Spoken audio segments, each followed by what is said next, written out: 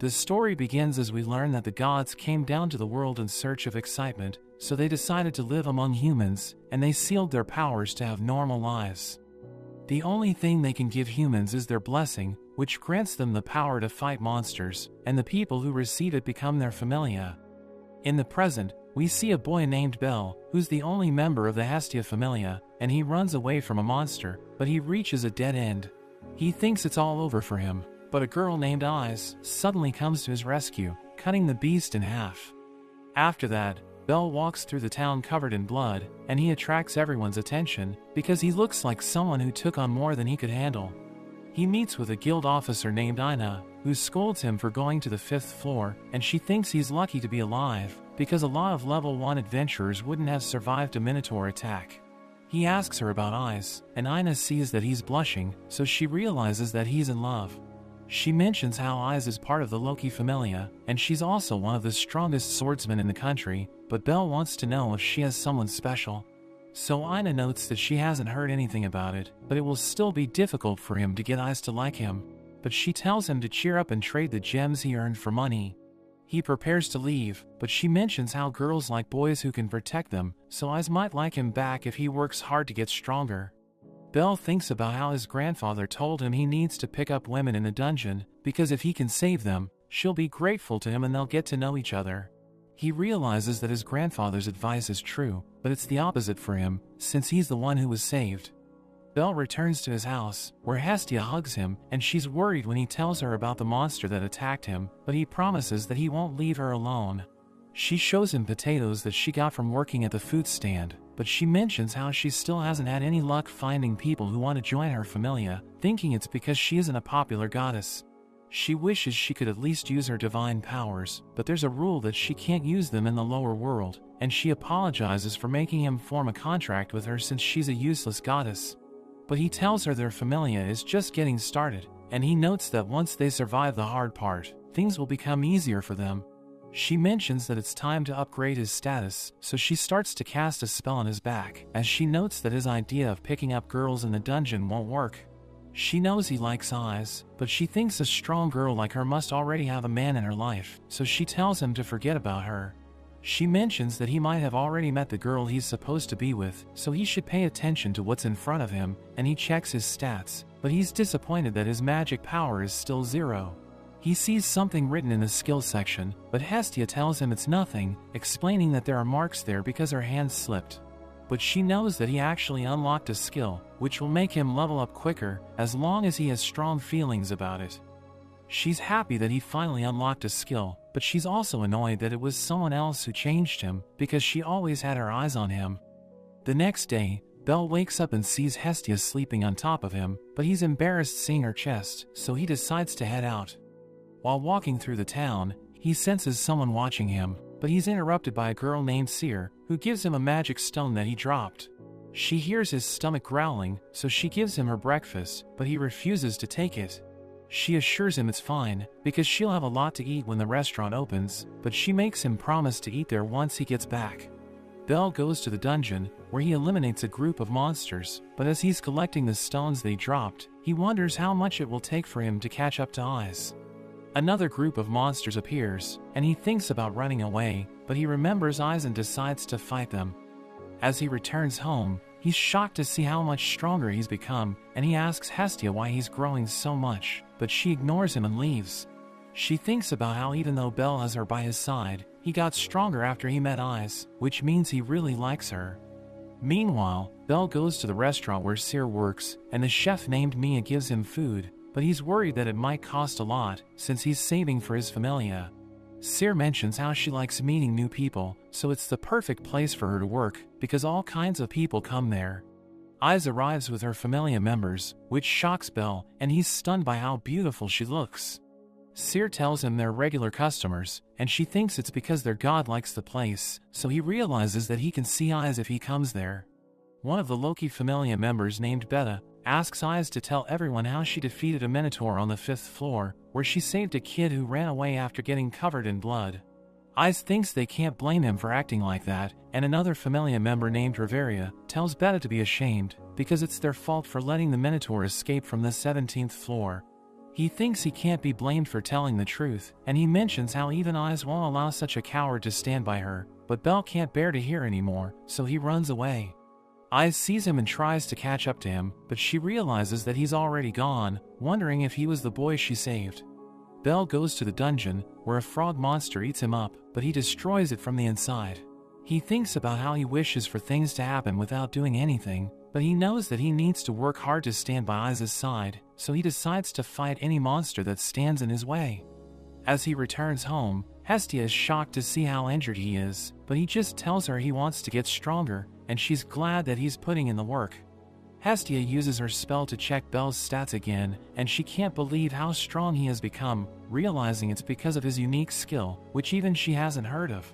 She can't tell him about it because the other gods might be listening, but she knows that he's been working hard to get stronger, so she decides to tell him about his stats. He can't believe how much he has improved, and she thinks he has talent, so he'll continue to get stronger. She mentions that she respects his resolve, so she decides to lend her powers to him, but she makes him promise to stop being reckless.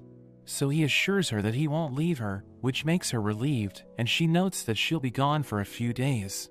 He goes back to the restaurant, where he apologizes for running away, and pays the money he owes them. Mia tells him if he didn't come back, she was planning on going after him, but Seer's glad that he returned, and she knows that he's going to the dungeon, so she made lunch for him. He refuses to accept it, but she forces him to take it, and Mia tells him to thank her, because she was the one who persuaded everyone there to forgive him. Mia mentions that there's no use for an adventurer to pretend to be something he isn't, and she advises him to put all his energy into surviving. She notes that it doesn't matter if he feels pathetic, or if people laugh at him, because what's important is that he comes back alive. Meanwhile, Hestia is at a party for the gods, where she tries to steal food, but another goddess named Freya interrupts her. Loki joins them as well, and Hestia asks her if Eyes is seeing someone, but she notes that Eyes is her favorite, so she'll destroy anyone who comes after her. Freya mentions how it's been a while since she saw Loki in a dress, and she notes that she heard Hestia was coming, so she decided to go there just to laugh at her, because Hestia can't even afford a dress. But she tells Loki that everyone will laugh at her flat chest, which makes her angry, so she pinches Hestia's cheeks. A god named Hephaestus interrupts Hestia, who's happy to see her, but she tells Hestia she won't lend her money again, reminding her how she used to freeload off of her familia, and when they kicked her out, she came crying back since she was broke. But Hestia explains that things have changed, because she now has her own familia. Freya decides to leave, because she has done what she came to do, and she mentions that she had fun at the party. After she leaves, Hestia bows before Hephaestus and asks her to make a weapon for Belle, but she refuses her request and tells her to save up the required money. But Hestia continues to follow her after they leave the party, and keeps begging her to grant her request. Meanwhile, Belle is looking at a dagger, but he's interrupted by a god named Mayak, and Belle asks him why he didn't go to the banquet of the gods. So he explains that he was invited, but he's been busy preparing goods since his familia is so small. He gives Belle 2 vials, and he refuses to accept them, but Mayak forces him to take them, because it's his way of asking Belle to keep helping his familia. We return to Hestia, as Hephaestus asks her why she's so desperate for her help, so she explains that she wants to support Belle, who needs to walk a dangerous path to reach his goal. She notes that he's always there for her, but she feels bad since she can't help him, because she can't even do things a normal god should be able to do. Hephaestus decides to help her, but she tells Hestia she'll still need to pay the fees even if it takes her centuries, asking her what kind of weapon Belle uses. So she realizes that Hephaestus plans to make the weapon herself, which excites Hestia, because she's known as the divine smith in heaven. Hephaestus reminds her that she can't use her divine powers, because they aren't in heaven, but Hestia isn't worried about it. Hephaestus opens a secret door, and as she prepares to make the weapon, she tells Hestia to help her. In the city, a waiter from the restaurant named Anya suddenly gives a wallet to Belle and tells him to give it to Seer, so he becomes confused. Another waiter named Ryu tells her she needs to give a better explanation to Belle, so she explains that she's asking him to give the wallet to Seer because she forgot it while going to Monsterphilia. He has no idea what Monsterphilia is, so they explain that it's a huge event hosted by the Ganesha Familia, where they take over the Colosseum for the day and tame monsters brought in from the dungeon. Meanwhile, Hephaestus finishes making the weapon, which makes Hestia happy, but Hephaestus tells her she shouldn't forget to pay for it. We see Freya telling Loki that she's after the child of another familia, but she suddenly leaves without giving Loki details, which makes her wonder if something's wrong. Bel starts looking for Seer, but he runs into Hestia, who invites him to go on a date with her. He tells her how he was asked to look for a person, but she notes that they can look for them while they're on a date, and they buy crepes from a shop. She offers to feed him with her hands, but he refuses to take her food, and tells her to eat his crepe instead, so she takes a bite. He notices cream on her mouth, and he tries to clean it up, but his whole body turns red. In the Colosseum, Freya frees a monster, which goes outside and starts attacking Hestia. They both try to run away, but it catches up to them, and it's about to grab her, but Bel attacks it even though he's scared. He tries to stab it with his knife, but it breaks into pieces, and the monster sends him flying into a wall. It prepares to finish him off, but he suddenly throws a bomb, which blinds the monster with a flash of light, and he runs away with Hestia. But he knows that he can't protect her, so he pushes her past a door and closes it, telling her to get away while he holds it off. Bel thinks about the day when he learned that his grandfather had been killed by a monster, and they couldn't even find his body because it had fallen into a deep valley. He decided to follow in his grandfather's footsteps by becoming an adventurer, but he was rejected by everyone since he looked weak. But he refused to give up, and eventually ran into Hestia, who invited him into her familia. In the present, the god Ganesha learns that 9 monsters have escaped, so he orders his men to ask for help from other families, because they can't stop the monsters on their own. They think that asking for help from others will humiliate them in front of everyone, but he notes that they should worry about the people's safety before anything else. Meanwhile, Bel continues to struggle against the monster, and Hestia remembers how Hephaestus told her about the writing she carved on the weapon. She explains that the weapon will come alive the moment Bel grabs it, and it will continue growing with him, so Hestia realizes that she needs to give it to him. The monster is about to finish Bel off, which makes him remember the time Ais saved him from the Minotaur. But he knows that she isn't coming to his rescue, and he's glad because he doesn't want her to see him in such a condition. Near the Colosseum, a girl explains the situation to Ina, who doesn't think they'll find any adventurers there. But she sees Ais, who decides to help them, and she immediately defeats one of the monsters. Ina mentions that they've also asked other adventurers for help, but a few monsters are still at large, so Ais goes to look for them. Meanwhile, the monster is about to end Bel's life, but it gets distracted as Hestia arrives, and it tries to attack her, so Bel dives to save her. But he doesn't understand why she came back, so she explains that she'll never leave him behind, reminding him of his promise that he won't leave her. He explains that with the way things are going, both of them will end up dead, but she tells him he shouldn't give up so easily. The monster continues coming after them, so Bel picks her up and runs away, and she knows they're in trouble, but she's still happy that he's carrying her. They find a hiding spot, but Bel knows that the monster will eventually find them, and Hestia mentions that she has a plan, telling him she'll upgrade his status so that he can defeat it. He thinks it's impossible, because he won't be able to defeat it even if he gets stronger, but she mentions that she believes in him, and she gives him his new knife. In the city, Ais defeats all the monsters, but she learns that there's still one left, and even the Ganesha Familia's strike forces couldn't find it. Hestia starts to upgrade Bel's status, and she's surprised by how much stronger he's become, but the monster finds them, so she quickly finishes her spell. She sees that Bel is afraid, so she calms him down, and he rushes towards the monster, which tries to smash him to the ground, but he dodges the attack.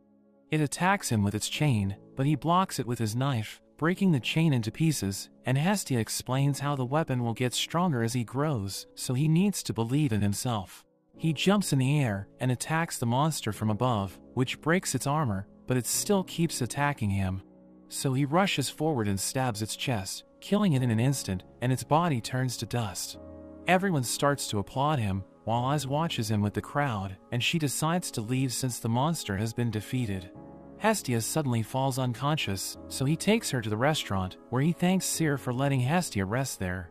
Seer realizes that he got involved because she forgot her wallet, so she apologizes for getting him into trouble, but he assures her that it wasn't her fault. She notes that she has fallen in love with him after seeing him fight, which makes him blush, but he thinks she's just making fun of him. Hestia wakes up, and Bel tells her how the other monsters have also been defeated thanks to Ais, but he asks her where she got the knife. So she reveals that Hephaestus made it for her, and he's surprised hearing this, because he knows that her weapons are expensive. Hestia knows that he's been looking at the weapons shop, but he can't afford the items since they're expensive. So she made arrangements with Hephaestus because she wants to help him get stronger, which makes him cry.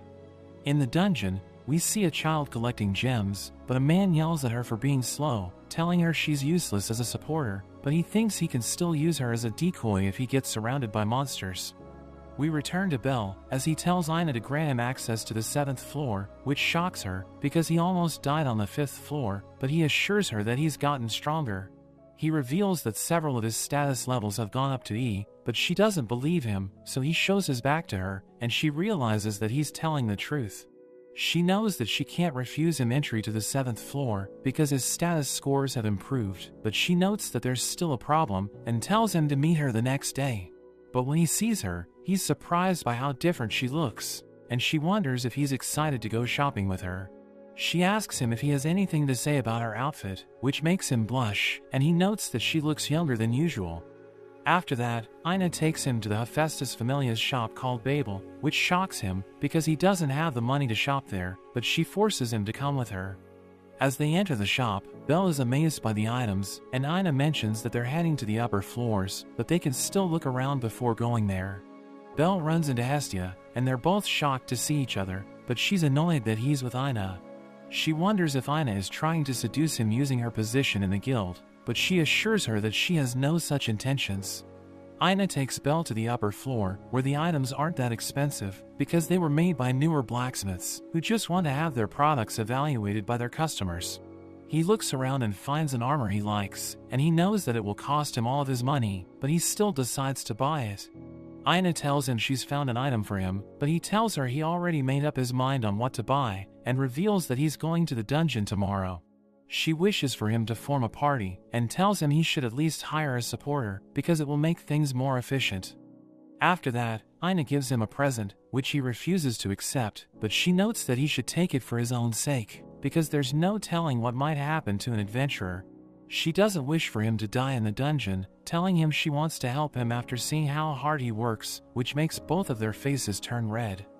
Belle makes his way home, but he sees that a man named Gid is about to attack a girl, so he protects her with his knife. Gid asks him if he's with her, but he reveals that he doesn't know her, so Gid becomes angry, but Rita suddenly arrives, and tells him he shouldn't use his sword in the city. So he decides to retreat, and Belle tries to check on the girl, but he realizes that she's already gone. The next day, Belle puts on his armor, and as he's walking through the town, he meets a girl named Lily, who asks him if he's looking for a supporter. He thinks she's the girl that he saved, but he realizes that she isn't, because her ears look different. He mentions that he was thinking about getting a supporter, and she asks him to choose her, because she's so poor that she doesn't have enough money to get by. She adds that he needs to take responsibility for touching her ears, so he becomes embarrassed, and he decides to hire her for the day. They go to the dungeon, and she watches him as he defeats the monsters, telling him his skills are impressive. She thinks it's all thanks to his knife, and he notes that he relies on it too much, telling her his goddess gave it to him.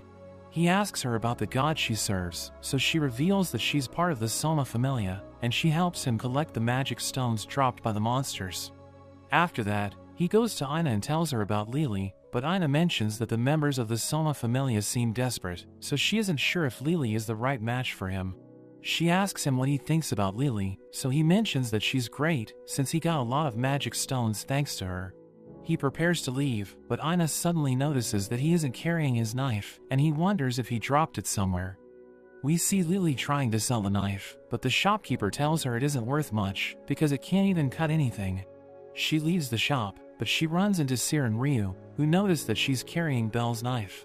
She tells them they're mistaken, but Ryu knocks the knife out of her hands, which makes her run away, but she bumps into Belle. Ryu and Cyr catch up to her, so Belle asks them if they've seen his knife, and he gets emotional when he sees that Ryu has it. He wonders where she found it, but she doesn't tell him that she got it from Lily, and after they leave, he tells Lily that he was also looking for her, asking her if she wants to accompany him to the dungeon. They head to the dungeon, but Lily notices that he doesn't have his knife with him, so he mentions that he's carrying it close to his arm, to make sure he doesn't drop it again. He asks her if she doesn't want any money for the contract, so she mentions that he can just give her a portion of the loot, telling him it's simpler since he's alone. After that, they trade in the stones for the day, and they're shocked by how much money that they made. Lily asks for her share, and she's shocked when he gives her half of it, wondering why he isn't trying to take all of it for himself. So he explains that she deserves to get half of it because he couldn't have made so much money without her, telling her he wants to keep working with her. Meanwhile, we see Freya watching over Belle, and she decides to interfere with his life once again because she wants to see the power hidden within him. At night, Hestia meets up with Mayak, and she starts to cry, telling him Belle is cheating on her because she saw him with Lily. She gets drunk and starts getting out of control, but Mayak notes that Belle doesn't belong to anyone, and she mentions that she already knows that, but she doesn't want him to leave her. The next day, Belle realizes that Hestia is acting strange, so he asks her if something's wrong, but she mentions that everything's fine. He asks her when she's free from work, because he wants to take her out for a nice dinner, so that he can show his gratitude for everything she's done for him. She thinks he's inviting her on a date, so she agrees to go with him, but she decides to visit the divine bathhouse first. A god named Demeter joins her, and she wonders why Hestia is there, since she never visits the bathhouse, so she reveals that she's going on a date. Demeter can't believe she finally found a man, because she was hopeless in heaven, and Demeter tells everyone about it. She meets up with Belle, but before they can leave, a group of goddesses surround them, and they start to check Belle out, because they're curious who she's going on a date with. Demeter apologizes to Hestia, who's annoyed seeing how close Demeter is with Belle, so she grabs him and runs away. They spend the whole day hiding from the goddesses, but they end up on a spot with a beautiful view of the city, and Belle wishes to come back there with her, which makes her happy. At the guild, a girl tells Ina how the Soma Familia adventurers are arguing with the money exchange, which makes her wonder why they're all so desperate. We see a group of men taking away all the money Lily made, and they beat her up, telling her they're the only reason why someone as useless as her is part of the Soma Familia.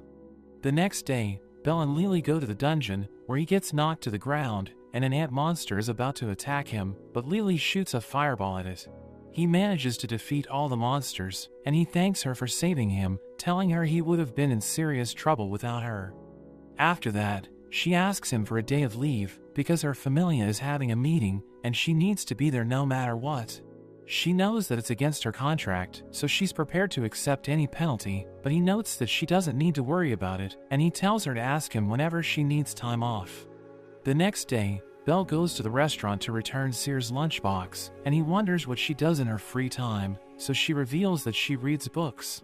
He notes that the books Hestia has are too difficult for him to understand, but he sees a simple book in the restaurant, and Sear lends it to him. He goes home and starts reading the book, as he thinks about how in his mind, magic is just a tool to become stronger.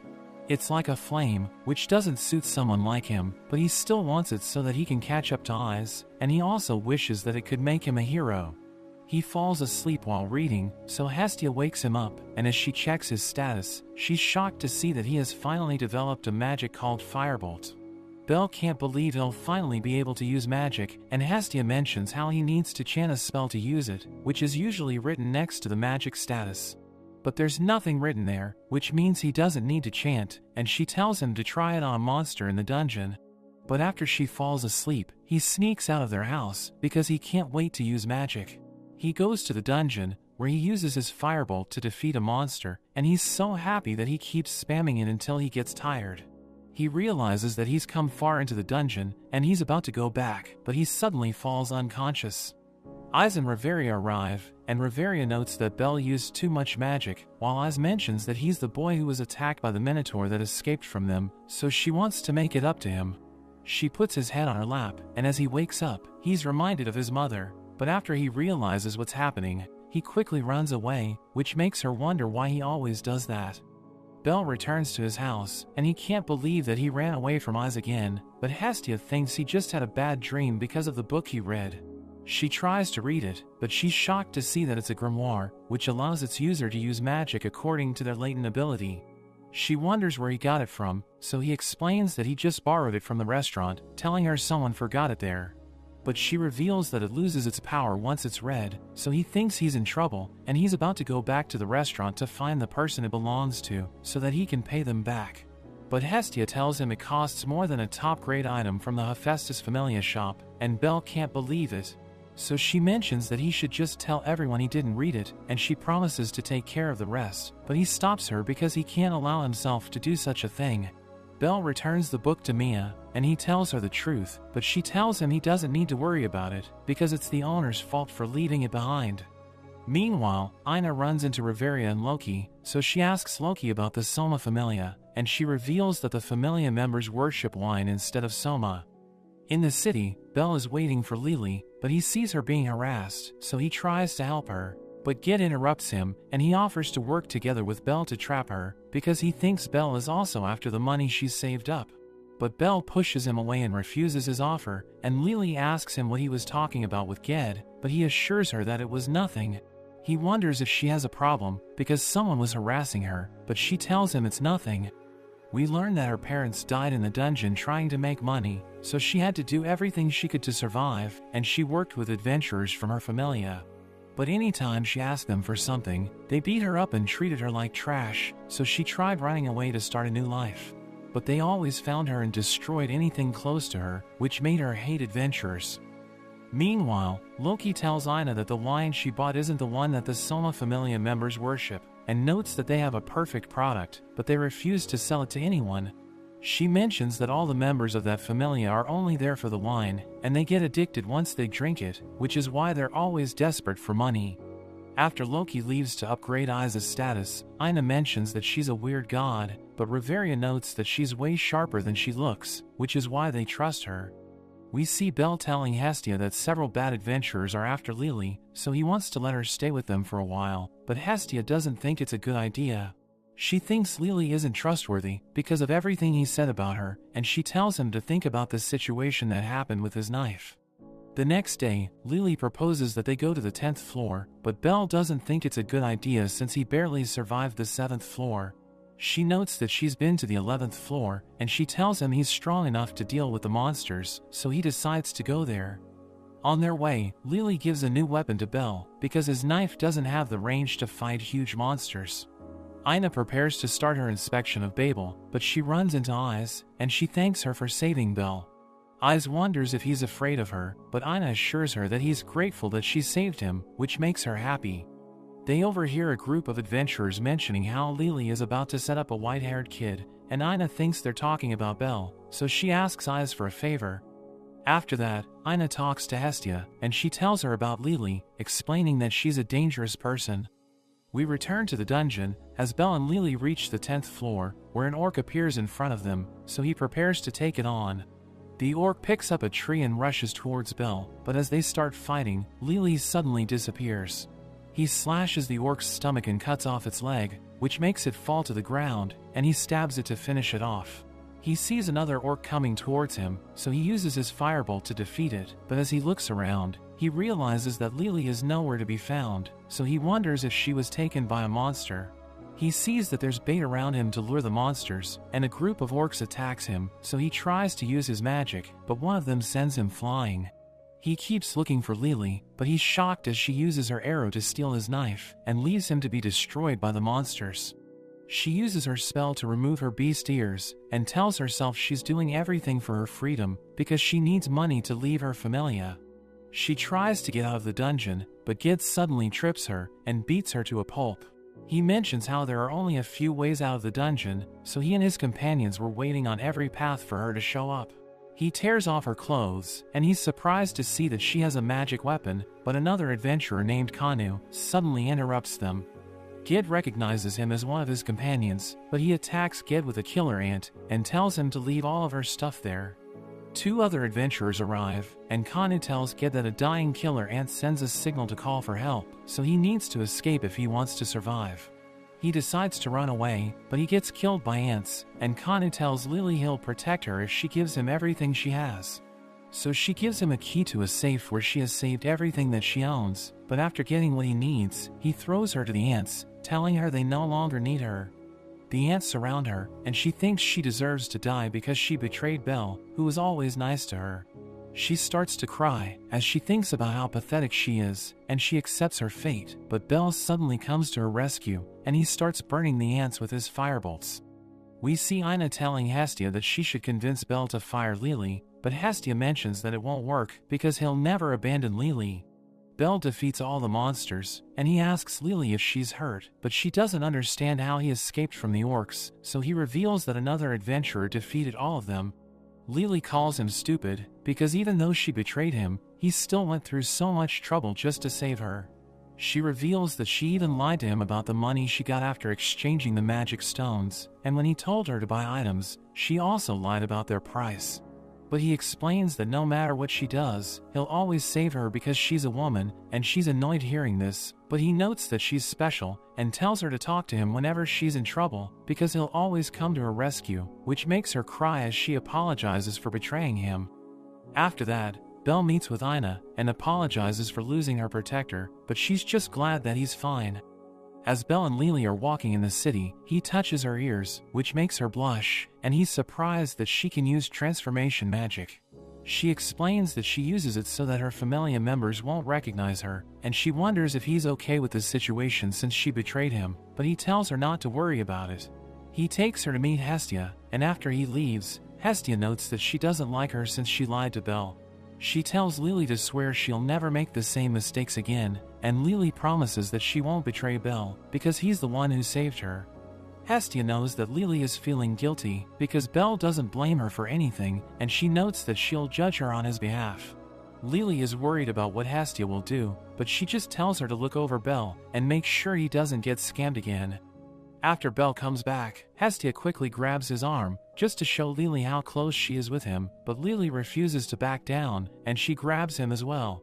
He's embarrassed by what's happening, so he runs out of the house and goes to the guild, where he's shocked to see Ina sitting with Eyes.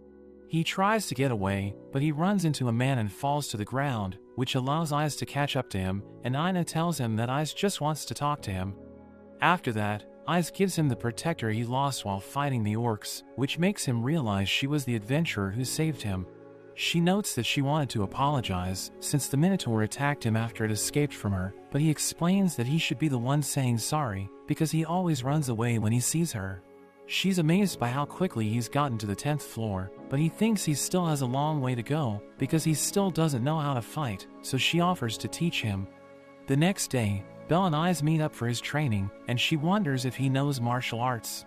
She realizes that he uses a knife to fight, so she tries to use it herself, but she has no idea how to wield it, and she accidentally kicks Belle in the face. She tells him they should just fight, and as he takes out his knife, she mentions that he needs to be sensitive to different things during battles. She knows he's a coward, and she thinks it helps him protect himself, but she can tell that he's afraid of something. He tries to attack her, but she blows him back, telling him to never lose focus, and as she hits him again, she mentions how he needs to make sure he doesn't have any blind spots. He rushes towards her, but she hits him with a flurry of attacks, which makes him fall to his knees. But he tells her he wants to continue fighting, and as he charges in again, he finally manages to dodge an attack, but she still hits him in the head. In the dungeon, we see a man named Otto defeating monsters, and as he comes across a Minotaur, he breaks its weapon with his bare hands, but he gives it a new sword. The Minotaur picks it up, and keeps trying to hit him, but he blocks all of its attacks. It uses its horns to push him back against a wall, but he breaks its horn, and returns the sword to the Minotaur. It continues to attack him, and as his sword finally breaks, he realizes that he was able to make it stronger. The next day, Belle and Lily go to the 10th floor, and she notices he's always tired even before they enter the dungeon. They come across a group of monsters, and they surround Belle, but Lily fights with a crossbow, while he uses the chance to attack them. He remembers how Eyes taught him to watch his blind spots, and he manages to defeat the monsters, but a group of orcs suddenly appears before him. He knows it might be difficult for him to beat them, so Lily wonders if he'll run away, but he decides to fight, because he won't be able to catch up to Eyes if he's always scared. After that, Belle goes to train with Eyes again, but he's no match for her as she keeps knocking him out. She wonders how he got stronger so fast, so he notes that there's someone he wants to catch up to, and he also needs to reach a place no matter what. She understands his feelings because she has the same goal, and she tells him it's time to practice napping because an adventurer needs to know how to fall asleep anywhere. They both lie on the ground, and he's shocked by how quickly she falls asleep. He hears his grandfather's voice telling him to kiss Eyes, but Hestia's voice mentions that she didn't raise him to become such a person, so he starts to feel conflicted. He resists the urge to kiss Eyes, and after she wakes up, she takes Belle to get food, but he's shocked because they end up going to the shop where Hestia is working.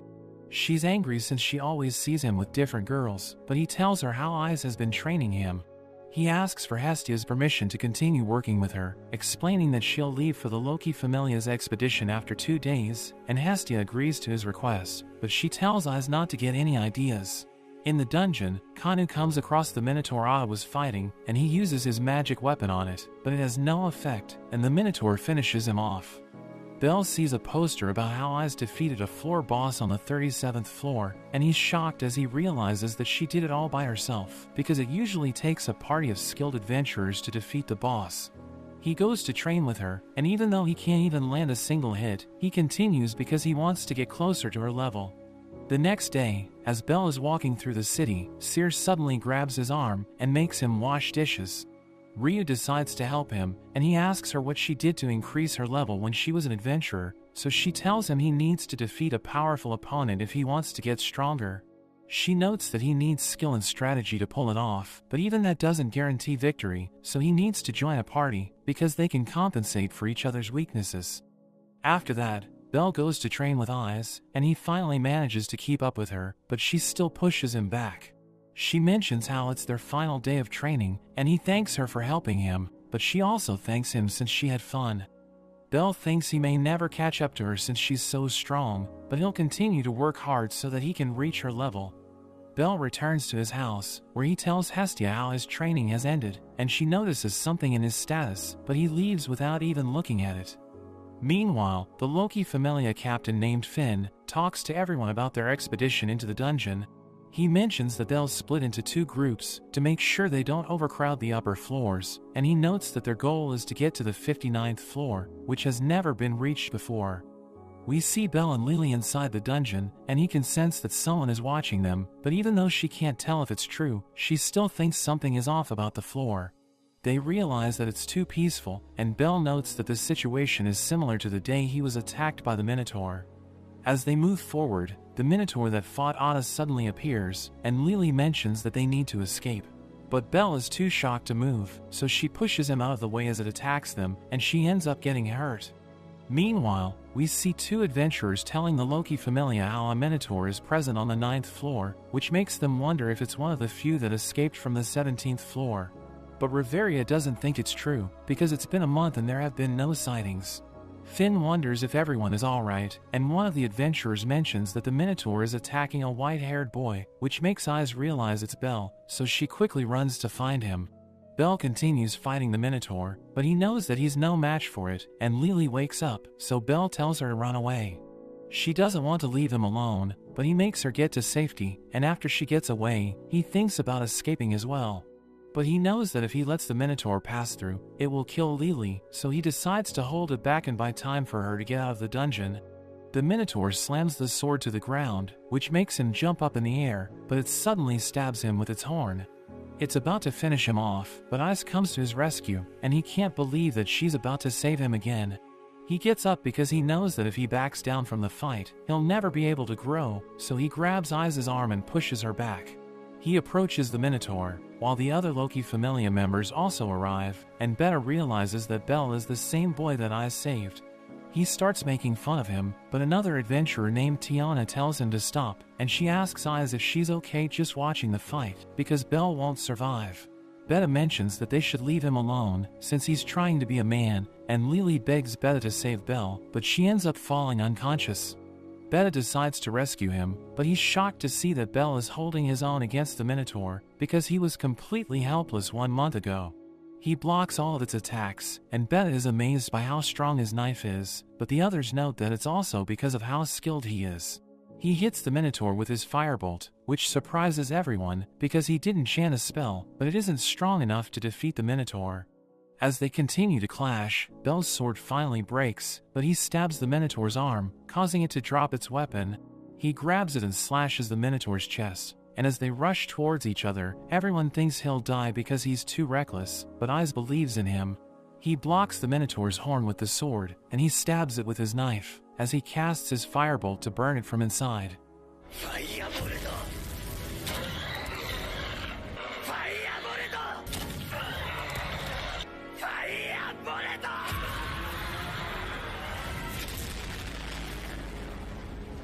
Everyone can't believe he was able to defeat it, but he passes out while he's standing, and Beta tells Reveria to read his status. So she checks out his back, and she reveals that all of his abilities are rank S, which shocks everyone. At night, Hestia kisses Bel's head while he's sleeping, and congratulates him on his achievement, but she mentions that it's only the beginning of his story. After a while, Bel heads to the guild, where Ina wonders if something good happened to him, because he seems to be happy, so he reveals that he's reached level 2. He returns to his house, where Hestia upgrades his rank, but he doesn't feel like anything has changed. She reveals that he has a new skill called Argonaut, which makes him happy, but she teases him because the skill only appears when a person wants to be a hero. After that, Hestia prepares to go to the meeting of gods, and she reveals that it's where they will choose a title for the adventurers who have leveled up, so Bel will get a title as well. At the meeting, a god named Takazuki tells Hestia that all the gods are talking about Bel, because he was able to level up in only a month, saying even I's took a year to reach level 2. She mentions how a member of Takazuki's familia has also leveled up, and he notes that it's why he'll take the meeting seriously. At the house, Bel wonders what kind of title he'll get, and Hestia comes rushing in, revealing that he was given the name Little Rookie. He goes to the restaurant, where he tells Lily about his title, and he's bummed out because it sounds lame, but Cyr mentions that she likes it. Ryu congratulates him on his achievement, and they join him to celebrate, revealing that Mia has given them permission to drink at the party. Bel notes that they're planning on going to the middle floors of the dungeon, but Ryu advises him not to go deeper than the 13th floor, because the monsters on the upper floors are dangerous. She tells him he'll need a party to go further, and an adventurer overhears them, so he invites Bel to join their party. But he mentions that he wants the elven girls in return, and Ryu warns him to stay away, but he tries to touch her, so she breaks his arm. He prepares to hit her, but Mia smashes a table and tells him to stop causing trouble, so he decides to leave. The next day, Bel goes to look for a new armor at Babel, and he asks the receptionist if they've stopped selling armor made by a blacksmith named Welf Croso, but he turns out to be standing beside Bel. Welf can't believe the little rookie everyone's talking about is looking to buy his armor, and Bel also feels lucky to meet him in person. Welf speaks loudly so that every other blacksmith can hear how Bel is his regular customer, and he offers to make a direct contract with him, which means Welf will only make items for him. But in return, he wants to join Bel's party, and he accepts Welf's proposal, so they head to the dungeon together. But Lily doesn't trust him, wondering why he isn't working with his familia, and she's annoyed that Bel didn't consult with her before allowing Welf to join them. She's shocked to learn his familia's name, because the Crozos were famous for powerful magical items, but they suddenly lost all of their abilities. Welf notes that it isn't the time to talk about it, because they're being attacked by monsters, and he tells them to leave the orcs to him. Bel starts to fight the other monsters, as he realizes that his speed has improved, and he easily defeats his opponents. He sees a monster preparing to attack his companions, so he tells them to dodge, and he burns it with his firebolt. Welf is amazed by how strong Bel is, and he realizes that his magic has also improved, so he thinks he's getting closer to Isa's level. Meanwhile, we see Beta and his teammates fighting a group of monsters, which makes the other members wonder why they're that fired up. So Reveria notes that Bel got under their skin, and Is joins the fight as well, as Reveria realizes that she's also fired up. Welf mentions how being in a party feels better, because it allows them to move freely, and they also have more room to breathe while fighting monsters. They notice that more parties are arriving, so they plan to leave once Lily gathers all the gems, but a baby dragon suddenly appears. It's about to attack Lily, so Bel tries to hit it with a firebolt, but something else comes out of his hands and kills the dragon in one hit. Bel tells Hestia about what happened, and she notes that it was his Argonaut skill, telling him that it allows him to overcome any obstacle. He wonders if she knows about the Croso family, and she reveals that she doesn't know much about them, but she's heard about Welf. She reveals that he's capable of making magic items, but his family thinks he's wasting his talent, because he refuses to make them. The next day, Bel tells Welf they won't be going to the dungeon, because Lily is taking a day off, so he takes Bel to his workshop to make new equipment for him. He wonders if Bel has a special request, but he mentions that he's okay with the light armor, so Welf tells him to be greedier. He looks around and picks up a sword, as he notes that it looks good, but Welf tells him nobody would buy it, and he knows that Bel is expecting it to be a magic item. He notes that Hestia was asking people about him, so he knows that she already told Belle about him, and he was worried that Belle would change his attitude because of it. He apologizes for testing him, and he sees that Belle is carrying a minotaur horn, so he decides to make a weapon out of it. He reveals that he used to have a lot of customers, but he got sick of them because they all told him to make magic items, and he knows that they want him to create a tool that will make them famous. But he thinks that's not what a weapon should be, because it's supposed to be a part of its wielder, and it will never betray them no matter how bad the situation gets. But a magic item will shatter and leave its user behind, so he believes that neither a wielder nor a blacksmith can have pride in it, which is why he's stopped making magic items. Welf makes a weapon out of the horn, and he knows Belle can't trust him completely since they only met a few days ago, but Welf asks him to treat him like a companion. The next day, Belle and the others go to the dungeon, and before they head into the 13th floor, Lily reminds them that the monsters there can attack from afar, so they always need to be on guard. She notes that they'll use a standard formation, where she'll be at the back while Welf is in front, but she tells them to remember that a supporter doesn't have the power to cover the back alone. Belle starts to laugh, so she wonders if he's even taking it seriously, but he's just excited because they're going on an adventure. Outside the dungeon, Hestia sees Takazuki seeing off his familia members, and he notices that she's worried about Belle, so he tells her she needs to believe in him, because worrying won't do anything.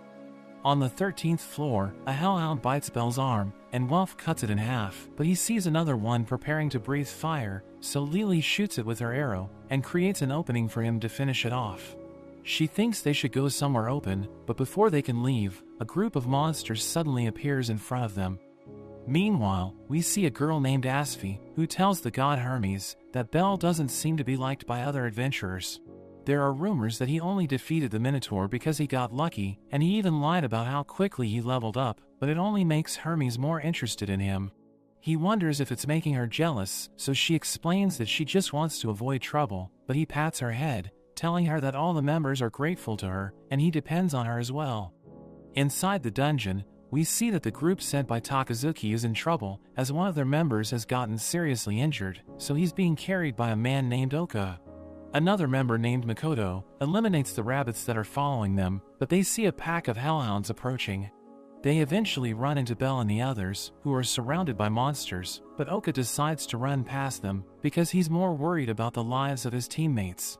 Belle sees them running away, and Lily mentions that they need to escape as well, because the monsters that were following Oka and the others will attack them. They try to get to safety, but Belle decides to fight the monsters to buy time, and he hits them with his firebolt, but a few of them jump over him and attack Lily. Belle and Welf defeat them before they can hurt her, but Welf's arm is injured, and they realize that monsters are blocking their path.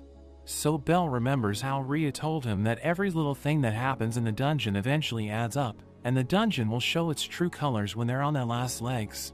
The roof above them suddenly collapses, as monsters come flying in from above, and the falling debris injures both Welf and Lily, while a hellhound breathes fire at them. Meanwhile, Hestia goes to the guild, and tells Ina that Belle and his party haven't returned, so she wants to start a quest to find them, but Takazuki suddenly arrives with Makoto and Oka. In the dungeon, Belle and the others somehow survive after they fall down a couple of floors. They try to get out, but end up running into a dead end, so Lily proposes that they go to the 18th floor, which confuses them because they just got destroyed by the monsters on the 13th floor. But she reveals that the 18th floor is a safe zone, which means there are no monsters there. Welf is worried about the boss that appears on the 17th floor, but Lily thinks it must have been defeated by the Loki Familia's expedition team, so they might be able to cross before the boss respawns. They ask Belle to decide, and they assure him that they won't blame him if anything goes wrong, so he decides to follow Lily's plan. Meanwhile, Takazuki tells Hestia about what happened to Belle's party, and she notes that if Belle doesn't come back, she'll blame it on his familia members. But she mentions that she'll never hate them, so she tells them to help her find him, and they promise to do their part. Hephaestus mentions how all the high-level members of her familia are on the expedition, while Takazuki notes that he can send only 3 members, because the others will just slow everyone down. Hermes offers to help Hestia, and Hephaestus reminds him how he barely talked to her ever since they came down from heaven, but she notes that she needs all the help she can get, so she accepts his request. Asphi pulls him to the side, and she knows that he plans to go into the dungeon with her, so she reminds him that gods aren't allowed to enter the dungeon, but he notes that everything will be fine if no one finds out. Hestia overhears him and decides to go with him, because she can't wait for someone else to rescue Belle, and Takazuki once again apologizes to her, since he knows that his familia got Belle into trouble. But she tells him to forget about it, and she notes that Belle is still alive, because the blessing she gave him hasn't disappeared.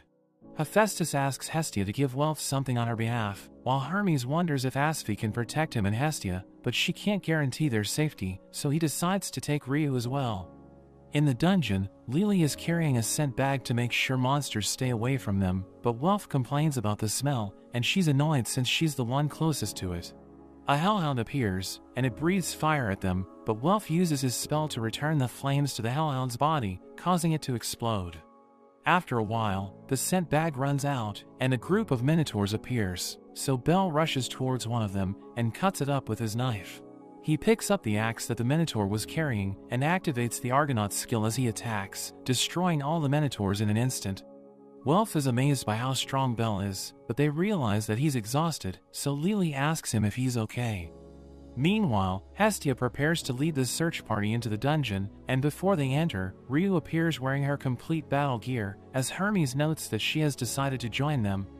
The search party moves forward, and as Ryu and Asphi defeat the monsters in their path, everyone's surprised by how skilled they are.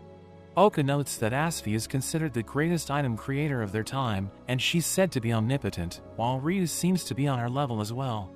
They come across a cave-in, where Hestia finds Belle's knife, but his party is nowhere to be seen.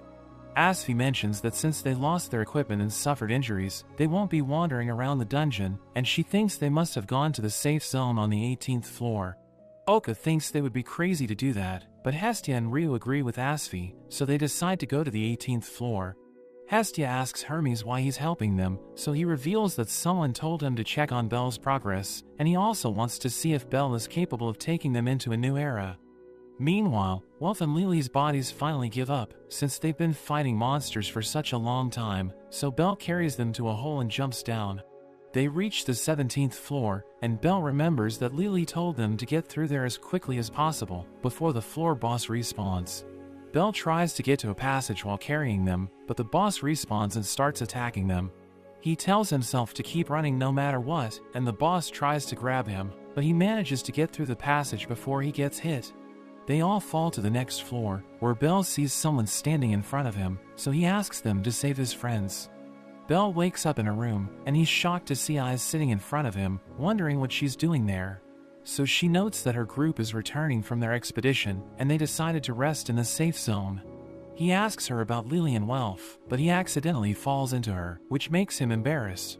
He sees Lily and Welf resting beside him, and Eyes assures him that they'll be fine, because Reveria healed them. She takes him to meet Finn, who welcomes him as their guest. He reveals that a few of their companions were poisoned by a monster, so their fastest members have gone to the surface to get an antidote, and they won't be leaving until they cure their friends. Belle runs into Tiana and her sister Tiani, and she keeps calling him Argonaut because seeing him fight the Minotaur reminded her of an old fairy tale. Tiana praises his skills, but his face turns red when they get close to him, and they think he looks cute when he's blushing. After that, as he's walking through a forest with Eyes, he wonders where the light is coming from, since they're in a dungeon, and he sees that the sky is filled with crystals. At night, Welf and Lily wake up, and they apologize for slowing Belle down, but he notes that he couldn't have reached the 18th floor without them. Eyes invites them to dinner, where Finn tells everyone to treat them with respect, because they're brave adventurers who risk their lives for each other. As they eat dinner, Eyes gives a fruit from the 18th floor to Belle, but he finds it too sweet. Lily tells him to give it to her if he doesn't like it, but Welf eats it instead, which makes her angry. Tiana and Tiani surround Belle and ask him how they can make their abilities reach S rank, but he suddenly gets up because he hears Hestia's voice. She arrives at the 18th floor, where she immediately hugs Belle and starts to cry after seeing that he's okay, so he apologizes for making her worried. But Lily pulls her off of him, and she's surprised to see that Eyes is with them as well. Hermes introduces himself to Belle, and tells him to thank Oka and the others, because they wouldn't have found him without their help, but Lily and Welf are still angry at them. Makoto apologizes for their previous actions, but Lily notes that no matter what she does, it will be difficult to forgive them. Oka tells them to blame him for what happened, since he was the one who gave the order, but he still thinks it was the right decision. Bell agrees with him, because if Lily and Welf's lives were on the line, he would have done the same thing. Hermes notes that they should discuss what to do next, and Asfi mentions that they'll wait for the Loki Familia to defeat the 17th floor's boss. But they won't make their move for 2 days, so everyone has time to rest, and as they prepare to go to sleep, Hestia gives Welf the item that Hephaestus told her to deliver to him. While everyone's sleeping, Bell walks around the dungeon, and he's amazed by how beautiful the sky looks. Eyes joins him, telling him she was worried about him, which makes him turn red, and she notes that he's always nervous. She offers to take him to the town, but Hestia suddenly arrives, and she's angry that he's making plans without her. She tells Eyes she'll never allow her to go on a date with him, but Eyes has no idea what she's talking about, and he notes that there's a misunderstanding. The next day, Hestia is tired as they're walking towards the town, and she's also annoyed that everyone else is coming with them, because she thought she was going on a date with Bell. He carries her since she's exhausted, and they come across a field of crystals, which amazes them with how beautiful it is. They reach the town, and as they look around, they're shocked to see how expensive everything is. Bell runs into an adventurer named Moldo, who invited him to join their party at the restaurant, and he plans to make Bell pay for how he treated him before, but they get scared and leave after seeing Eyes. Hestia buys a perfume, and Lily tells her she doesn't know how to spend money, but she mentions how Lily also bought a backpack, so she notes that they needed to get back to the surface. Hestia notes that she also needs the perfume, because Belle doesn't like sweaty girls, and Tiana invites her to the bathhouse, so the other girls decide to join them as well. Meanwhile, Beta returns to the dungeon with the antidote, but he's shocked to see Belle. Hermes tells Belle he needs to talk to him, but he takes him to peek at the girls taking a bath, which makes him embarrassed. He thinks it's wrong to peek at them, but Hermes notes that peeking is part of a man's romance, which makes Belle remember his grandfather. He still thinks they shouldn't look at them, but he accidentally falls into the water, and the girls see him, so he becomes embarrassed and runs away, but he ends up getting lost. He hears something nearby, and as he goes towards the noise, he sees Ryu bathing on her own. She notices him, so she throws a rock at him, which scares him and he immediately apologizes to her. After that, she takes him to put flowers on the grave of her familia, and she reveals that their enemy had set up a trap for them, which wiped everyone out, but she was the only one who survived. She was filled with rage, so she did everything in her power to eliminate the enemy familia, but she was blacklisted from the guild because of her actions. After she got her revenge, she was about to pass away in a dark alley, but Seer found her, and Mia let her in, even though she knew everything about her. She thinks she's a shameless and violent elf, who will break Belle's trust, but he tells her she shouldn't insult herself, so she mentions that he's worthy of her respect, because he's a kind person. At night, we see that Moldo is still angry at Belle, and he plans to get revenge on him, wondering how he can get him alone. The next day, Beta is angry at Belle, because he saw Eyes naked, so Tiana and Tiani hold him back. Eyes mentions that she's about to leave with the first party, so Belle tells her to take care, which makes Hestia annoyed at him. After that, Belle goes to find Hestia, but he sees a note from Moldo, which mentions that his group kidnapped her. He follows the instructions on the note, and goes to the place written in it, where he finds Moldo.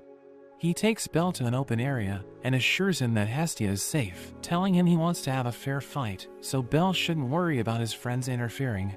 He notes that the winner gets to tell the loser what to do, and he plans on taking Belle's equipment after he's defeated, but Belle tells him to let Hestia go if he wins.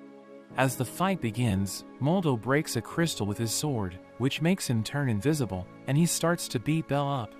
We see Hermes and Asfi watching the fight, and we learn that Hermes is behind everything, because he needs Belle to see the ugly side of humanity. Asfi wonders what he'll do if Belle loses all hope, but Hermes thinks that if it happens, it means Belle wasn't the right person for the job. Welf suddenly arrives with the others, and they start to clash with Moldo's party, while the two members guarding Hestia hear the commotion, so they decide to leave her and join the battle. Hestia is annoyed because they just left her there, but Lily suddenly arrives and sets her free, revealing that she used her sense of smell to find her. Meanwhile, Welf and the others overpower their opponents, but they still can't get close to Belle, because there are too many of them. One of them hits Welf, which makes him drop the item Hephaestus gave him, and a man prepares to attack him, but Ryu suddenly comes to his rescue. We see that Bell is still getting beaten by Moldo, but he blocks one of the attacks, which makes Moldo wonder if it was just luck.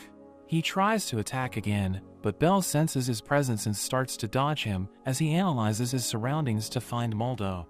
Bell breaks his sword and kicks him in the head, which makes him turn visible, but he still pushes Bell back with his broken sword. Hestia suddenly arrives, and she releases her divine power, which scares Moldo and his companions, so they run away. She hugs Bell and starts to cry, because he got beaten up trying to save her, but he apologizes for failing to protect her. Lily thinks the fight is over, but the ground suddenly starts shaking, and a floor boss falls from the sky. The boss lets out a scream, which makes the other monsters go on a rampage, and they start to attack Moldo's party. Bell and the others rush to save them, and Rhea notes that he has failed as a leader, but he made the right choice. Moldo is surrounded by monsters, and he's about to get killed, but Bell comes to his rescue and cuts down the monsters. Lily drags him to safety, telling him he'll just get in Bell's way, and she notes that he should be thankful to Bell for saving him. Asfi tells a man named Voles to get everyone in town ready to fight, and they think they should just run away, but she explains that the exit has been blocked, so they can't leave without defeating the boss. Meanwhile, Ryu attacks the boss's leg, which makes it fall to its knees, while Oka and Makoto try to cut it down, but their attacks have no effect, and it stands up again. It starts to gather energy in its mouth, and Welf uses his spell to make it self-destruct, but the boss still prepares to attack, so Ryu kicks its face, causing it to miss. Asfi tells her that the mages are working on their incantation, and she needs to distract the boss until they're done, but Ryu leaves the task to Asfi. All the adventurers attack the boss, and even though it hits Voles with its energy blast, he's still okay thanks to the mages. Bell uses his knife to injure the boss, and the mages finally launch their combined attack, which covers the boss in flames, damaging its whole body. Its mouth breaks off as it falls to its knees, but everyone's shocked when it regenerates, and it smashes the ground to blow them away. Ryu and Asfi ask Bell to take care of the surrounding monsters, while they hold back the boss, so that the mages will have enough time to fire another shot. They rush towards the boss, and Ryu slashes its body, but she realizes that her attack can't reach its magic stone. The boss keeps firing shots from its mouth, so Oka tells his comrade Chigusa to give him a shield. She knows what he's up to, and notes that he'll die if he follows through with his plan, but he refuses to be someone who can't risk his life for others. Bell uses his firebolt to destroy half of the monster's face, but it still fires a shot from its mouth, which sends him flying. It's about to finish him off, but Oka suddenly comes to his rescue, as he tries to block the attack with his shield, but he gets blown away. He and Bell are seriously injured, but Hestia tells Ryu to face the monster, and buy as much time as possible, because she's sure that Bell will wake up and defeat it. Bell hears Hestia calling his name, and she tells him to get up, but his body refuses to listen to him. Hermes tells him a hero is someone who risks his life for others, which makes Bell remember how his grandfather told him that he'll become the coolest hero if he stays true to his wishes. Bell wakes up and takes a sword, and as he prepares to attack the boss, a bell goes off around the dungeon as his body begins to light up. Ryu continues to attack the boss, and Asfi is shocked to see her saying an incantation during such a high-speed fight. Asfi flies using her boots, and she burns the boss's eyes, while Ryu finishes her incantation and hits it with a flurry of attacks, but it still isn't enough to defeat the boss. It grabs onto her, but she's saved by Makoto, who uses her gravity barrier to try and bury it into the ground, but it manages to break free. Welf arrives, and he hits the boss with one of his magic swords, which causes a massive explosion, but the boss is still standing. Bell activates his Argonaut skill, and he rushes towards the boss, as Hestia notes that when he's faced with an opponent he can't defeat, he can resist it with his hero's strike. He swings his sword with all his might, and it covers the whole dungeon with a flash of light, as the boss's body is cut in half. Its magic stone is exposed, but everyone realizes it's about to regenerate, so Bell rushes towards it, and he stabs the stone with his knife, causing it to explode. Everyone celebrates their victory, while Hermes is glad to see that Bell was up to the task, and we learn that he's actually the grandson of Zeus, as well as the last hero of their familia. Hermes notes that things are about to change, and he's excited to see it with his own eyes, because history is about to be made, and he knows that people will talk about it for generations to come. we see Bel and the others being attacked by wolves, and he uses his knives to take them out, but one of them breathes fire, so Wolf blocks the flames and cuts it down. Lily warns Makoto that she's about to get hit, but she easily takes out the wolves, and they're glad that she's with them, since they struggled in the middle floors when she wasn't in their party. She apologizes for putting them in a terrible position when they first met, so they tell her it's all in the past, but she notes that she can't forget about it.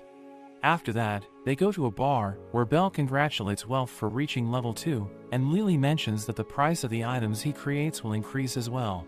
So he notes that he can't make things that will embarrass his goddess, and Lily thinks he'll leave their party, since the only reason he was with them was to level up and get the forge skill. But he assures them that he isn't going anywhere, and she asks Bel if he's about to level up as well, so he tells her he still has a long way to go. A boy from another party suddenly starts insulting all of them, and Bel tries to ignore him, but he becomes furious when the boy calls Hestia useless. He mentions that Bel is angry since he's telling the truth, and Bel is about to attack him, but Welf hits the boy with his mug.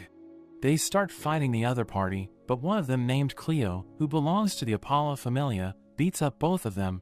He mentions that he's disappointed in Bel, and plans to make him pay for hurting his comrades, but as he starts to choke him, Beta tells Cleo to stop since he's ruining his night. So he lets Bel go and retreats with his comrades, while Beta warns Bel not to get cocky.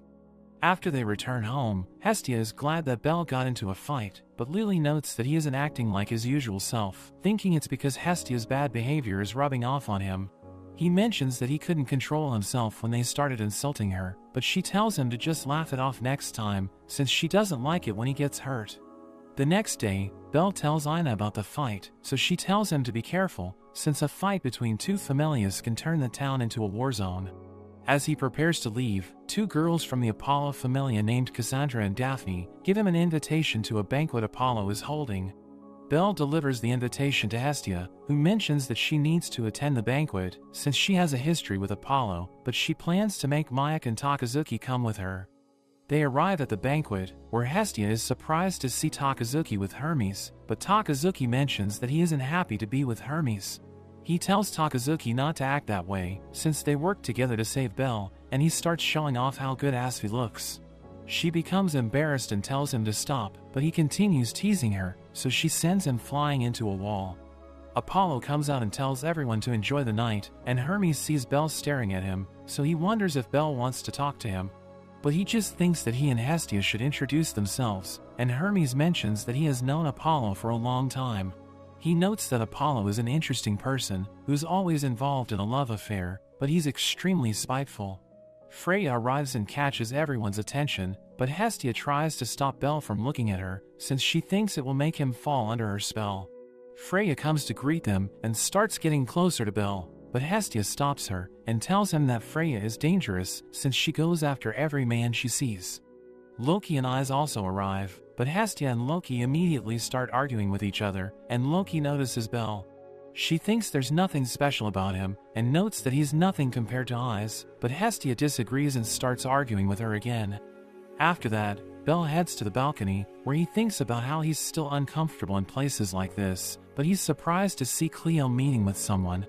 Hermes joins him, and asks him why he became an adventurer, so he notes that his grandfather told him it would help him find a cute girl and everything he needs. Hermes asks him if he plans to dance tonight, but he reveals that he's never tried it, so Hermes tells him to follow his grandfather's words and get to know the girls there. Hermes asks Ais to dance with him, but before she can answer, he mentions that he needs to go somewhere else, but he can't leave her hanging. So he tells Bel to take his place, which shocks him, and Mayek notices that Bel has no clue how to ask Ais for a dance, so he shows him how to do it. Bel copies Mayek and asks Ais to dance with him, so she gladly accepts his offer, but they both have no idea how to dance. Takazuki and Makoto give him tips, and they start dancing properly, but Hestia and Loki start losing their minds, since their favorites are dancing with each other. But Asfi stops them from ruining the moment, and we learn that Hermes ordered her to do it. Ais mentions that it's the first time she's dancing, which surprises Bel, and she thanks him since she's having fun. Apollo suddenly approaches Bel, so Hestia steps in front of him, and Apollo tells her that their children got into a fight. She apologizes for what happened, but he demands compensation since his children got hurt, so she tells him that Bel also got injured. Apollo shows her one of his children, whose body is covered in bandages, and she asks Belle if he really beat him up that badly, so he assures her that he didn't do it. She thinks it's all a setup, so she tells Belle they should leave, but Apollo challenges her to a war game, telling her he'll take Belle from her if he wins. Apollo just can't let Hestia have a cute boy like Belle all to herself, so she calls him a pervert, but he reminds her that they used to be in love. She tells him to stop lying, because she rejected him and never looked back, and she refuses to accept his challenge, but he tells her to really think about it since she'll end up regretting it. The next day, Belle and Hestia leave the house, but they're suddenly attacked by a group of people who try to blow them up. Belle protects Hestia, and they're able to survive the explosion, but she tells him that the men belong to Apollo's Familia. He can't believe that even though they didn't accept the war game, Apollo's Familia still decided to attack them in the middle of the town, and two of them rush towards him. So he defeats them with his knife, and he uses the smoke as a cover to carry Hestia and run away. The men keep following them, so Hestia tells him to go to the guild, since they'll be safe there. They reach a dead end, so he tells her to hold onto him tightly, and as he jumps on top of a building, they end up running into Daphne and Cassandra.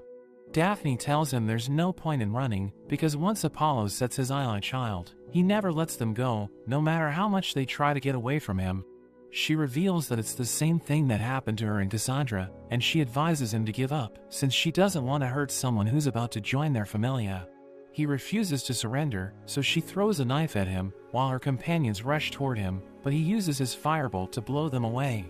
Cassandra notes that they should leave him alone, since she had a prophetic dream, and she thinks something bad will happen if they keep following him, but Daphne tells her to stop being silly. Meanwhile, Wolf and Lily think something's wrong, since Belle is late for their meeting, and they hear people mentioning that the Apollo Familia has attacked him. Ice receives the same report, but before she can do anything, Finn warns her against helping the Hestia Familia. Belle and Hestia continue running away, and she apologizes for slowing him down, but he tells her it isn't her fault. He stops and defeats the men who are catching up to them, but he notices Cleo standing in front of him, and he immediately attacks Belle, who manages to block his attack, but he gets pushed back. Cleo is surprised that he made it that far, and Belle struggles to defend himself as Cleo continues to attack him. At the guild, Ina tells the guild master to stop the Apollo Familia, since fighting isn't allowed in the town. But he notes that he can't do anything, because Apollo's Familia will just pay the fines they'll get for their actions. Meanwhile, Cleo notes that he hates Belle, but he'll allow him to join their Familia, since it's what Apollo wishes for. Belle rushes towards him, but he easily dodges his attack and slashes his chest, and Cleo kicks him while he's down. He doesn't understand what Apollo sees in Belle, and he decides to cut off Belle's arm, since it can be healed before he's given to Apollo. But a girl named Naza starts shooting arrows at him, allowing Belle and Hestia to get away. As they try to get to safety, they run into even more of Apollo's children, and one of them knocks Belle down with his lightning, but Makoto arrives with her party and starts fighting them. Welf and the others arrive as well, and Mayak uses a potion to heal Belle's injuries, but as he tries to help Makoto and the others, they tell him to get to safety and leave everything to them. He tries to get to the guild, but he runs into more enemies, so Lily and Welf decide to take care of them, telling Belle and Hestia to make sure they reach the guild. After they leave, Lily asks Welf if he'll be okay without Belle, but he assures her that there's nothing to worry about. Two of the enemies try to go after Belle, so Lily takes them out with her arrows, but she's shocked as a man named Xanis appears in front of her. Welf asks her why she isn't providing him backup, but she tells him she's going back to the Soma Familia, which confuses him. Meanwhile, as Hestia and Belle are hiding, Cleo tells them that no matter what they do, they'll never have a moment of rest. Hestia tells Belle that they can either fight an unwinnable battle, or leave Aurelio together, telling him she won't mind running away with him. She admits that she likes him and wants to be with him forever, but he tells her that he only respects her, which makes her annoyed. The enemies find them, so Belle picks her up and runs away, but she's angry that they interrupted her when she was about to tell him how she feels. They go to the Apollo Familia's house, where Hestia takes a glove from one of his children and throws it at his face, telling him she's accepting his challenge to a war game, which makes everyone excited. After that, Welf catches up to them, and mentions that Lily was taken by the Soma Familia. But before Belle leaves to save her, Hestia tells him that she'll buy them time before the war game, so he needs to get stronger before it begins. Belle goes to meet Eyes, but the guards don't let him enter, since they think he's there to ask her to join his familia for the war game. Tiana arrives and grabs him by the collar, telling him to get lost, but it's all an act, and she secretly gives him a location, where he meets up with Eyes and Tiana. Eyes mentions that she has heard about the war game, and her familia thinks they shouldn't help him, but she believes that it's wrong to abandon him. He notes that he wants to win the war game, so he asks her to train him, and she and Tiana both agree to help him. We see Xanis taking Lily to meet Soma, and he mentions that she's agreed to serve their familia, but she asks for Soma's permission to leave them, which annoys Xanis. He tells her that if she wants to leave, she needs to pay them 10 million valis, which shocks her since she doesn't have that kind of money, but Soma doesn't care and tells him to handle everything. After that, Xanis throws her behind bars, and calls her stupid for trying to plead her case to Soma, since he's only worried about making alcohol.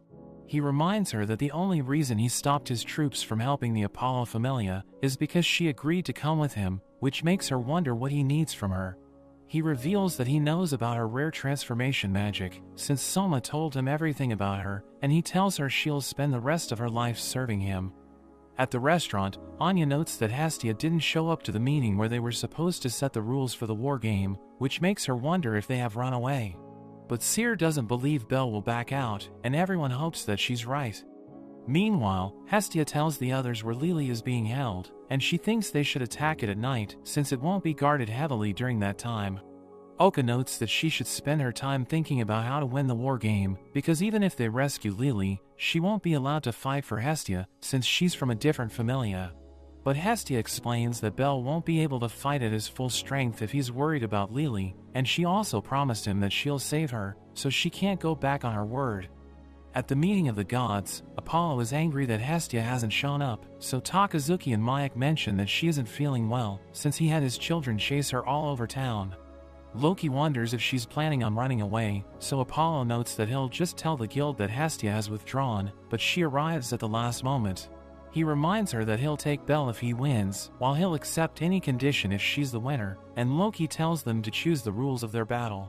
Hestia proposes that they choose one representative from their familia to fight each other, but Apollo rejects the idea, and calls her lazy for only having one member. He tells all the gods to submit their ideas, so that they can select one at random, and they choose Hermes to be the one who picks out of the lottery. He ends up selecting the siege option, which shocks Hestia, since it's the worst possible outcome for her. Hermes thinks it's extremely unfair, since Hestia only has Belle, so he notes that she should be allowed to select other people to fight for her, but Apollo is against the idea.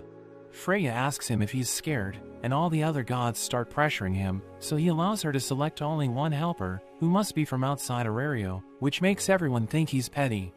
After that, Hestia tells Takazuki and Mayak that she has someone in mind, but she needs to save Lily before she does anything.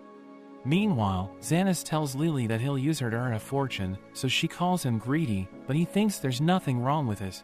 He loves his familia, since his god doesn't care about his evil nature, so he can do anything he wants without getting punished.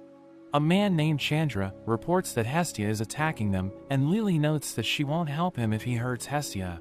But he threatens to make her drink Selma's wine, which will make her addicted to it, and her addiction will turn her into an obedient slave.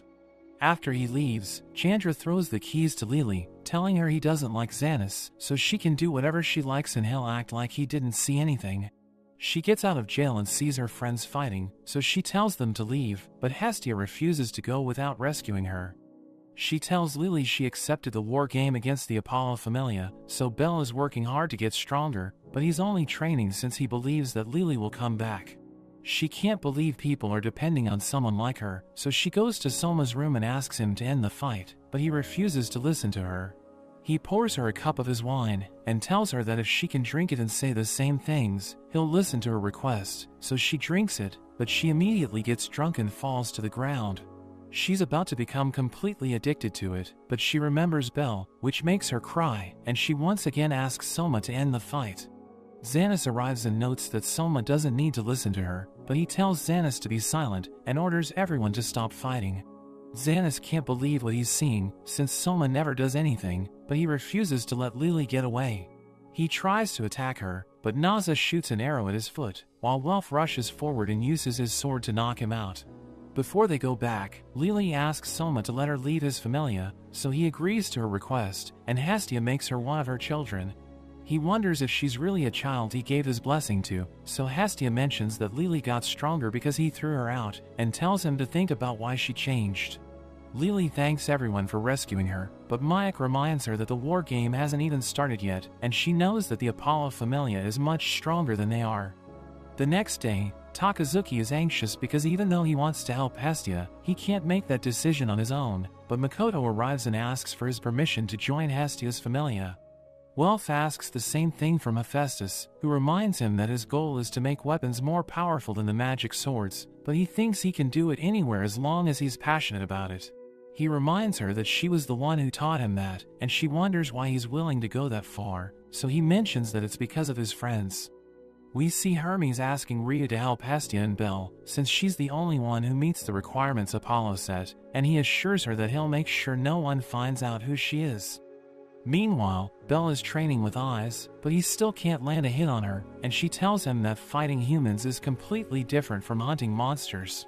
She notes that monsters are always serious, but humans will see the way he's fighting and react to it. So when someone thinks they've found an opening, it becomes easy to predict their next move, and she tells Belle that it's the reason why she can counter his attacks. After Belle returns from his training, Hestia sees him off to the war game, and as he's going through the city on a carriage, Cyr runs after him and gives him a good luck charm. Meanwhile, we see Cleo in the castle that has been chosen for the game, but he finds it boring that he needs to wait for the enemy to attack them. Cassandra tells Daphne about another one of her dreams, where she saw that the castle will fall, but Daphne isn't worried about it. She mentions that they can win the game by protecting their commander Cleo for 3 days, or by defeating the enemy commander. She thinks there's no way they can lose with such rules, but Cassandra still thinks they're all doomed. The next day, all the gods meet up to watch the war game, and Loki sees that everyone in the city is excited. So Hephaestus mentions that the war games are like an industry in Aurario, but she's sure that the children who were selected to fight hate it. Apollo arrives and asks Hestia if she has said her goodbyes to Belle, because after he wins, he plans to make her leave Earth. Asphi tells Hermes that the game is about to begin, so he uses his powers to start a live broadcast, which everyone in the city watches. At the castle, the Apollo Familia members think that since they have 3 days, the enemy won't attack them immediately, but they're surprised to see Rhea rushing towards them. She hits the castle with a wind blast, and the archers try to shoot her down, but she uses a magic sword to attack with fire. Apollo thinks their strategy is decent, but notes that he has 100 soldiers, while Hestia only has 5, so he thinks she doesn't stand a chance. Rhea keeps blasting the castle walls with her flames, so a boy named Luon tells the other members that Cleo is ordering 50 of them to go out and defeat her. They're surprised because it's half of their forces, but he notes that if fewer people went out to fight her, they would easily be defeated. As they go outside, Rhea hits them with her fire slash, but her magic sword reaches its limit, and it finally turns to dust. She uses her other sword to attack them with her lightning, but it also crumbles to pieces, and she takes out her wooden sword to fight them. One of them, named Lissos, notices that she's an elf, and he's annoyed that she's using magic swords, because it's what destroyed their village. But she explains that she doesn't care about it, as long as she can use it to help her friends. He tries to attack her, but she easily defeats him, so everyone becomes afraid of her, but they still try to attack. While everyone's distracted by Ryu, Makoto quickly gets inside the castle, where the archers try to shoot her down, but she blocks all of their arrows. She keeps moving forward, and as she comes across even more enemies, she uses her gravity spell to push them to the ground, which impresses everyone watching the fight. Hermes is surprised by how fast the Apollo Familia is reacting, which means someone must be telling them everything. But he mentions that even though information is key during a battle, it can also lead to defeat if it isn't true. Apollo is surprised to see Luon opening the gate, allowing Belle and Welf to enter, and we learn that Lily disguised herself to infiltrate the castle, while the real Luon was kidnapped by Mayak. Daphne realizes that the enemy has entered the castle, so she tells everyone to prepare for battle, and Belle appears in front of them. So the mages prepare to attack him, but Welf uses his skill to destroy all of their spells, and Belle manages to get past them. Daphne tries to go after him, but Welf stops her and challenges her to fight him. Meanwhile, Cassandra begs Cleo to escape, but he pushes her away, telling everyone to defeat Belle.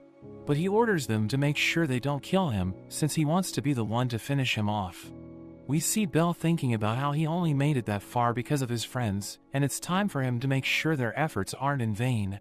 He uses his firebolt to destroy the ground of Cleo's room, and it blows up everything around him. Bell charges at Cleo, who tries to counter with his sword, but Bell dodges and breaks it in half. Cleo can't believe how much faster he has become, since he was nowhere near that level the last time they met, and he tries to hit Cleo again. But Cassandra suddenly grabs him, so Cleo uses the chance to throw a ring of light at him. He manages to dodge it, but it keeps following him, so he tries to stop it by burning it with his firebolt, but it hits him and blows him up. Everyone thinks the fight is over, but Bell stands up even though he's badly injured, and Cleo is amazed that he was able to survive his attack. He takes out his knife and rushes towards Bell to finish him off, but he suddenly remembers what I's told him. He kicks the knife out of Cleo's hand, and he manages to knock him out. So everyone celebrates as Bell wins the war game. Apollo can't believe what just happened, and Hestia reminds him that he agreed to do anything she wants if she won. So she notes that she'll take all of his properties, while his familia will split up, and she also banishes him from Aurario. After that, Bell and the others return to Hestia, who shows them Apollo's mansion, telling them it's where they'll be staying. But she notes that there's still a lot of work to do, and before doing anything else, she makes an emblem for their familia. Lily goes to meet Soma and thanks him for everything he's done for her, and as she's about to leave, he tells her to take care of herself, which brings her to tears. After that, Hestia takes her to their new home, where she raises a toast for winning the war game, and she also congratulates Bell for reaching level 3. They all think he should be their commander, so Hestia tells him to give a speech, but he just tells them how happy he is that they have joined his familia. They all mention how shocked they were when they first came there, since the whole house was filled with statues of Apollo. But Hestia notes that she remodeled the whole place thanks to the god of architecture, and reveals that she added the facilities they wanted, which makes them excited. Makoto goes to enjoy the bathhouse she requested, while Welf checks out his new workshop, but Lily thinks Hestia must have spent a lot of money on the renovations. So she notes that she wanted to make Welf and Makoto feel welcomed, since they decided to join her familia on their own. Belle is surprised by how big the house is, and Hestia wonders if they should hire maids, but she sees him fantasizing about them, so she changes her mind. Belle notices Cassandra and Daphne standing outside, so he asks them what's going on, and Cassandra mentions that she's looking for her pillow. He asks her if she knows where it is, and she reveals that she doesn't remember where she placed it, but she saw in a dream that it's in the house, so he goes to look for it. He manages to find it, so she thanks him for believing her, and she whispers something to Daphne, who notes that they'll be back tomorrow. They tell him Hestia is recruiting people for her familia, which shocks him, and he asks Hestia about it. So she explains that since their reputation is at an all-time high, they need to take advantage of it and recruit people, so they can become one of the top familia. The next day, all the people who are interested in joining them arrive at the house, which excites both Hestia and Belle.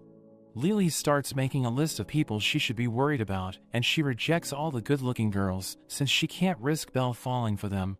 Hestia thanks everyone for showing up, and notes that she'll conduct one-on-one interviews, but Makoto arrives with a debt slip, which shows that Hestia has 200 million in debt. She can't believe Makoto found it, and she tries to explain it to everyone, but they all immediately leave. Welf takes a look at the slip, and he notices that she owes 200 million to Hephaestus for making Belle's knife, and he can't believe that it's worth that much. She mentions that she forgot about the debt, since Hephaestus was deducting it from her paycheck, and she tries to laugh it off, but everyone is still annoyed at her. Welf notes that all they can do is take on more quests, but she refuses to let them help, since she wants to repay it herself.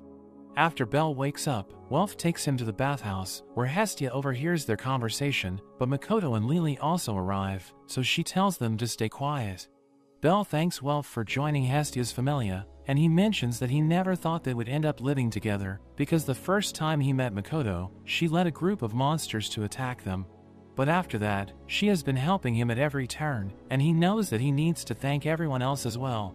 He thinks he would never have become an adventurer without Lily, while Hestia is the one who found him, so everything happening to him is a gift from her.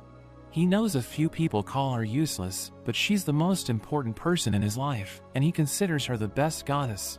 He feels like even though everyone else has been helping him, he hasn't been doing anything for them, but Welf assures him it isn't true, telling him it's their job to support each other.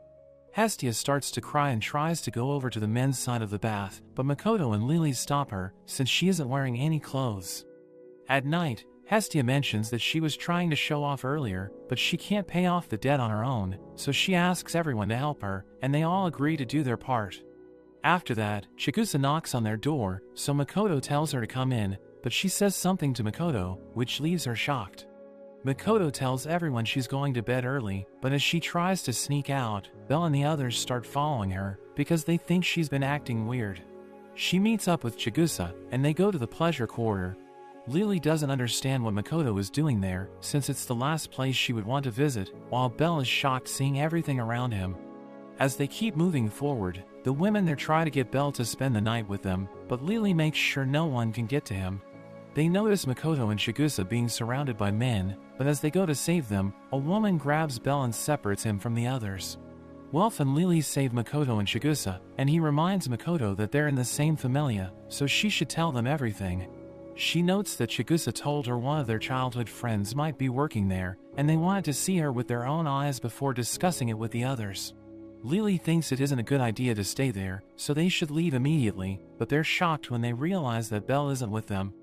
We see that he's lost, and he starts walking around, but he's surprised as he runs into Hermes, who makes him promise never to tell anyone that he saw him there. He gives Belle an aphrodisiac as a reward, which shocks him, and he tries running after Hermes to give it back, but he almost runs into a woman named Aisha. She grabs and asks him if he wants to buy her for the night, but her friends recognize him, so she holds him close to her, telling them she found him first, and she won't let anyone else have him. He tries to tell them he's just looking for his friends, but they don't believe him because of the vial that Hermes gave him, which makes them think he's there to have fun. They take him into a building, where a goddess named Ishtar asks Aisha if she has found her prey for the night. But all the girls tell Ishtar to stop looking at him, since she'll end up charming and stealing him from them. She mentions that she has a guest coming, so she doesn't have time for inexperienced little boys, and he realizes that he's in the Ishtar Familia's house. He remembers the time Ina told him that the Ishtar Familia is one of the most powerful in Aurario, but she also warned him to stay away from them. Aisha tells him that all the rooms are filled at the moment, so he needs to wait for a while, and he asks the girls if it isn't a problem that he belongs to another familia. They reveal that it happens every single night, telling him that the Amazons kidnap men and have their way with them, which makes him afraid of the girls. A huge woman named Fern also recognizes Belle, and she tries to have her way with him, but the rest of the girls stop her, since she'll end up ruining him. She thinks she's prettier than all of them, and Belle tries to escape while they're arguing, but they notice him, and note that whoever catches him first will win. He tells himself to make sure he doesn't get caught, or else he'll never return to his normal self, and he goes into a random room, where a girl named Haruhime welcomes him, thinking he's a customer. She takes him to a bed, so he tries to stop her, but they both end up falling down. She realizes that it's his first time, so she tells him to relax while she takes care of everything, but as she starts taking off his clothes, she can't believe she's seeing a man's body and falls unconscious. After she wakes up, she apologizes for thinking he's a customer, and he mentions that he's trying to get away from Aisha and her friends, but she thinks he can't escape since it's his first time there. She offers to show him a shortcut at dawn, but in exchange, she tells him to talk with her until it's time for him to go. She reveals that she's from the Far East, and after her family disowned her, she was bought by the Ishtar Familia, but she always wanted to come to Aurario, since she's heard stories about it. We see Hermes delivering a box to Ishtar, who tells him to make sure no one knows about it, and he asks her what she plans on doing with it, so she notes that she'll just show him something interesting. She asks him if he has any more useful information, but he has nothing to tell her, so she takes off her clothes and turns off the lights. Meanwhile, Belle and Haruhime keep talking about the hero stories, and she wishes that a hero would come and take her away, but she knows that she doesn't deserve it. He tells her a hero will never ignore her, but she notes that she's someone who has sold her body for money, and she believes that a hero won't save a filthy girl like her. She thinks she lost the right to read the beautiful stories, since she's no longer pure, and she notes that it's time for him to go, so she thanks him for spending time with her. She shows him the road that will let him get out, and he starts running away, but Aisha notices her and tells her to go back inside. As everyone returns home, Hestia can't believe Belle spent a whole night in the pleasure quarter, and she thinks he must have done something wrong, since she found the potion that Hermes gave him. But since he promised Hermes he wouldn't tell anyone about him, he just assures her that he didn't do anything.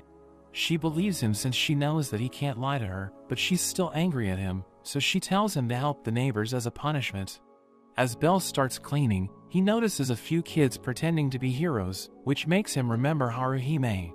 Lily and the others come to help him, since they feel responsible for taking him to the pleasure quarter, and Makoto apologizes since it's all her fault. Belle asks her what she was doing there, so she explains that she was trying to find her friend, and he asks her if she's referring to Haruhime. She's sad to learn that Haruhime is really working in such a place, but Lily tells Belle that he shouldn't get any ideas about saving her, since it would put a burden on Hestia. Welf tells her she doesn't need to act like a villain, which makes her embarrassed, but he and Makoto also agree with her. We see Hermes begging Mia to deliver a message to Freya, since it's a life-and-death situation for Belle, and he tells her that Belle has caught Ishtar's eye. Seer overhears their conversation, and asks him if he was the one who sent Belle to the pleasure quarter, so he assures her that he did no such thing. Meanwhile, Belle goes to meet Ina, who notices that something's wrong with him, so he tells her everything that happened. She's shocked to learn about it, and yells at him to never go to such a place, but he asks her about the Ishtar Familia. So she reveals that they're high-ranked in both financial status and dungeon accomplishments, since most of the Amazons that fight are at least at level 3. Their captain Fern is a level 5 rank 1 adventurer, and Ina reveals that she almost beat Eyes, which shocks him, but she notes that it was a long time ago when Fern was much stronger. He asks her if she knows Aisha and Haruhime, and she reveals that she has heard about Aisha, but she has no idea who Haruhime is. Ina tells Belle that 5 years ago, the Ishtar Familia was accused of hiding the strength of their members, so the guild looked into it, but they didn't find anything. So Ishtar made sure her accusers were penalized, which led to a lot of familias being destroyed. She also made the guild pay a fine, and after that, the guild was put in a bad position, so they no longer had control over what happened in the pleasure quarter. He realizes that the Ishtar Familia is dangerous, and she tells him to stay away from them, since they're a lot scarier than they look. After Belle leaves, he goes to a library, where he reads a book about a hero who lost his dignity because of a woman of the night. But he regained his honor by eliminating her, which makes him remember what Haruhime said to him. In the pleasure quarter, Aisha notices that something's wrong with Haruhime, but she notes that she was just having a dream that will never come true. Aisha gives her candy from the Far East, so she thanks Aisha for always being kind to her, but she tells Haruhime she doesn't need to thank her for every small thing. Makoto suddenly appears in front of her and tries to talk to her, but Haruhime acts like she doesn't know Makoto. The next day, Makoto tells Belle what happened, and he asks her what Haruhime was like when they lived in the Far East, so she mentions that Haruhime is the reason she received Takazuki's divine blessing. She notes that she used to live with Chigusa and Oka in a shrine, while Haruhime lived in a mansion since she was a noble, and the first thing she ever asked her father was to give food to the shrine.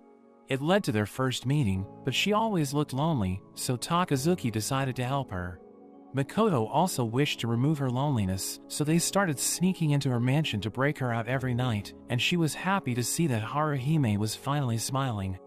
After that, they came to Aurario to make money, so they could send it back to the shrine, but Makoto heard a rumor that Haruhime was deceived by someone and sold to a slave trader. She starts to cry, since she wants to save Haruhime, so Belle decides to help her. They see Hermes listening to their conversation, so they tell him about Haruhime, and he advises them against breaking her out, because it will lead to a war. He explains that since she's a night worker, they can just buy her, but he mentions that it might be difficult if she's a fighter, since the Ishtar Familia won't let her go so easily. But Belle notes that she's a non-combatant, so Hermes tells them they can buy her for 2 to 3 million valis. He asks them to tell them more about her, so that he can ask Ishtar about it, but he's surprised when they mention that she's a Renard. He reveals that when he ran into Belle, he was delivering an item called the Killing Stone to Ishtar, but he refuses to tell them anything else. We see Ishtar telling her Familia members to kidnap Belle, and notes that even though Freya is interested in him, she never does anything. Ishtar tells Fern not to taste him, or else he'll become useless, and notes that the girls can do whatever they like after she's finished with him. She reminds them that the full moon is coming, so they'll perform the killing stone ritual, and she notes that they'll declare war on Freya when it's over. Ishtar thinks it's easier to provoke her if they have Bel with them, but tells the girls not to capture him in public, since she doesn't want the Freya Familia to find out about it. Meanwhile, Bel and the others are busy defeating monsters in the dungeon, and Lily warns them that the pantry up ahead is full of starving monsters, but Makoto doesn't care. Welf notes that even though he was harsh on Bel earlier, he'll stand by him till the end, and Lily still doesn't agree with their plan, but she isn't against making money in the dungeon. Welf asks Bel if he found out anything about the killing stone, but he notes that even Hestia didn't have any information on it, and he wonders if it has something to do with Haruhime. We see that Fern and the others are also in the dungeon, and they think it's the perfect place to kidnap Bel, because no one will see them there. Bel and the others arrive at the pantry, but they're surprised by the number of monsters, and Lily tells everyone to stay together. Aisha suddenly pulls Bel away, and she starts attacking him, so he blocks her attacks, but she still manages to knock him down. Makoto suddenly comes to his rescue, but Aisha blows her away, and he tries to attack her, but she sends him flying into a wall. He dodges her attack and tries to counter, but she grabs onto him and drags his body across the wall. As he's lying on the ground, Fern arrives and knocks him out, while Haruhime falls to her knees after seeing him. As Bel wakes up, he finds himself being held captive, and he screams as he sees Fern approaching. We see Aisha telling everyone to find out where Fern is hiding Bel, but Haruhime overhears her, so she goes to see Makoto and gives her the keys to her cell. Bel tries to break free, but Fern licks his face and tells him that no one is coming to save him. She suddenly grabs him below the belt, but she's disappointed, so she goes to bring him medicine that will make him fall for her. After she leaves, Haruhime arrives and frees him, so he cries and hugs her, because he was scared for his life. Everyone else keeps looking for Bel, while Makoto uses a spell to find him, but she realizes that he isn't in her range. Meanwhile, as Fern returns to the room, she's angry that Bel is no longer there, and she knows that Haruhime is the one who set him free. Haruhime shows Bel a secret path to escape from the building, but he's worried about Makoto, so she tells him she already helped her escape. He knows she'll be in trouble if anyone finds out she helped him, but she mentions that Fern is already aware of it, since she's the only one who knows where the room is. She tells him he shouldn't worry about it, and notes that it's the last thing she'll ever do for herself, telling him the others will forgive her. He tells her they're planning to buy her, which makes her cry, and she's glad there are people who care about her, so she has no more regrets. Meanwhile, Lily tells everyone that she saw Amazons at the spot where Bel and Makoto went missing, and Chigusa thinks they were kidnapped since the girls didn't want them to buy Haruhime. But Lily can't imagine why a big familia like Ishtar would try to protect such a minor member, and Hestia remembers Bel asking her about the killing stone, which shocks Takazuki. He notes that it's a forbidden magic item used to seal the soul of a Renard, and mentions that it allows its user to use powerful Renard magic called Jujutsu. He adds that the stone is even stronger than a magic sword, since even its single fragment has power, and he tells them that after a Renard's soul is sealed, the killing stone breaks into pieces. But he explains that it can never be restored, so the soul is also lost, and he reveals that a ritual must be performed during the full moon to use it, which means everything will go down tonight. We see Haruhime telling Bel to run away after she takes him outside, and he's worried that something might happen to her. But she explains that she can't escape, since she's wearing a choker that gives her location to Ishtar. Makoto joins them, and we learn that she found out what the killing stone is for, so she calls Haruhime an idiot, and tries to tell her not to sacrifice herself, but Aisha suddenly takes her away. Bel asks her what they're after, so she reveals that they plan on starting a war with Freya's Familia, and she knows that they can win thanks to Haruhime. But Bel doesn't understand how she can help them win, so Aisha reveals that she has the power to boost their level, and she's about to be sacrificed to make everyone stronger. Bel can't believe what he's hearing, and he asks her if they don't think it's wrong to use Haruhime like a tool.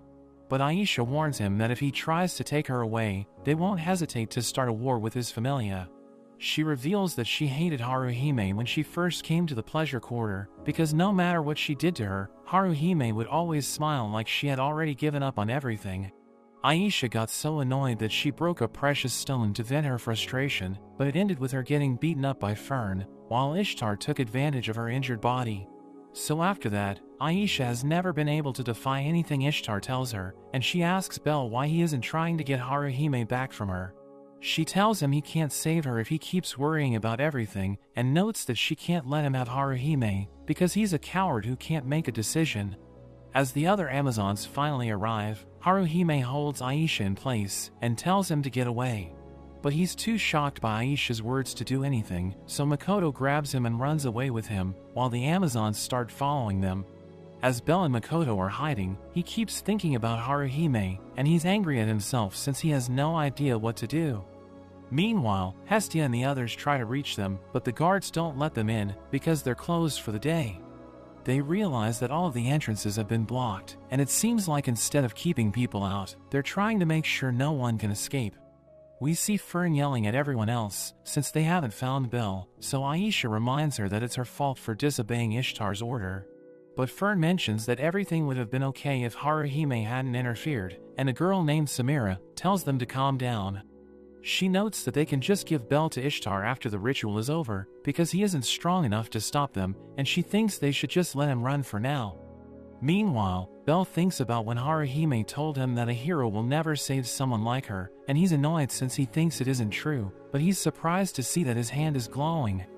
Makoto returns after checking their surroundings, and she mentions that all of their pursuers have gone back, so it's the perfect time for them to escape, but he plans to save Haruhime instead. She reminds him of what will happen if he saves her, but he thinks Hestia and the others will understand, which makes Makoto cry, and she decides to help him. The Amazons who were following Bel return to Aisha, and they mention that they couldn't find him, so they think he may have already escaped, but she's sure he'll return to save Haruhime. Makoto notes that after she makes contact with Haruhime, she'll fire a flare to signal him, and notes that she'll use the green one if she's able to get her out. But she'll use the red one if she fails, and in that scenario, one of them needs to find the killing stone and destroy it. After that, Bel rushes towards the front gate and breaks through it using his firebolt. He spams it to get rid of the Amazons, but Hestia and the others hear the commotion, so they attack the guards and break in as well. While everyone is distracted by Bel, Makoto holds a needle to one of the Amazons, and after she gets Haruhime's location, she knocks her out. Fern tells everyone that Bel has returned, so Samira needs to start the ritual, and she takes Aisha with her to fight him. Bel keeps running around their home, and he attacks everyone he sees with his firebolt, but he ends up running into Fern, who starts throwing her axes at him. He tries to hit her with his firebolt, but it has no effect on her, and she sends him flying through a door. The Amazons are about to attack him, but Ishtar tells them to stop, and orders them to go to the ritual site. Bel asks her why Haruhime needs to die, which makes her laugh, since she didn't think he would have the courage to talk about another woman in her presence. She notes that she'll use Haruhime to rank up all of her children, so that they can defeat Freya's familia, and Ishtar reveals that she hates Freya, since all the men think she's the most beautiful woman. Bel wonders why she trained Haruhime if she planned to sacrifice her from the beginning, but she doesn't think there's anything wrong with it, and tells him she doesn't have time to argue with him. One of her men named Tammuz holds Bel to the ground, and she mentions that he's at level 4, so Bel won't be able to get away from him. She takes off her clothes, which makes him embarrassed, and he tries to look away, but Tammuz forces him to look at her. He still closes his eyes and tells her to put on her clothes, which confuses her, since he should have already been charmed by her. She takes a look at his back, and she's shocked to see the skill that crystallizes emotions, which means divine charms won't work on him. He gets away from Tammuz, and she tells him to make sure Bel doesn't escape, so Tammuz runs after him. Meanwhile, as Haruhime is being taken to the ritual site, Makoto comes to her rescue, but Haruhime reminds her that if she tries to save her, it will lead to another war. She doesn't understand why Haruhime has already given up, and Makoto notes that if she just asks Bel for help, he'll never let her go. She starts to cry, and notes that she's someone who has sold her body to men she doesn't even like, so she can't forgive herself for it, and thinks she has no right to ask anyone for help. A group of Amazons arrive, and one of them hits Makoto with her blade, so she jumps off the tower to escape, and fires the red flare to let Bel know that she failed. They finally start the ritual, and as Samira is about to stab Haruhime, Makoto once again comes to her rescue. She tells Makoto to leave, but she refuses to go back without Haruhime, so Samira decides to take care of her. She rushes towards Makoto and starts beating her up, and she's surprised by how strong Samira is, since she wasn't expecting a level 3 to be so powerful. A girl reports to Fern that Belle has escaped, so she yells at him to come out, or else his friend will be killed, but Makoto tells him to stay hidden. Samira shows Makoto that the ritual has already started, which makes her remember the time Takazuki told her that ninjas don't play fair, but they're always loyal. He knows that it isn't her style, but thinks she can still become the greatest ninja if she has something to protect. She grabs onto Samira, who starts beating her up, but Makoto refuses to let go, and Samira is shocked as Makoto's body starts glowing. She discharges her magic, which blows everyone away, and as she falls down the tower, she yells at Belle to save Haruhime. He finally shows himself, so Fern orders one of the girls to eliminate Haruhime, but he manages to disarm her, and shatters the killing stone into pieces. Meanwhile, Ishtar is shocked to see that the pleasure quarter is on fire, because Freya's familia has launched an attack, and Freya tells everyone to do their jobs, while she leaves to talk with Ishtar. At the ritual site, Belle tells the Amazons to let Haruhime go, since the killing stone has been destroyed, but Fern notes that they'll just find another stone.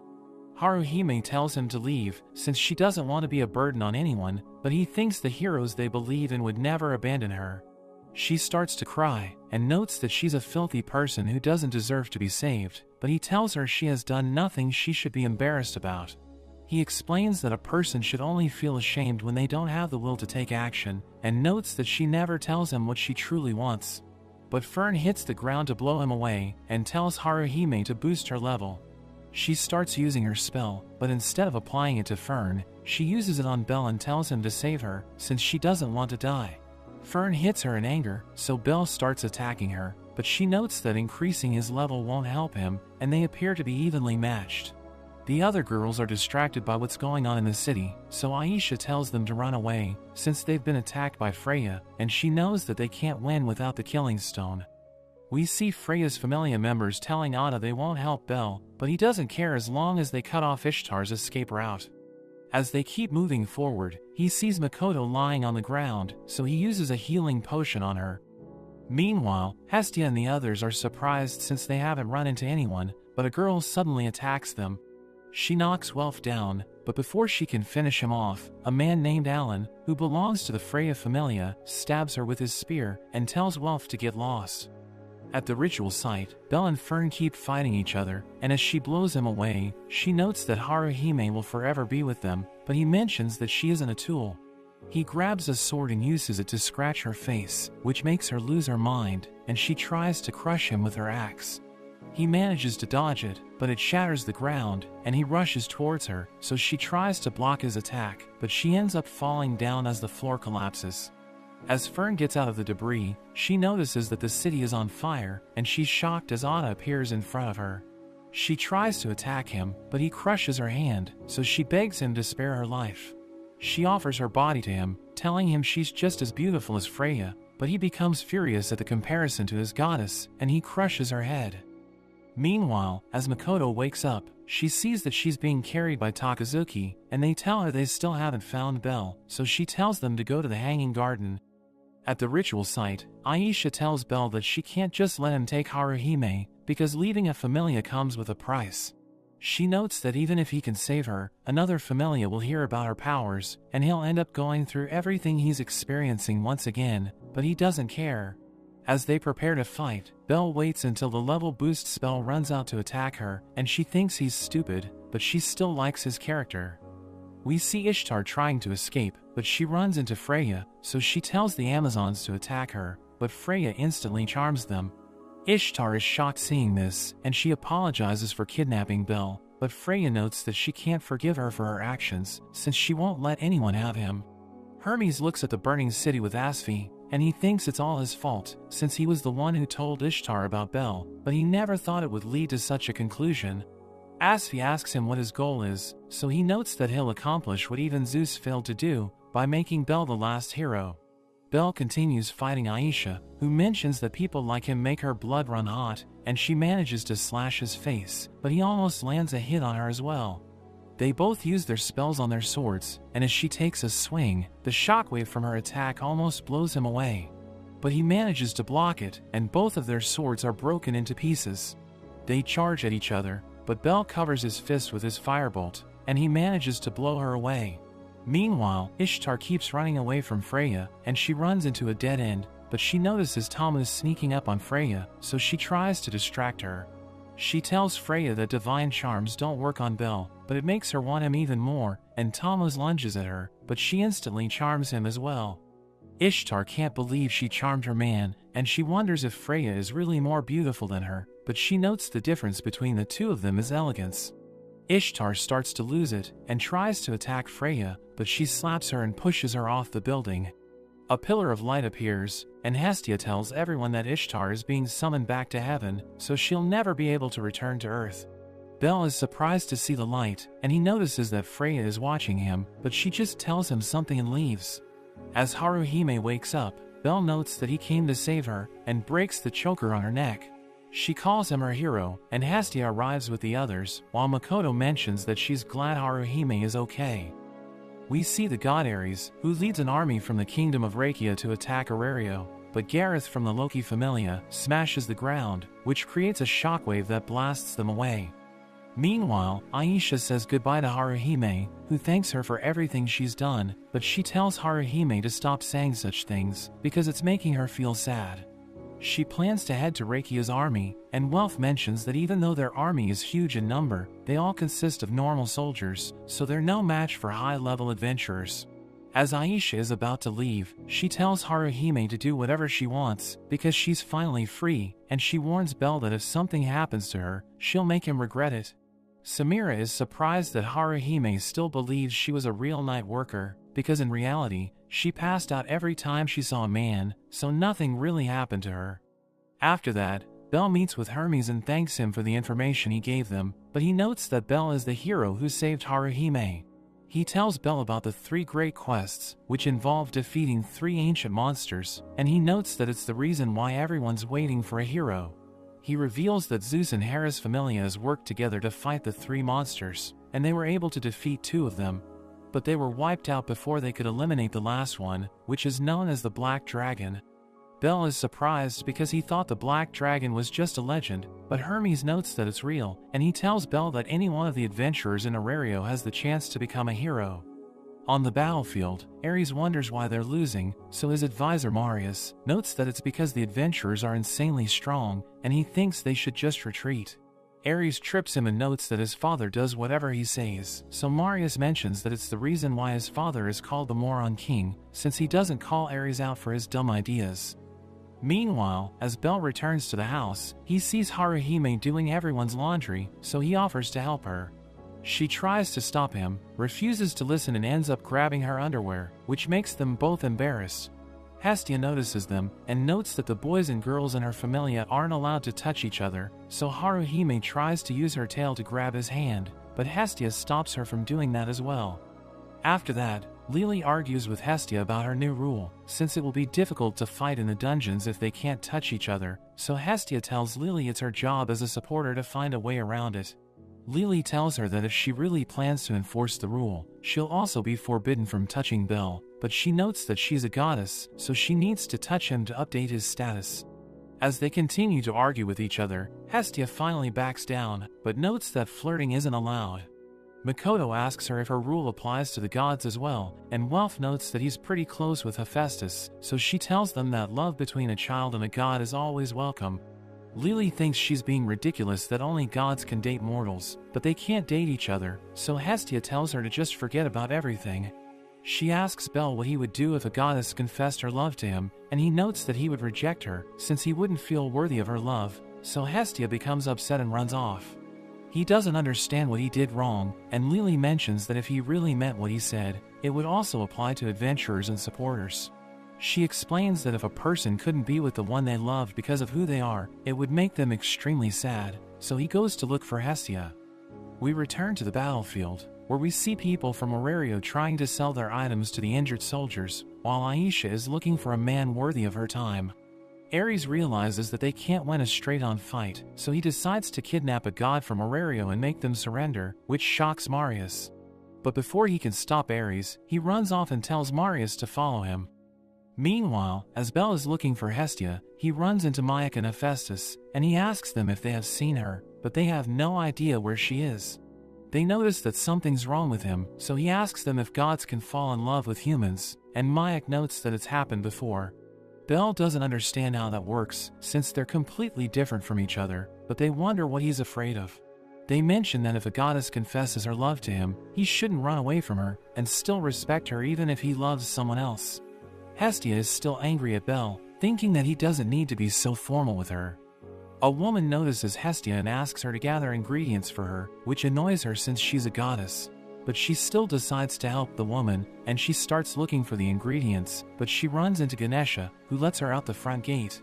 We see Ares and Marius trying to sneak into Aurelio, and Ares thinks their disguise is perfect, but Marius tells him to stop being loud. He notes that their disguise isn't that amazing, since they're just wearing a cloak, and Ares reveals that he plans to kidnap a god from the streets. Marius can't believe how stupid he is, but he notices Hestia walking past him, so he just grabs her and runs away. The whole town starts to panic, and Bel notices Eyes, who tells him that Hestia has been kidnapped. Loki is annoyed at Ganesha, since he was the one who let her out of the front gate, so she kicks him away. Eyes asks Finn if the pursuit team has any information, but he mentions that the enemy has split into multiple units, which are fleeing in different directions. They have no idea what to do, since they don't know much about the terrain outside Aurelio, but Eyes decides to go look for her. Bel wants to join her, and Loki is against the idea, since she thinks he'll just slow Eyes down, but he refuses to just sit back while his goddess is in trouble. Finn notes that if they just go out blindly, they won't be able to achieve anything, but Hermes suddenly appears, and he mentions that Asphi can help them locate Hestia. As they start their rescue mission, Asphi flies into the sky, and tells Eyes and Bel where to go. They catch up to Ares in no time, and he tries to attack Eyes with his sword, but she breaks it in half, and he's surprised that she was able to do that. She ends up getting surrounded, so Asphi tries to help her, but Marius grabs her leg with his chain, and tells the archers to shoot her down. Hestia manages to break free while they're fighting, but she falls down a cliff, so Bel and Eyes jump after her.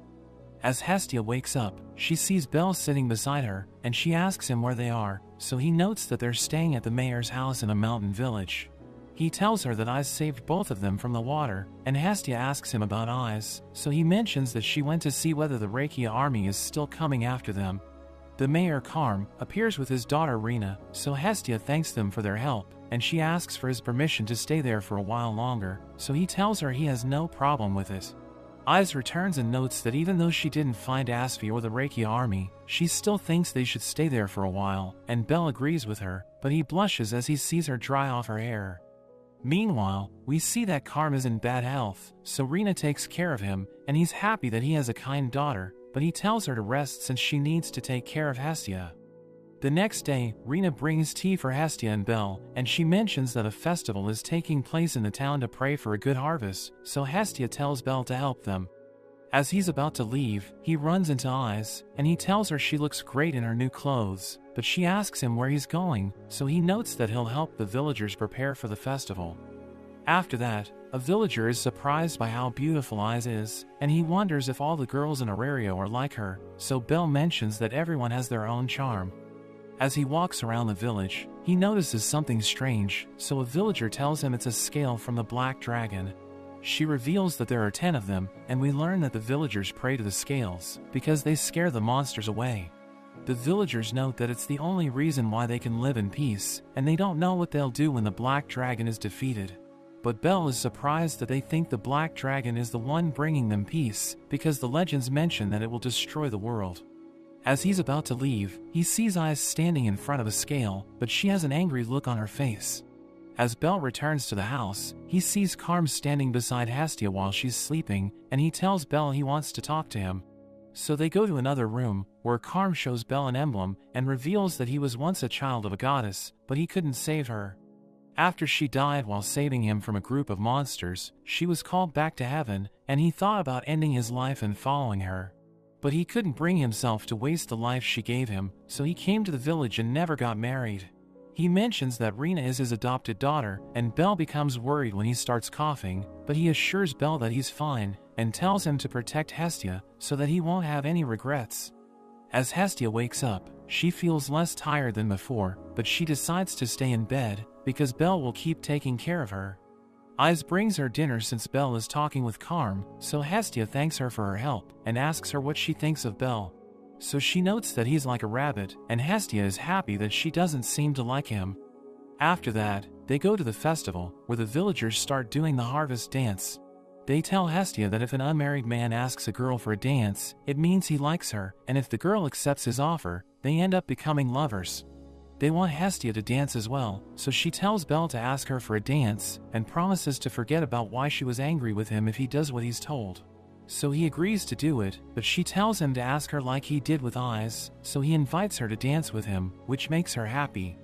As they're dancing, he thinks about how she's the most important thing in his life, but he doesn't know how much time they'll be able to spend together. Rena suddenly arrives, and she takes them back to Carm, who looks like he's about to die. As he looks at Hestia, he remembers his goddess Brigid, which surprises her, because they used to be best friends. He's worried that he won't be able to see Brigid after he goes to heaven, so Hestia assures him that she'll find him, and he starts crying since he sees Brigid in her. After Carm passes away, Belle asks Hestia if Carm will be able to find Brigid, but she thinks it will be difficult, because when souls return to heaven, they're restored to a pure white state. So they forget everything and return to the lower world, and she asks him if he doesn't think a human and a god should fall in love with each other. So he notes that humans have a limited lifespan, while gods live forever, and he doesn't want them to deal with the pain of losing someone they love. She tells him he doesn't need to think about it, because no matter how old he gets, she'll always be with him, which makes him cry. She notes that even if death tears them apart, she will still find him no matter how long it takes, so he doesn't need to be afraid of falling in love with her. The next day, they visit Carm's grave, and they decide to leave the village. But Belle wants to return when he has the chance, and Eyes tells him to bring her as well, but Hestia gets jealous, and tells her to stay away from him. We see a monster running away from a group of adventurers, but Belle runs into her, and he's surprised to see her crying. Another monster suddenly attacks them, but Belle protects the girl and cuts the monster down. But the adventurers arrive, and they ask him if he's seen the girl. He hides her with his cloak, so they end up ignoring him and move on. Welf and the others catch up to him, and they ask him about the girl, but he thinks they should go back to the 18th floor first. After that, Lily asks Belle about the girl, who accidentally trips and reveals her face, and everyone's shocked that she's a monster. They prepare to attack her, but Belle stops them, so Lily tells him that no matter how beautiful she looks, she's still an enemy of humanity. He mentions that he found her crying on the 19th floor, so he wants to help her, but Lily notes that if anyone finds out they're sheltering a monster, it will be the end of their familia. He still refuses to let the girl go, so everyone backs down, and he mentions that he plans to take her to their home, since she'll be hunted if they leave her in the dungeon. Meanwhile, a man named Fels tells the god Aranos that a monster with intelligence has made contact with Belle. He asks Aranos what he plans to do, saying the Hestia Familia has become popular in the town, so he notes that he wants to see if they can become a ray of hope for the people. At the Hestia Familia's house, Hestia is shocked to see the girl, since she has never heard of a monster that can talk. She allows the girl to stay with them, because Hestia can see how scared she is, and Welf tells Belle to name her since he's the one who brought her back, but they don't like his suggestions, so Hestia names her Winnie instead, but reminds them that she's still a monster. Hestia notes that they should ask around, since they need to gather information about what's happening in the dungeon, but she tells them to make sure no one becomes suspicious of them. After that, Makoto tells everything to Takazuki and Mayak, but they have never heard about a talking monster, and Takazuki asks her how she feels about Winnie. So she notes that even though Winnie looks like a normal girl, she's still scared of her since she's a monster. Meanwhile, an elven kid goes to a bar to gather information on Winnie, and the bartender knows nothing about her, but a girl named Mal mentions that she knows who the kid is talking about. The kid pays for the info, so she reveals that there have been reports of voices coming from the dungeon, even when there are no adventurers around.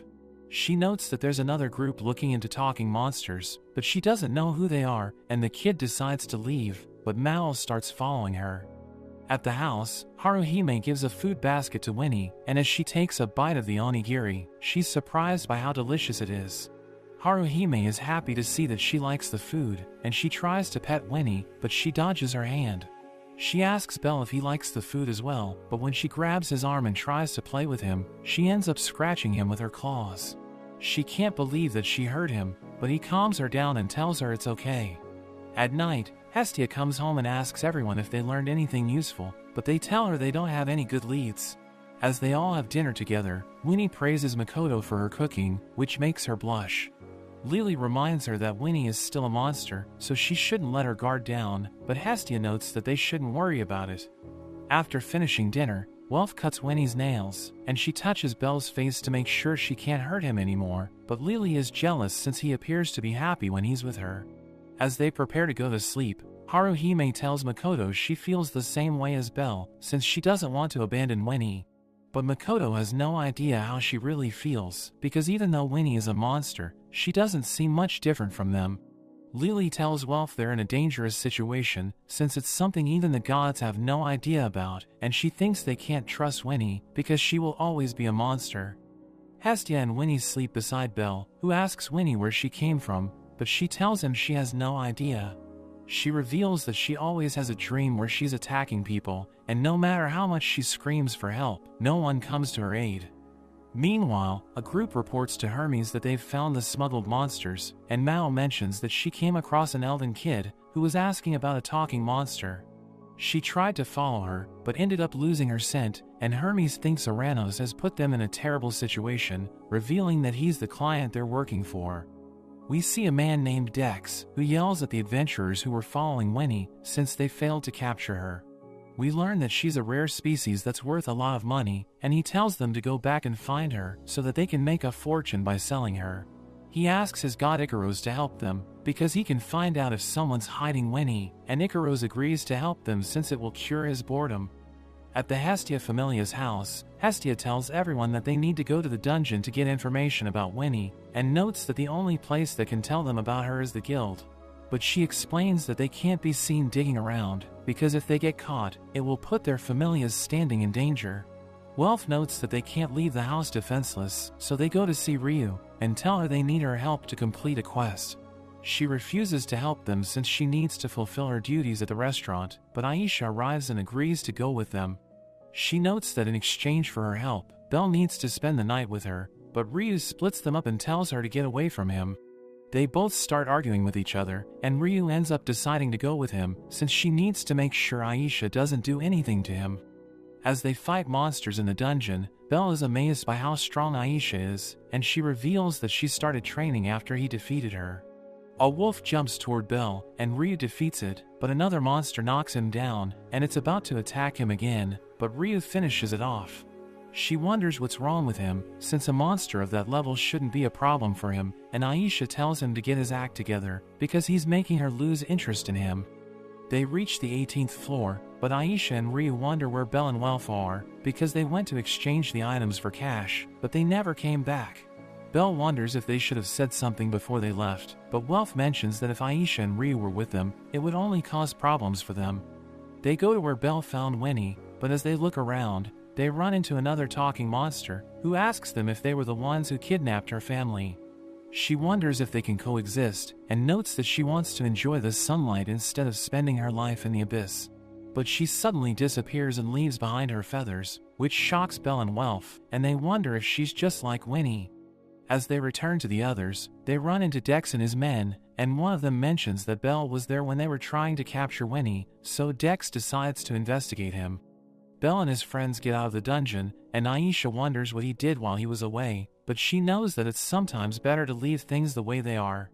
Ryu tells Belle to talk to her if something's bothering him, and Lily wonders what happened, because he and Welf have been acting weird ever since they came back from the 19th floor. But Welf tells her to wait until they get back to Hestia, since he still hasn't processed what they saw, while Belle asks them to leave him alone for a while. As Belle walks around the city, he runs into Icaros, who asks Belle if he's seen a talking monster. He's shocked that Icaros knows about it, and he keeps bothering Belle about it, but Hermes arrives and tells Belle to leave, since he needs to talk to Icaros. Hermes asks him if he's involved with the monster smuggling issue, because even though he doesn't want to accuse a friend from heaven, there are rumors that Icaros was a part of the dark faction called Evelus.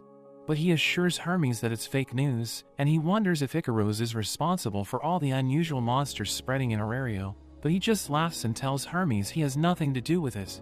He notes that the children in his familia don't respect him, which is why they have him running their errands, so Hermes mentions that it's a god's job to keep a tight hold on their familia's reign. Icaros notes that he doesn't care as long as they entertain him, and he mentions that even if he returns to heaven, his children will form a contract with a new god and continue what they're doing. He tells Hermes to use his children who are hiding there to keep following him, because it's more fun that way, and Hermes notes that he doesn't like him. Meanwhile, Haruhime is playing hide and seek with Winnie, and as she goes to hide, she overhears Welf telling Hestia that they found another monster who can talk. Lily notes that they can't keep sheltering Winnie, because if anyone finds out about her, they will never believe that she's harmless since she's a monster. Winnie decides to run away after hearing their thoughts about her, and as Belle returns, Hestia tells him what happened, so he goes to look for her. Winnie walks through the city, and she sees a girl about to be crushed by falling boxes, so she uses her wing to save her, but the girl is scared seeing a monster. Everyone starts throwing stones at her, so Belle tries to stop them, but Welf holds him back, because they will get into trouble if he saves her in front of everyone. He still decides to help her, but before he can get to her, the elven kid who was asking about talking monsters saves her, and she tells him to go to the secret room in the cellar. They realize the elf was Lily, so they go to their old house to meet up with them, and Winnie wonders if it's bad for her to be with Belle, but she cries when he doesn't say anything. Everyone who saw Winnie goes to the guild and tells them to catch her, while the guild master gives Ina an envelope to deliver to Belle, and notes that he's giving the Hestia Familia a mission. She gives the message to Belle, and explains that missions are compulsory tasks given by the guild, so he can't refuse them. As he opens the envelope, he's shocked to see that their mission is to take Winnie to the 20th floor, and Ina notices that something is wrong with him. So she tells him to ask for her advice if he needs help, but he just gets up and leaves. Belle tells the others about the mission, but Lily wonders why the guild isn't doing anything, even though they know about Winnie.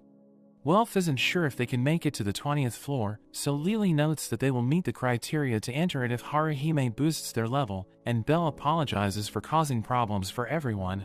Haruhime tells him he shouldn't feel regret about saving Winnie, reminding him that he also saved her, and the others note that they will support him no matter what. He tells Winnie about the mission, and even though she's scared, she agrees to go with him, since she thinks she'll be fine if she's with them. They go to the dungeon, where they reach the entrance to the 19th floor after getting through the monsters, and Lily tells everyone their roles, but Winnie is still afraid to continue moving forward. Meanwhile, Hestia meets with Fels, who takes her through a secret passage to meet Oranos. He reveals that he was the one who gave them the mission, so she asks him if Belle and the others are safe, but he can't guarantee their safety since anything can happen in the dungeon. She knows that he called her there because of Winnie, and she asks him what his intentions are, so he mentions that he already plans to tell her everything. As Belle and his friends reach the 20th floor, the monsters try to attack Winnie, so he tells her to stay behind him, and Welf cuts them down.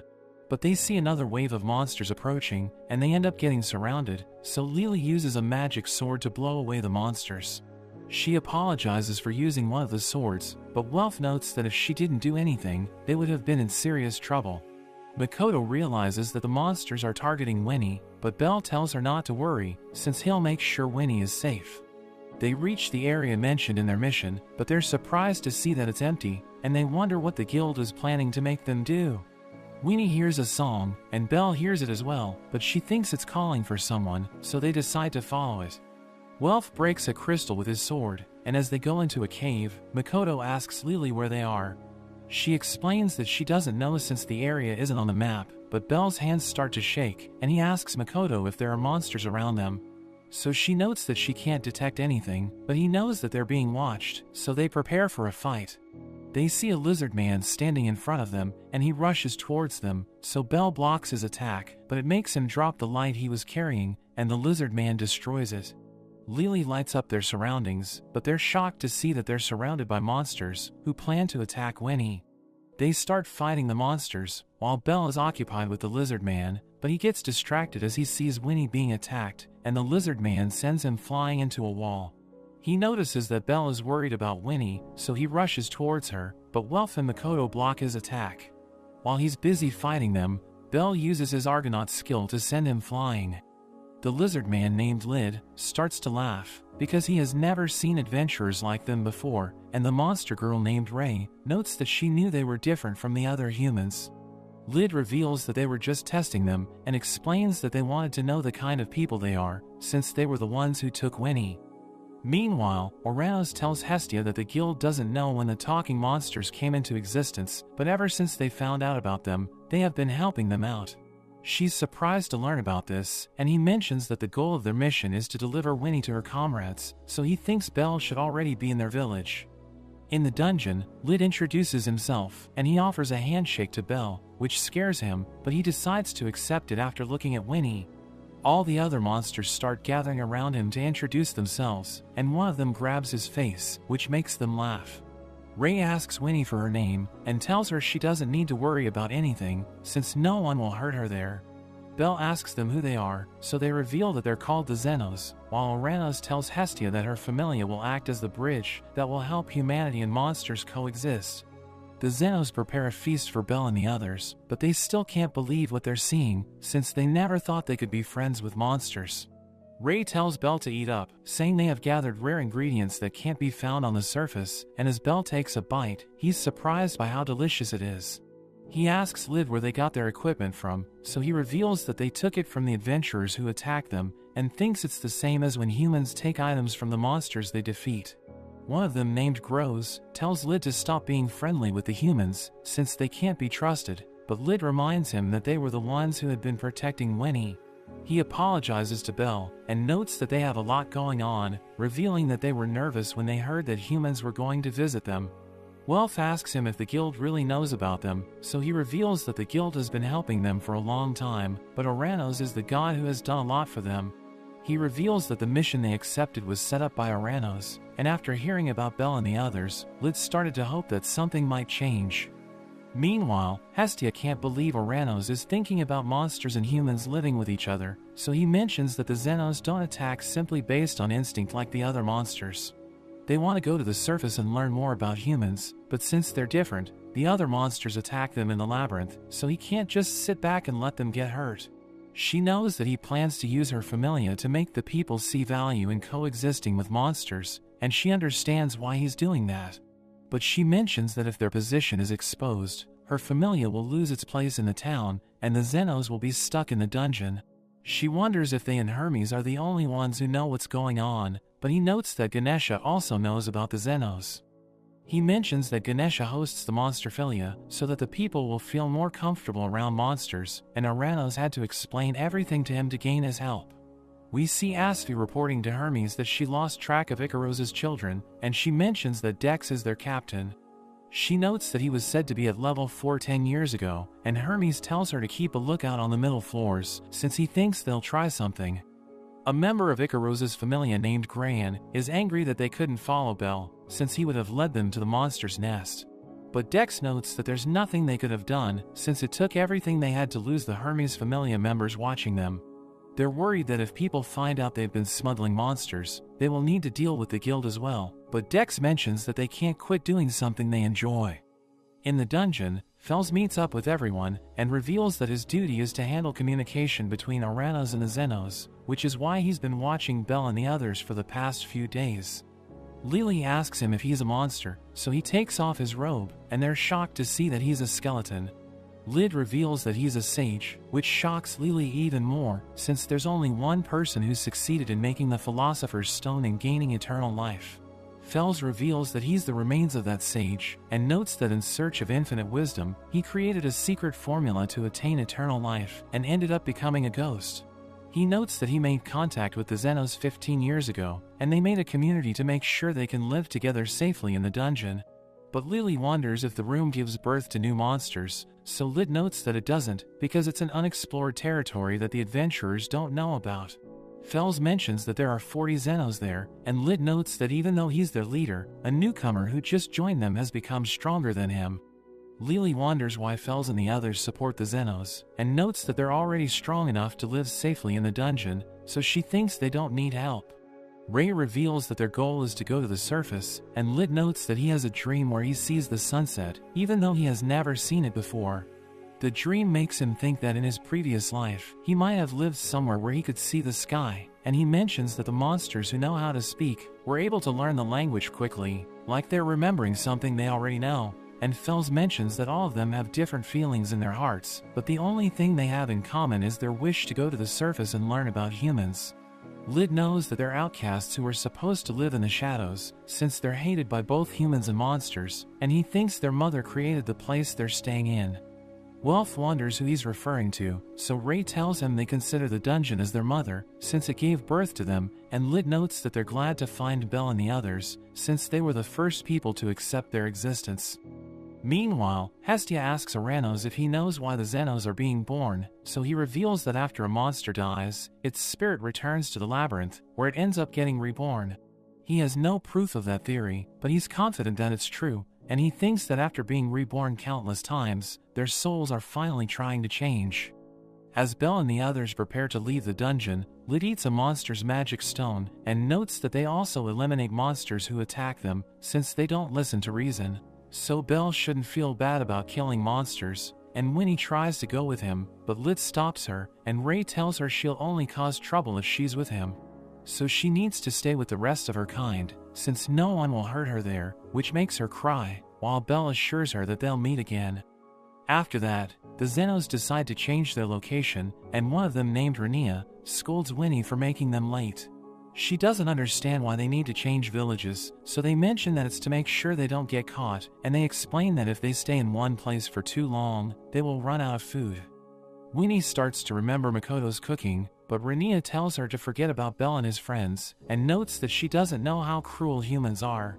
Winnie suddenly hears someone crying for help, so they go to check it out, and Groves tells them to wait for his group, but Renia decides to rush in to make sure they aren't late. They see an injured monster chained to a tree, and it turns out to be a trap set by Dex and his men. One of the monsters rushes towards him, but Gran cuts him down. They start to clash with each other, but the monsters are no match for the Icaros Familia, and most of them get taken out. One of the monsters causes trouble for the Familia, so Dex steps in to fight it, dodging the monster's attack and stabbing it in the back. Winnie rushes towards him, which distracts Renia, and Gran uses the chance to cut her, while Dex hits Winnie as well. Renia tries to do something with her webs, but Dex stops her, and he thinks that if they take her with them, she'll just cause problems, so he tells his men to finish her off. A few of them get his permission to have their way with her first, but as they get close to her, she sprays them all with poison. They get angry and stab her with a sword, but she starts to laugh, saying she'll never let people like them do anything to her.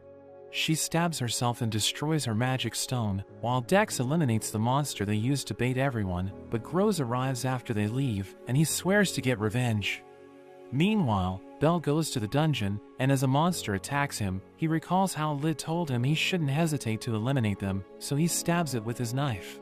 He knows that monsters attack humans, so he shouldn't feel bad about killing them, but he still doesn't think it justifies ending their lives.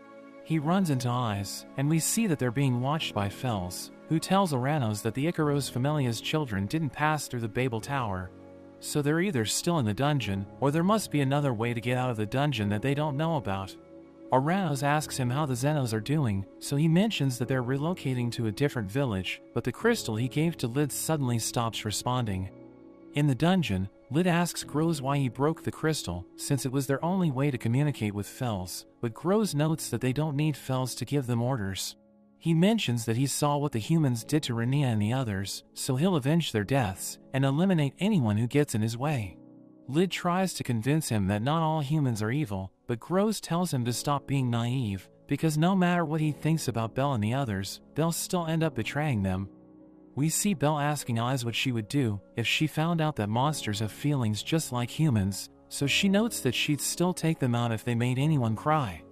An alarm starts going off around the city, and a girl announces that a group of armed monsters has attacked the 18th floor, so all the Familias are given the mission to stop them. But she suddenly receives a notification from the guild, so she tells everyone to stand by in their homes, since they aren't allowed to enter the dungeon. The guildmaster wonders why Aranos wants them to leave the monsters alone, so he explains that if they really wanted to come to the surface, they would have already broken through the tower. He also thinks that if all the familias are ordered to go to the dungeon, it will cause even more confusion, so the mission to stop the monsters will only be given to the Ganesha familia. He orders Fels to go to the dungeon, and notes that Belle will also accompany them, since the situation will reveal the truth about him. At the guild, Ina tells Belle that the monsters who attacked the 18th floor were armed, and that the Ganesha familia has been tasked to take care of them. So she tells him to go home, but Misha tells her that he's being summoned by Aranos. We see that Beta is annoyed since they have been ordered to stand by, while the Ganesha familia takes care of everything. But Finn thinks they will eventually need to help, since the situation appears to be serious. Meanwhile, Hestia and the others are worried about Belle, since he never returned from the dungeon. They get a message from the guild, which tells them to stay on the surface, and they're surprised to learn that Belle will join the suppression team in the dungeon. Fels takes Belle to meet Aranos, and on their way, he reveals that the monsters that attacked the 18th floor are still there, but he'll secretly put Belle on the team tasked to stop them. Hermes is also worried about Belle, since everything will be ruined if something goes wrong, so he tells Asfi to go to the 18th floor and observe the situation. Meanwhile, Aisha tells Ryu that Belle was chosen to go to the dungeon, but Ryu wonders why she's giving her information, so Aisha notes that it's because she knows Ryu doesn't want him to get hurt. She wonders how Aisha knows what's happening, so she reveals that after Ishtar was defeated, she joined the Hermes Familia. She notes that the Icaros Familia is also involved with this situation, and there are rumors that they're connected to Evelus, so Ryu decides to go to the dungeon. We see Gran telling Dex that armed monsters have attacked the 18th floor, so he realizes that the Xenos are looking for them, but he wonders why their god hasn't returned yet. Outside the dungeon, the suppression team learns that their goal is to tame the monsters, so they aren't allowed to kill them, and we see that they're all ready for action. In the dungeon, Gross beats up an adventurer and asks him where he's hiding his family, so the adventurer notes that he doesn't know anything. But Gross knows that he's lying, since he can smell Renia's poison on him, and he once again asks the man to reveal everything he knows. So he tells Gross where Winnie and the others are being kept, and Gross leaves to look for it, but the man knows that he won't be able to get in. Belle and the others notice a group of armed monsters going east, so their commander Shakti splits them into two groups. The first group will check if there are any survivors on the 18th floor, while the other group will face the monsters, but as she charges in with her men, she reminds them to capture the monsters alive. The two forces clash, but Aisha notices that the Ganesha Familia is losing, and Ryu decides to help them, since she has lost sight of Belle. She plans to look for him while she's fighting, and Aisha decides to help her, so Asfi tells them to at least stay invisible, but they don't listen to her. During the battle, Belle runs into Lid, and they escape to the woods, so that they can talk in private. Lid tells him that they attacked the 18th floor, because their comrades were killed by poachers, who took Winnie and the others with them. He notes that even though he tried to stop Gross' group from doing anything, he isn't different from them, since he also wants to get revenge. Belle offers to help him, but Lid tells him to forget about them, since he'll be in trouble if someone sees him talking to a monster. Belle refuses to listen to him, so Lid becomes upset and lets out a roar, but Ryu arrives and drives him away. She tells Belle to come with her, but he explains that he needs to go after Lid, so she tries to convince him to return to the surface. But she realizes that he has already made up his mind, so she gives him a bag of items, which he can use when he gets into trouble. Meanwhile, Gross tells Lid that they still haven't found their kin, but Dex tells Gran to open the door, because he plans to finish the hunt. Belle tries to look for Lid, but Fels interrupts him and takes him to where the Xenos should be, but they realize that there's nobody there. An item that Ryu gave him starts glowing, and Fels uses it to find the door, but as they move forward, they run into a wall made out of orichalcum, which is the strongest refined metal. They know that there's no way to break through it, and they once again use the item to open the gate, but they see a sign on the wall that reads Daedalus. Outside the dungeon, Hestia and the others are annoyed that they aren't allowed to go in, and they think about looking for the hideout of the poachers, but they have no idea where to find it. Lily takes all of them to see Xanus, and she knows that he used to sell monsters, so she asks him where they can find the poachers, and he tells them they'll find their answers on Daedalus Street. Meanwhile, Fels notes that the place they're in is the work of the master craftsman Daedalus, who also made the Babel Tower in Daedalus Street. He mentions that they've been looking for another way to get into the dungeon for a long time, and he's glad that they've finally found it. Lid and the others find the Xenos that were captured, and as they try to free everyone, Dex praises them for making it so far. They're about to start fighting, but Bell and Fels suddenly arrive, which surprises Dex, because he didn't tell Gran to let anyone else in. But they notice that Fels is holding the key to the entrance, and he knows that the man-made labyrinth is the work of Daedalus, but he wonders what Dex and the others are doing there. Dex notes that it's a project that has been passed down for generations, and since he's a descendant of Daedalus, they can't blame him for what he's doing. Bell is confused by what he's saying, so he takes off his glasses and reveals his eyes, saying it's proof that he's a descendant of Daedalus. We see Hermes talking to Icaros, who reveals that Daedalus made sure that only his descendants could enter his work, by making their eyes act like keys. Dex mentions that when the gods first came to Earth, Oranos gave Daedalus his divine blessing, and after he made Babel, all the gods praised him for his work. But he ended up going insane after he saw the dungeon, because it was something beyond human knowledge. Fels knows that after Daedalus was called a freak, he suddenly disappeared, but Fels wonders why that happened. So Dex reveals that he made the labyrinth they're standing in, which is called the Gnosis, because he wanted to make something even greater than the dungeon. He mentions that even though the labyrinth is still incomplete, Daedalus forced it upon his descendants, so they've been building it for the last 1,000 years, but they've only reached the middle levels of the dungeon. Fels realizes that they've been selling Xenos to make money, since they needed funds to continue working on the Gnosis, but Gross tells Dex that no matter what he says, he'll still pay for his actions. The Xenos prepare to attack him, but a huge amount of dark energy comes out of his body, and they start attacking each other, which confuses Bell. So Fels reveals that Dex is using a curse, and explains that the only reason they haven't been affected is because of his robe. Lid tries to attack Bell, but Fels blows him away, and he tells Bell to attack Dex, since everyone will return to normal if he takes him down. Dex thinks Bell doesn't stand a chance against him, since he's already at level 5, but Fels notes that casting a curse comes with a collateral. So Dex must already be paying the price for using it, and Bell isn't sure if he can defeat him, but he jumps forward to try anyway. Dex tells Bell that Fels was right, because his status has fallen after casting the curse, but he still comes after Bell. He kicks Bell and knocks him down, telling him that his spear also has a curse, which prevents wounds from healing. He notes that all of Daedalus's descendants dedicate their lives to completing the labyrinth, since their blood keeps telling them to do it, and he reveals that he hates the labyrinth, but he can't do anything about it. He mentions that even diving into the dungeon and defeating all the monsters couldn't satisfy him, but everything changed when he found the Xenos, because unlike normal monsters, they cry and beg for their lives. He realized that if he humiliates the Xenos, it will satisfy all of his urges, but Bell can't believe his reason for everything he's doing is something so stupid. He starts to attack Bell, and tells him to take back his words, because he has no idea what Daedalus's curse does to him. We see that Shakti and the others have captured all the Xenos except for Rei, and she plans to join the other group after she takes care of everything, but a Minotaur named Asterius sends her flying into a tree. He defeats everyone else except for Ryu, who stabs him with her sword, but he blows her away, and he's about to finish her off, but he suddenly hears a sound and decides to leave. Meanwhile, Dex knocks Bell down, and he notes that even though the Xenos can speak, it isn't wrong to eliminate them since they're still monsters. Bell tries to convince him they're just like humans, but Dex hits him and thinks he has lost his mind, so he wants to bring him back to his senses. He tells Bell to follow him, and takes him to where Winnie is being held, so Bell tries to save her. But Dex takes out the crystal in her forehead, which makes her lose control, and she transforms into a real monster. She immediately attacks Bell, so Dex asks him if he can still say she's similar to a human, but he gets back up and tries to get close to her. She continues to attack him, but he endures all of her blows, and grabs her hand to calm her down, which makes her cry. She throws him away and starts losing her mind, so he tries to get to her, but Dex stops him and starts attacking him.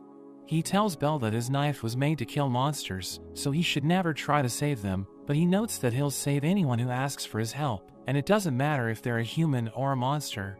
He breaks Dex's spear in half, but he takes out his knife and continues to attack Bell, telling him he's a hypocrite since it's impossible to save both humans and monsters. Dex is about to land the final blow, but Lid slashes his back, and Dex is surprised that he has come to his senses, even though the curse is still active. Dex's men are worried about him, and Fels attacks them to stop them from interfering, so Gran orders the others to deal with him while he tries to help Dex. but Grows suddenly slashes his face, and he realizes that the monsters are attacking his comrades. Lid and Belle start landing hits on Dex, and Belle sends him flying into the wall as everyone realizes that the monsters are back to normal.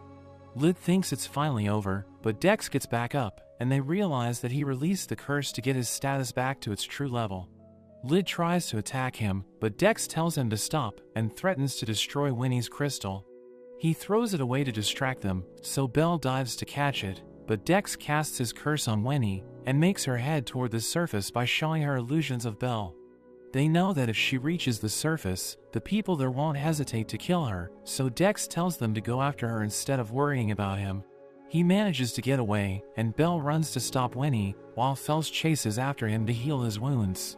Ray and the others arrive, and she thinks it's too reckless for them to chase after Dex, since they're in his territory, and Lid notes that they should help Belle save Winnie. Grows decides to go with him, so Lid asks him if he's finally ready to admit there are humans who are different, but Grows still can't bring himself to trust them. Meanwhile, Fels heals Belle's injuries, and we see Gran looking for Dex since he's badly injured, so he needs someone to help him. Outside the dungeon, Hestia and the others go to Daedalus Street, but they're having a hard time finding anything because the layout is too confusing. They suddenly hear people screaming, and as they go to check it out, they see that Winnie is the one causing all the commotion. She tries to attack Haruhime, but Belle comes to her rescue and tells her to stay back. He thinks about what he should do, but he's shocked as the Loki Familia arrives, and they stab Winnie with a spear. Finn tells them to eliminate her, since she doesn't have a stone on her body, while Belle starts to lose his mind, as he thinks about what Dex said to him. But he forces himself to stand in front of Winnie to protect her, which confuses everyone. In the dungeon, Dex is annoyed at Belle and the Xenos, and he vows to eliminate them, but he runs into Asterius, who finishes him off. Meanwhile, as Beta prepares to attack Winnie, Belle notes that she's his prey, so he won't let anyone interfere. She starts running away, while Iz mentions that the adventurers aren't allowed to take someone else's prey, but Beta notes that it's a rule for when they're in a dungeon. Finn tells them to go after Winnie, but before they can do anything, Grows and the others suddenly arrive. So Finn orders everyone to try and capture them without killing, but he tells Iz to stay back, since he's getting a strange feeling. Beta attacks Grows, and sends him flying into a wall, while Tioni fights Lid, who's surprised by how strong she is. But he knows that he can't afford to be beaten, and he knocks the sword out of her hand, but she grabs his head and smashes him to the ground. Fels knows that he needs to do something, or else everything they worked for will be destroyed, so he summons a golem to fight the Loki Familia, but Tiana easily destroys it. Fels realizes they're in trouble, but Gareth suddenly arrives and takes away Icaros, since he's the one behind everything. Fels thanks Hermes for his help, since he's the reason why Icaros was captured, and he tells Fels to help Belle, but he notes that he's worried about the Xenos. Meanwhile, Lily stops Welf from fighting, because if he's also seen protecting monsters, it will be the end of their familia. Asterius suddenly comes out of the dungeon, and he lets out a howl, which sends shockwaves all around town. He sends Beta flying into a wall, and Tioni tries to fight him, but he punches her away. Tiona manages to keep up with him, and Beta attacks him from behind, but he blows both of them away. Tioni starts landing punches on him, but Welf notices that he's smiling, and he takes out a magic sword, so Welf tells everyone to run away. It summons lightning to attack Beta and the others, so Reveria makes a barrier to protect them, but they're still left paralyzed. Finn realizes that they can't capture Asterius alive, so he tells Iz to take care of him, and she immediately cuts off one of his arms. As they fight, Makoto is amazed by how strong Iz is, but Asterius manages to land a hit on her, and Reveria is surprised that he can keep up with Iz. She tries to stab his head, but he uses his horn to defend himself, and her hand suddenly starts to shake. Gareth tells her to stay back, since he can't let her deal with such a dangerous opponent while her hand is shaking, and Finn also joins the fight. But before they can do anything, Mal throws smoke bombs everywhere, which allows the Xenos to escape. We see that Belle is still trying to stop Winnie, but they run into a group of adventurers, who hit her with an arrow, so he uses his firebolt to attack them. They end up luring Winnie into a trap, where the mages attack her with lightning, so Belle tries to save her. But before he can do anything, Gran throws a spear that impales her body, and the ground underneath their feet suddenly collapses. As they're falling, Gran celebrates since he was able to kill Winnie, but Grows lands on him and crushes him. Belle tries to save Winnie by putting the crystal back in her forehead, but he's shocked to see that she's turning to dust. She comes back to her senses, and notes that in her dream, no one ever came to rescue her, but she's glad that Belle tried to save her. He starts crying as her body disappears, but Fels arrives and uses a spell that creates a pillar of light, which is seen by everyone in Arario. He manages to revive Winnie, which makes Belle cry tears of joy, and Fels mentions that it's the first time in 800 years that he has successfully used that spell. Fels thanks Belle for saving the Xenos, but he's still bothered by Dex calling him a hypocrite, and Fels thinks people like Belle are the ones who deserve to be heroes. He mentions that the people in the past also showed kindness to the Xenos, but there has never been someone like Belle, who rushes to their aid without caring for his own safety. He calls Belle a fool, but tells him not to change, since he believes that it's his irreplaceable quality. After that, Belle runs into Ina, who asks him if he really made a selfish decision that put everyone in danger. He confirms her suspicions, so she slaps him for being dumb, but is glad that he's okay. After Icaros is cast out of Arario, Hermes tells Oranos that the people have started to calm down, since they think the Icaros Familia was behind everything. But Oranos mentions that nothing has been resolved, and notes that the Xenos are hiding under Daedalus Street, since they haven't found a way to go back to the dungeon. Hermes reveals that with Icaros gone, people are pointing their blame towards Belle, so Oranos realizes that he has become a target for everyone. As Haruhime and Makoto return home after buying groceries, they mention that Belle's actions have had a bad effect on their Familia's standing, since people were giving them weird looks. Hermes comes to meet Belle, and he's surprised to see how well Belle is doing, considering that he's the most disliked person in Arario. Hermes notes that the Xenos still need their help, since all the Familia are looking for them, and they have no way to get back to the dungeon. Hestia proposes that they tell the Loki Familia everything, and ask them to just let the Xenos go back, but Hermes doesn't think that would work. He explains that even if Loki agrees to help them, her children will never show mercy to monsters, and he mentions that Finn wishes to restore his people to glory, so he'll never do anything to jeopardize his goal. After that, Belle and Hestia go to Daedalus Street, and as the people start yelling at Belle, Hestia notes that he did everything for her sake, so they should blame her for what happened. They run into Eyes, and Hestia is surprised to see Loki, who tells Eyes to go to see Finn. Loki starts to bother Belle, and asks him what it's like to be cursed by the same people who used to cheer for him, so Hestia tells her to stay away from him. He later runs into Seer, who's glad to see that he's okay, since she hasn't seen him around for quite a while, and he apologizes for making her worry.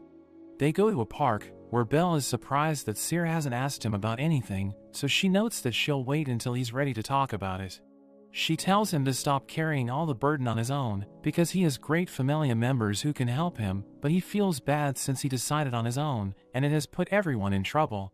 She puts his head on her lap, telling him to stop being worried, and she mentions that she likes him because of the way he keeps running. Meanwhile, Hermes tells Oranos that the Xenos are about to make their move, and they will most likely go to Belle for help. But Oranos notes that the Loki Familia is guarding Gnosis' gate, so a frontal assault won't be successful. Hermes reveals that he has Daedalus' notes, which he got from Icaros, and they contain the blueprints of the Gnosis. He promises to take care of everything, but notes that he needs compensation for his work, asking Oranos what he thinks about his proposal. We see Asfi asking Ryu to help them, and she promises to give her any information that she has on Evolus in return. Aisha still can't accept the fact that they need to save monsters, but Asfi notes that it's what their client is telling them to do, and she mentions that Belle is also helping the Xenos. Hephaestus, Mike and Takazuki also don't know if it's right to help the Xenos, but they know that no matter what they think, they can't let the current situation keep getting worse. At the Hestia Familia's house, they get a message from Fels, who tells them to go to the hidden door in Daedalus Street, which leads to the Gnosis. Hestia notes that they need to choose whether they will help the Xenos and live as outcasts, or refuse to help them and wait for their lives to go back to normal, but Belle mentions that he has already decided to save them. He tells them they don't need to follow him, but Wealth thinks they should choose the third option, where they help the Xenos return to the dungeon, and do their jobs so well that no one will criticize them. He shows them a magic sword he made, and notes that there are 3 more in his workshop, while everyone tells Belle that he shouldn't feel alone, since they always plan to help him. Meanwhile, Fels tells the Xenos that Bell and the others have agreed to help them, and he mentions that all they need to do is get into the Gnosis, since they're the only ones who have the key to open its door. Groz is worried about their comrades who have been separated from them, so Fels mentions that they will give them a signal when the operation begins.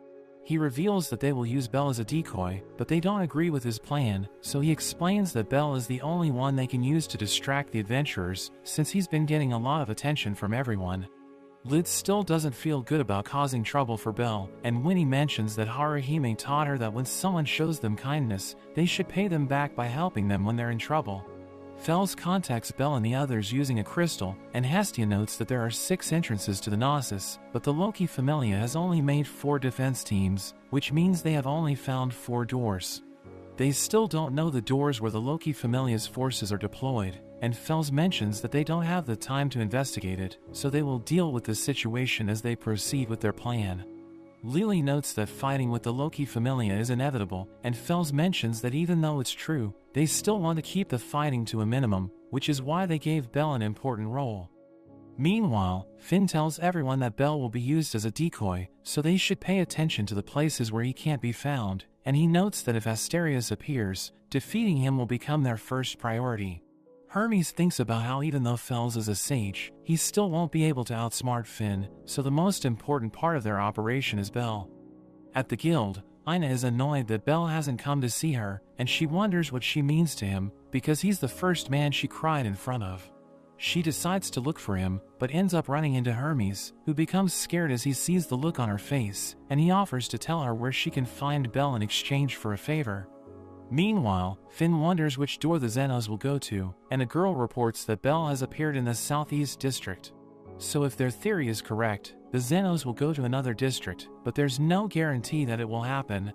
Ice offers to keep a watch on Bell, but Finn isn't sure about it, since she has supported him in the past, so she assures Finn that she'll stop Bell if he tries anything strange. We see Bell walking in Daedalus Street, and Hestia contacts him using one of Fels's crystals, telling him all the residents in the area have been evacuated, so they will go through with their plan. Haruhime gives directions to Welf and Makoto using the crystal, and Hestia is glad that Aranos gave them Daedalus's notes, since it has made it easier for them to know where to go. Bell knows that he needs to distract the adventurers, but he's surprised to see that Aiz is the only one keeping watch on him, and he's about to tell Hestia about it, but Naza appears in front of him. He doesn't understand what she's doing there, so she reveals that Mayak ordered her to help him without asking questions, and she tells him to stop acting like they aren't friends, which makes him cry. She pats his head to calm him down, and as she leaves after taking something from him, Aisha and Ryu arrive. Ryu notes that they have come to help him, and Aisha mentions that they'll do anything he needs them to do. But as he's talking with them, Aiz is surprised to see that he's meeting with a lot of girls. Aisha suddenly grabs him and tells him she expects to be paid after everything is over, but Ryu tells her to let him go and starts attacking her. As they leave, Bell notices that Aiz is still staring at him, but he's shocked as Ina arrives, and she mentions that she got tired of waiting for him to come see her. He apologizes to her and explains that he didn't know how to face her, but she notes that he should have still contacted her. She thinks she's just a convenient woman to him, whom he only sees when he needs something, and she refuses to let him go until he tells her everything, but Aiz wonders if he's a delinquent, since he's only meeting with girls.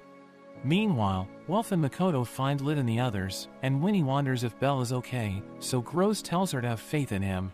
Lid climbs out of their hiding spot and lets out a howl, which is heard by everyone, so the other Xenos respond to it, and even though they don't hear Asterius, they're sure that he'll be able to reach them. The adventurers start looking for the Xenos, so Lily transforms into one of them to distract everyone, and they're about to catch her, but she heads to an alley and returns to her original form. Bell hears all the commotion, so he apologizes to Ina and runs away, while Aiz and the other adventurers start following him. He turns invisible to throw them off, while Naza uses the item that she took from him to make everyone see illusions of him, but Aiz can still sense him. She tries to follow him, but she's interrupted by Ryu, who wants to spar with her, and Haruhime wonders if she'll be okay. So Hestia notes that Ryu will be able to hold off Aiz, thanks to Haruhime's level boosting spell. Hestia tells Bell to keep distracting the adventurers, but we see Finn telling everyone to ignore him and keep their formations. He knows that the monsters are in a huge group, and thinks they still haven't been found because they're using a magic item, but he considers that they might have someone with them who knows the area. One of the Loki Familia members named Nord wonders if they should stay in their position, but Finn tells his group to go to the center of the town since the monsters have appeared there. Nord tells him about the 4 doors that they're guarding, but it turns out that it was Lily disguised as Finn, and she reports the information to Hestia, who tells Fels to go towards the west door. The Xenos finally show themselves, and Finn wonders why Nord and his group left their positions, so he notes that it was Finn who told them to leave, which makes him realize they were deceived. But he sees the area where the monsters are running to, which makes him wonder if there's a door he doesn't know about. The adventurers start attacking the Xenos, and Groz blocks a fireball from hitting Winnie, while Ray attacks them with her feathers. Welf and Makoto notice that the archers are about to open fire, so they use a magic sword to freeze them, and the Xenos keep running towards their goal. The adventurers shoot fireballs at them, so Welf makes an ice wall to block their attacks, but Gareth suddenly arrives and smashes the ground. Everyone gets blown away, but Welf freezes his feet and tells everyone to go ahead, and Gareth realizes that they're about to escape, so he prepares to swing his axe. But Makoto freezes his arms as well, and he has no idea where they're attacking from since they're invisible. He manages to break through the ice, and we see that Winnie has been separated from everyone else, so Haruhime goes to help her. Hestia tells Belle about the situation, and we see that Winnie is trying to find the others, but she ends up running into Tiana. She tries to run away, and Tiana tells her she's just wasting her time, but Winnie still manages to get away from her, so the other adventurers start looking for her as well. Belle runs into Haruhime, so he picks her up and makes her turn invisible as well, since they can't afford to be seen by anyone. We see Makoto and Welf as they keep trying to freeze Gareth using their magic swords, but they can't stop him no matter what they do. He throws his axe towards Makoto, who turns visible as she gets hit, so Welf becomes worried for her safety. Gareth swings his axe and breaks Welf's magic sword, forcing him to reveal himself. But a girl named Tsubaki arrives and starts attacking Gareth while Welf sees an opening. So he uses his last magic sword to freeze Gareth with a huge ice wall, but she tells Welf that it won't be able to hold him for long.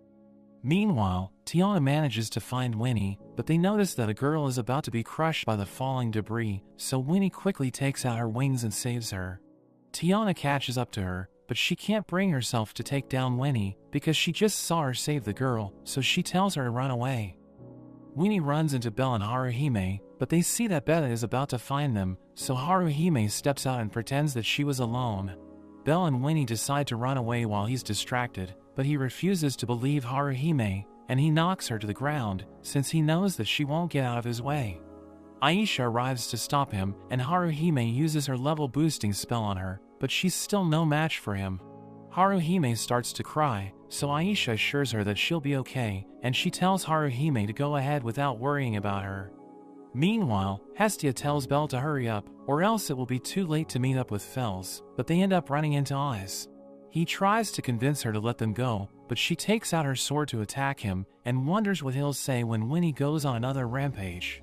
He realizes that she won't let them go, so he starts pushing her back, and she's surprised by how much stronger he's become, but she mentions that she can't hold back against him anymore.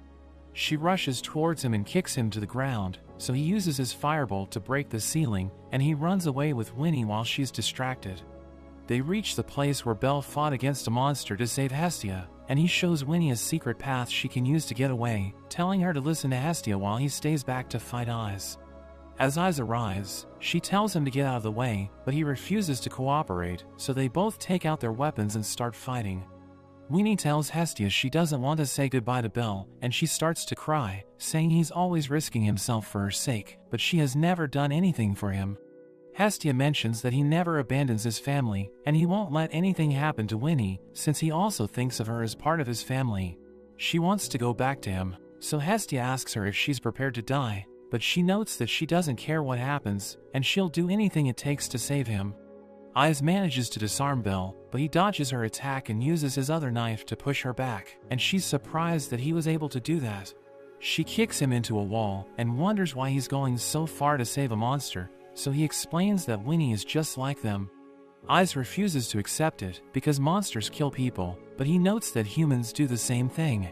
She has had enough of his nonsense, so she decides to end the fight, but Winnie arrives and tells her to spare him. Ice tells her to stop speaking, and she asks Winnie what her goal is, so she mentions that she wants to be with Belle, but Ice refuses to let that happen. She notes that Winnie's claws will always hurt someone, and her wings make everyone scared, so she removes her own claws and tears off her wings, which shocks Ice. Winnie falls to her knees, and she mentions that if she ever loses herself again, she'll disappear just like she's supposed to. She starts to cry, and notes that she was in a dark place where no one ever held her close, but everything changed after Belle saved her. Ice puts down her sword, since she can't bring herself to kill Winnie, and she gives them a healing potion as she tells them to run away. Hestia mentions that Haruhime has confirmed that Lily is safe, and they have also found the Zenos that were separated from the main group. Belle and Winnie meet up with them, and as they get close to the Gnosis' door, Belle and his friends say goodbye to the Zenos, who promise to help them if they ever get into trouble. Winnie notes that she won't cry anymore, because it makes everyone worry about her, and Belle promises to make a place where they can all live together. Asterius runs into Ada, who tells him that he's about to find the thing he's looking for, and Asterius thinks about his dream where he's fighting with Belle.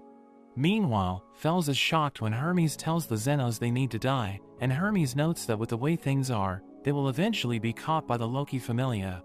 He offers to show them another way out if they follow his orders, while Hestia tells Fels that she accidentally dropped Daedalus's notes into the water. But they still maintain their form, which means they're fake, and she notes that Hermes is the one who gave her the notes. So Fels becomes so angry that he crushes the crystal, and he asks Hermes what he's after. Hestia tells Belle and the others about the fake notes as well, but before they can do anything, they see Groz and a few other Zenos flying in the sky. They suddenly start attacking the humans, which confuses everyone, and Belle leaves to find out what's really going on. A few moments earlier, we see that Hermes told the Zenos to put on an act and attack the humans, so that Belle can eliminate them and save everyone. He explains that it's the only way that Belle can regain his honor, and notes that only a few of them would need to die. So Groz volunteers to be one of them, and Hermes gives him an item, telling him it will react to someone close to Belle, so he will need to attack that person first. In the present, as Ina tries to evacuate everyone, Groz notices her bracelet, so he rushes towards her, but Belle comes to her rescue. Hermes thinks it's dumb to think humans and monsters can live together, so he'll use the opportunity to make Belle a real hero in the eyes of everyone, by making him kill the monsters. Lid thinks it's wrong for them to go to the Gnosis, while their comrades are sacrificing themselves, but Fels believes that Belle will surpass the will of the gods. As Belle and Groz fight, the Loki Familia arrives, so Groz knows that it's the end for him, but he needs to make sure that Belle is the one who lands the final blow. So he rushes towards Belle, but he remembers his grandfather telling him to never yield his will to anyone, so he puts away his knife, which shocks Hermes, thinking he's a fool.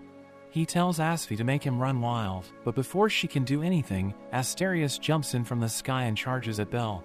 He smashes him through the walls, and Belle is shocked to see that Asterius is the same Minotaur he fought before. He tells Belle about his dream, where they fought each other to the death, and he requests to have a rematch with him. Meanwhile, Hestia and the others hide the Zenos under their invisibility cloak, and Lily is annoyed that they're wasting everything they did to save them, but Hestia notes that they still need to get them out of there. We see Tiona and Tioni trying to get to Belle, but Alan stops them and tells them to stay away, since Belle is putting his honor on the line. Finn runs into Ada, and realizes that his familia is the reason why no one is helping Belle, but Ada mentions that everything's happening just as his goddess wishes. As Belle and Asterius continue their fight, Asterius kicks him away, but he refuses to stay down and rushes towards him. Hermes can't believe what's going on, and Asphi tells him that the Zenos have escaped thanks to Hestia's help, so he realizes that his plan failed. Asterius breaks one of Belle's knives, but a sword suddenly comes flying in, so he grabs it and continues to fight. The people watching the fight start cheering for him, while Hermes tries to imagine the look on Freya's face since she has taken over his plan. Asterius charges in, and Belle manages to slash him, but he still keeps attacking and destroys Belle's armor. He manages to disarm him, but Belle blasts Asterius with his firebolt, and catches the sword in midair. He continues to slash Asterius, but Asterius endures the attacks and pushes him back.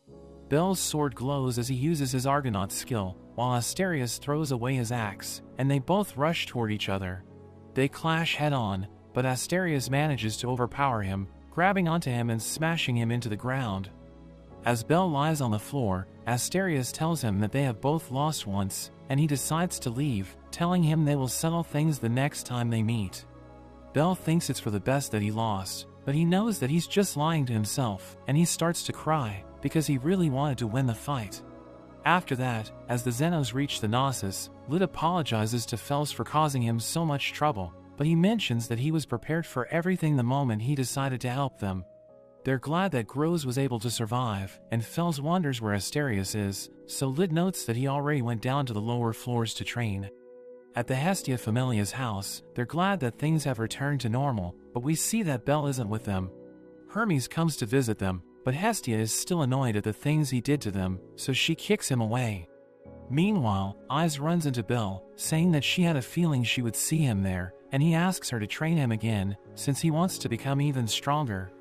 After his fight with Asterius, Bel reaches level 4, so Hestia congratulates him, and she thinks the frustration he felt after his defeat is what pushed him to the next stage. He meets with Fels, who's glad that he has healed and reached the next level, but he wonders what Bel plans to do next. He tells Fels that he'll resume exploring the dungeon again, since he wants to get stronger, and Fels knows that he's determined, but he notices a slight hesitation. He reminds Bel that the coexistence between humanity and Xenos is impossible until the deepest level of the dungeon has been conquered, so he needs to push even harder if he wants to help the Xenos. Bel wonders what he'll find there, but Fels only gives him a vague answer, telling him it's a covenant that was forged in a conclusion. At the guild, an elf named Luvis and a dwarf named Dormal try to impress Ina, but she ignores them and gives a letter to Bel. She blushes as she gives it to him, so they think it must be a love letter, but she reveals that it's a directive from the guild for the Hestia Familia. Bel delivers the letter to Hestia, who's annoyed that they got another compulsory mission, since they just finished the last one. But Lily thinks it's a good thing, since it means that their Familia has become strong enough to be considered for such missions. Hestia notes that she wouldn't have registered as an exploration Familia if she knew they would be burdened with such tasks, and she reveals that she only chose it since the application process was easy. Bel tells them it's okay, since he planned to go down the dungeon once everyone was ready, and Welf notes that he also prepared new equipment for them. Lily reveals that the guild needs them to break their previous floor record and bring items from the lower floors, but they have the option to go further down after they reach their goal. Bel notes that they will continue advancing, since they need to get stronger, and Hestia decides to ask Takazuki and Mayak for their support. Makoto goes to see Takazuki, who allows Oka and Shigusa to join the expedition, while Lily visits Daphne and Cassandra, who reveal that the Mayak Familia sent them to help complete the mission. Lily wonders how Cassandra will fit into their team formation, so Daphne notes that she should be in the rear guard, since she's good at healing. Lily reveals that Aisha somehow heard about the mission and volunteered to join, and they accepted her into the group, since they didn't have a reason to reject such a strong fighter. Lily notes that they plan to go deeper into the dungeon, but Daphne thinks it will put her in great danger, since she's just a level 1 supporter. Daphne suggests that since Lily can't fight, she should work as a strategist and guide everyone during the battle, and Daphne offers to teach her the basics if she wants to give it a try. Meanwhile, Makoto trains with Takazuki, who easily overpowers her, and tells her to improve her techniques and tactics instead of focusing on her status. He notes that she'll need energy and a strong conviction to see it through, and she mentions how badly she wants to protect her friends, so he tells her she needs to get stronger. He praises her and Shigusa for making progress, and he resumes their training, promising to give them lessons he couldn't teach them in the past. Oka goes to see Welf, and tells him that he'll also be joining them for the mission, so Welf wonders if he wants to train with him. But Oka mentions that he needs a solid weapon he can use to protect his friends, and Welf notes that his custom weapons are expensive, so Oka asks for a discount, but Welf refuses to lower the price. Aisha tells Haruhime that she's the weakest in the group, and she decides to put her through a special drill, since she doesn't want her to become a burden to the others.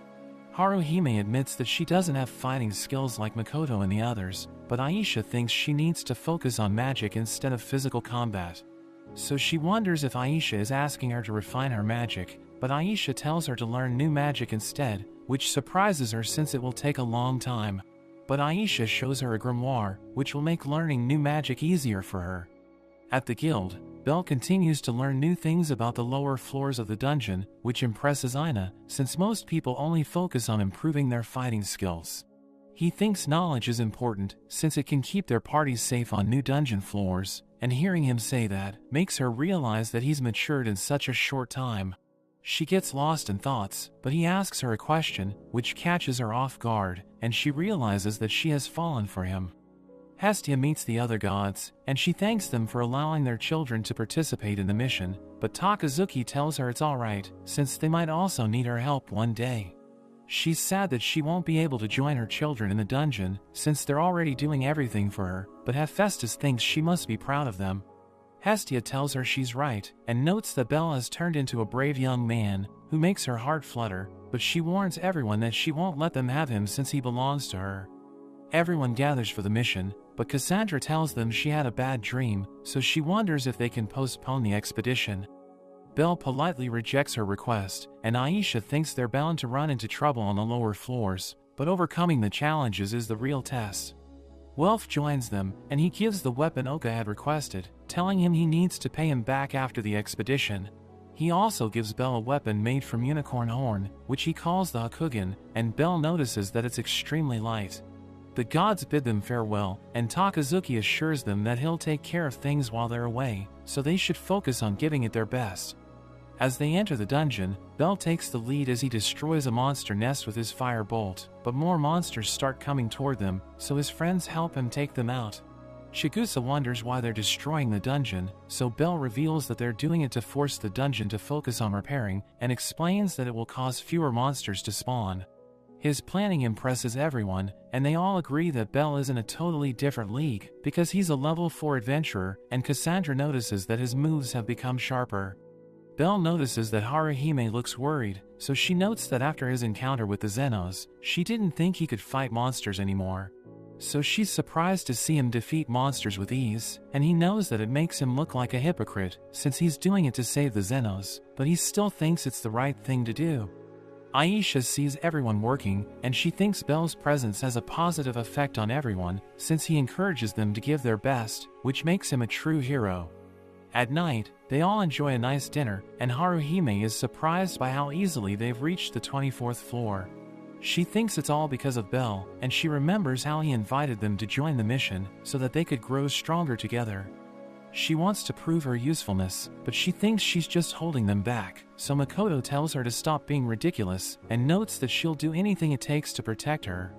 Daphne praises Lily for her impressive leadership, and thinks she's the perfect strategist, but she gives Daphne the credit since she was the one who trained her. Daphne warns her that they're about to reach the lower floors, which they've never seen before, so Lily needs to be ready for the worst-case scenario, but Daphne still thinks she'll make the right decisions. Cassandra reminds Chigusa about her nightmare, where green moss grew over everything, so she thinks something bad is about to happen. But Chigusa assures her that everything will be okay, since they have capable party members, so they should just relax and go to sleep. They take turns guarding the camp, and Belle tells Aisha it's time for the shift change, as he thanks her for joining them. But she warns him that their party heavily depends on him, so if anything happens to him on the lower floors, everyone else will follow suit. She wonders if he's ready to step into such danger, so he admits that he's afraid, but he still wants to keep pressing on, and she's relieved since his resolve is even stronger than before. The next day, they reach the 25th floor, where they see the Great Falls, and Aisha notes that it leads to the 27th floor, but she warns everyone that they won't survive if they fall. Lily tells them about the things they need to collect, and thinks they should keep their camp on the 24th floor, as they collect the items they need during the day. She mentions that their Undine clothes will protect them against water-based attacks, but they still need to be careful, and she notes their equipment is expensive, so they must succeed in their mission to make a profit. They encounter the blue crabs, which scare Daphne, since she's never seen a crab that walked so straight before, and they quickly start attacking. They manage to defeat all the monsters, and Lily is glad that they have already collected the crab shells that were on their list, but Cassandra is shocked that there's water everywhere on the 25th floor. Aisha notes that it's only part of the problem, since the real danger comes from the monsters, and Daphne explains how the aquatic monsters have an advantage underwater. Aisha warns everyone against walking too close to the water, but a monster suddenly attacks Haruhime, so Aisha and Makoto cut it down. Aisha praises Makoto, who notes that she promised to protect Haruhime last night, and everyone's impressed that she's looking after her. Welf notices a precious material called undercoral across the water, and he knows that he could make some good weapons from it, but Lily reminds him that it's dangerous to cross the water. But Aisha notes that they can sell the undercoral for a profit, so Lily quickly changes her decision and tells everyone to grab as much as possible. Belle and Makoto go to the other side to collect it, but Lily tells them to hurry back, since being too greedy can be dangerous. As Makoto prepares to return, a giant eel comes through the roof, so she kicks it away, while Belle uses his knife to finish it off. Belle asks her about the move she used, so she tells him that Takazuki recently taught it to her, while Lily is excited to know they can earn over 3 million valis by selling the undercoral. Meanwhile, Ina is worried about Belle, since she knows that the lower floors are different from the middle ones. She remembers that people went missing on the lower floors, so search parties were sent to look for them, but she thinks she's just overthinking things. In the dungeon, Oka thinks it's strange that despite walking for a long time, they're still on the same floor, and Lily notes that it's enough progress for the day, so they should return to their camp. Belle suddenly senses an adventurer coming towards them, which shocks Lily, since they were the only ones sent on an expedition. Belle recognizes Luvis, but Aisha notices that something isn't right, so she tells everyone to be careful, but Luvis asks for help before collapsing on the ground. They notice a monster called the Huge Moss behind Luvis, and Belle rushes to save him, but he gets pushed back. He narrowly avoids its attacks, and he's surprised by how it can read his moves, thinking it could be an enhanced species like the Xenos. The monster sends him flying into the wall, and it tries to crush him before he can recover, but he manages to jump away in time. Welf rushes to help him, but Luvis tells them to escape, and the monster suddenly shoots its seeds at everyone, so they all take cover to avoid them, but Chigusa gets hit in the shoulder. The monster disappears, and a plant grows out of Chigusa and Luvis's wounds, which Cassandra recognizes as the green moss from her nightmare. The huge moss finds a crab monster and crushes it with its club, so that it can consume its magic stone. It finds Luvis's friends, who beg for their lives, but they scream as it takes them away. Cassandra tries to heal Chigusa and Luvis, but she realizes that the seeds have spread inside their bodies, and they're using their host's strength as nourishment, so her healing magic will only make things worse. Belle asks everyone for ideas, so Cassandra suggests returning to the surface and finding a more experienced healer, or killing the monster that affected them to destroy the parasitic plant.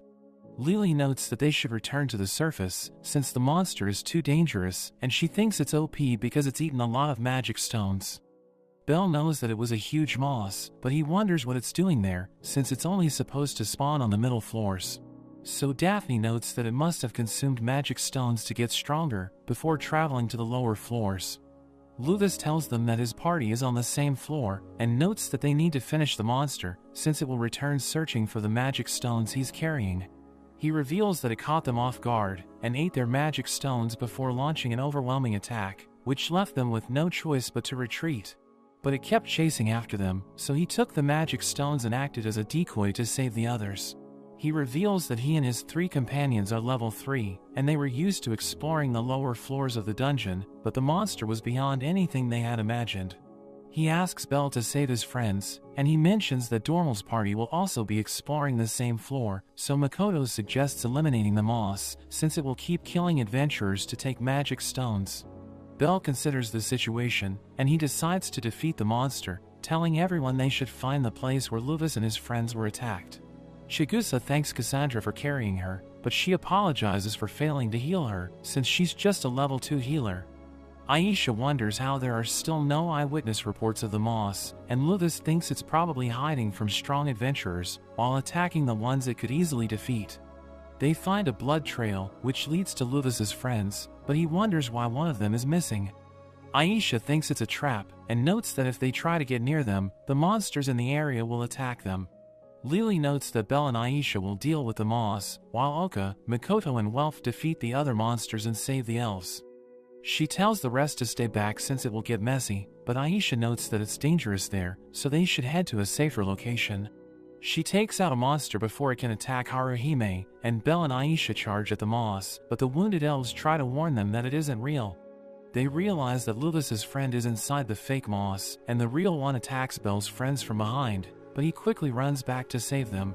He notices that the monster is immune to physical attacks, so he uses his firebolt, which sets it on fire, but it suddenly grabs onto Belle and jumps into the water with him. The current pulls them down, but it grabs onto something as it sees light at the end of the tunnel, and Belle falls to the lower floors. Lily wants to save Belle, but Daphne stops her, and Makoto notes that she can no longer sense him. Aisha notes that they can't go to save him, since they also have the injured to take care of, and she thinks he'll survive since he's stronger than her. Lily calms down and she realizes the situation they're in, and thinks they need to prioritize their safety, because if anything happens to them, they will only be a hindrance to Belle. Lily decides to camp at the entrance of the floor, and she tells Aisha to return to Rivera and ask for help, while Haruhime helps the others protect the injured till the rescue party arrives. Oka wonders what they'll do if they get attacked, since they relied heavily on Belle and Aisha for protection. So Lily plans to use Makoto's gravity magic to destroy the passageway around the ridge, protecting them from any monsters that try to attack them. On the lower floor, Belle tries to regain his strength by drinking a healing potion, but he suddenly gets attacked by the fastest monsters on the lower floors, which are known as the Iguazu.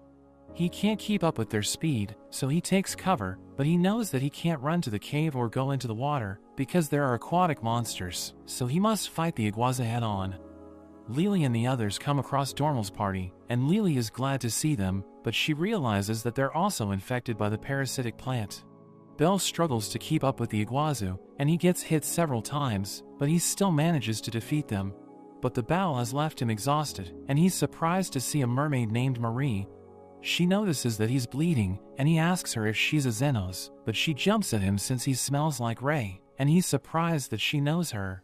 She forces him to swallow her blood, which instantly heals his injuries, so he realizes that the mermaid's blood has a natural healing effect. He washes her finger in the water, but they hear a monster's roar, so she tells him they need to leave. Meanwhile, Aisha takes out monsters that come in their path, which shocks Oka, because she and Belle are in a totally different league from the rest of the group. Lucas thanks Dormal for carrying him, even though he's also infected by the parasite, but he mentions that it's nothing to him, since the dwarves are powerful creatures. They wonder if Dormal was able to find the adventurers they're looking for, so he reveals that their bodies were wrapped in vines at the 28th floor's safety point. He believes that the moss ambushed them, and Oka realizes that it tried to hide their bodies so that the other adventurers don't get cautious, which makes everyone think it's extremely clever. They wonder if Dormal has any information about the monster, so he tells them they tried everything on it, including his magic lightning sword, which he keeps for emergencies. But nothing worked on it, and they even got infected, so they decided to run away. Daphne notes that Belle's magic is the only thing that can hurt the monster, and Welf realizes that fire must be its weakness, so Lily thinks they should all arm themselves with fire magic swords. Belle wonders where Marie went, but he suddenly hears someone singing, and he finds her by following the sound. He once again asks her if she knows Lid and the other Xenos, so she mentions that they went to the upper floors, but she can't fly or walk like the others, so she's stuck there waiting for them. She wants to have long conversations with him, but he mentions that he needs to return to his friends, so she tells him to be careful of the moss. He assures her that he'll get rid of it, but he needs her help in navigating the dungeon, so she decides to be his guide and lets out her voice. She receives a response, and tells Belle that she knows where they need to go, since another monster has decided to help her. Aisha senses that something is off, and everyone sees monsters approaching, so Welf thinks they need to use their magic swords, but the monsters surround them from all directions. Aisha sees the moss, and she realizes that it's forcing the other monsters to attack them, so they try to run away, but carrying the injured makes it hard to escape. They take out the monsters blocking their path, but a giant monster called the Kristaroth urchin suddenly appears before them, and Aisha tells everyone it will crush them if they don't dodge it. Oka tries to sacrifice himself to save the others, but Makoto steps in front of him, and she remembers her recent training with Takazuki. She thinks she has everything she needs to use her new technique, so she just needs to be brave like Belle, and the monster is about to reach them. But she instantly slices it in half with her new absolute flower attack, which leaves everyone shocked. The group continues to face the monsters, and Aisha remembers how she thought they would be doomed without Belle, but seeing their impressive performance, she realizes that she misjudged them. Marie continues to guide Belle, but she stops because the passage ahead is too narrow for her to swim, and Belle sees another giant eel coming their way. So he lifts Marie and starts running, but she enjoys the experience, since she's never done anything like that before. Meanwhile, the group reaches a safe spot, and Lily thinks they're away from water, so the aquatic monsters won't be able to attack them. She tells Welf to use his fire magic swords to burn all the monsters coming after them, so he destroys them with his flames, but the crab monsters start coming out of the walls.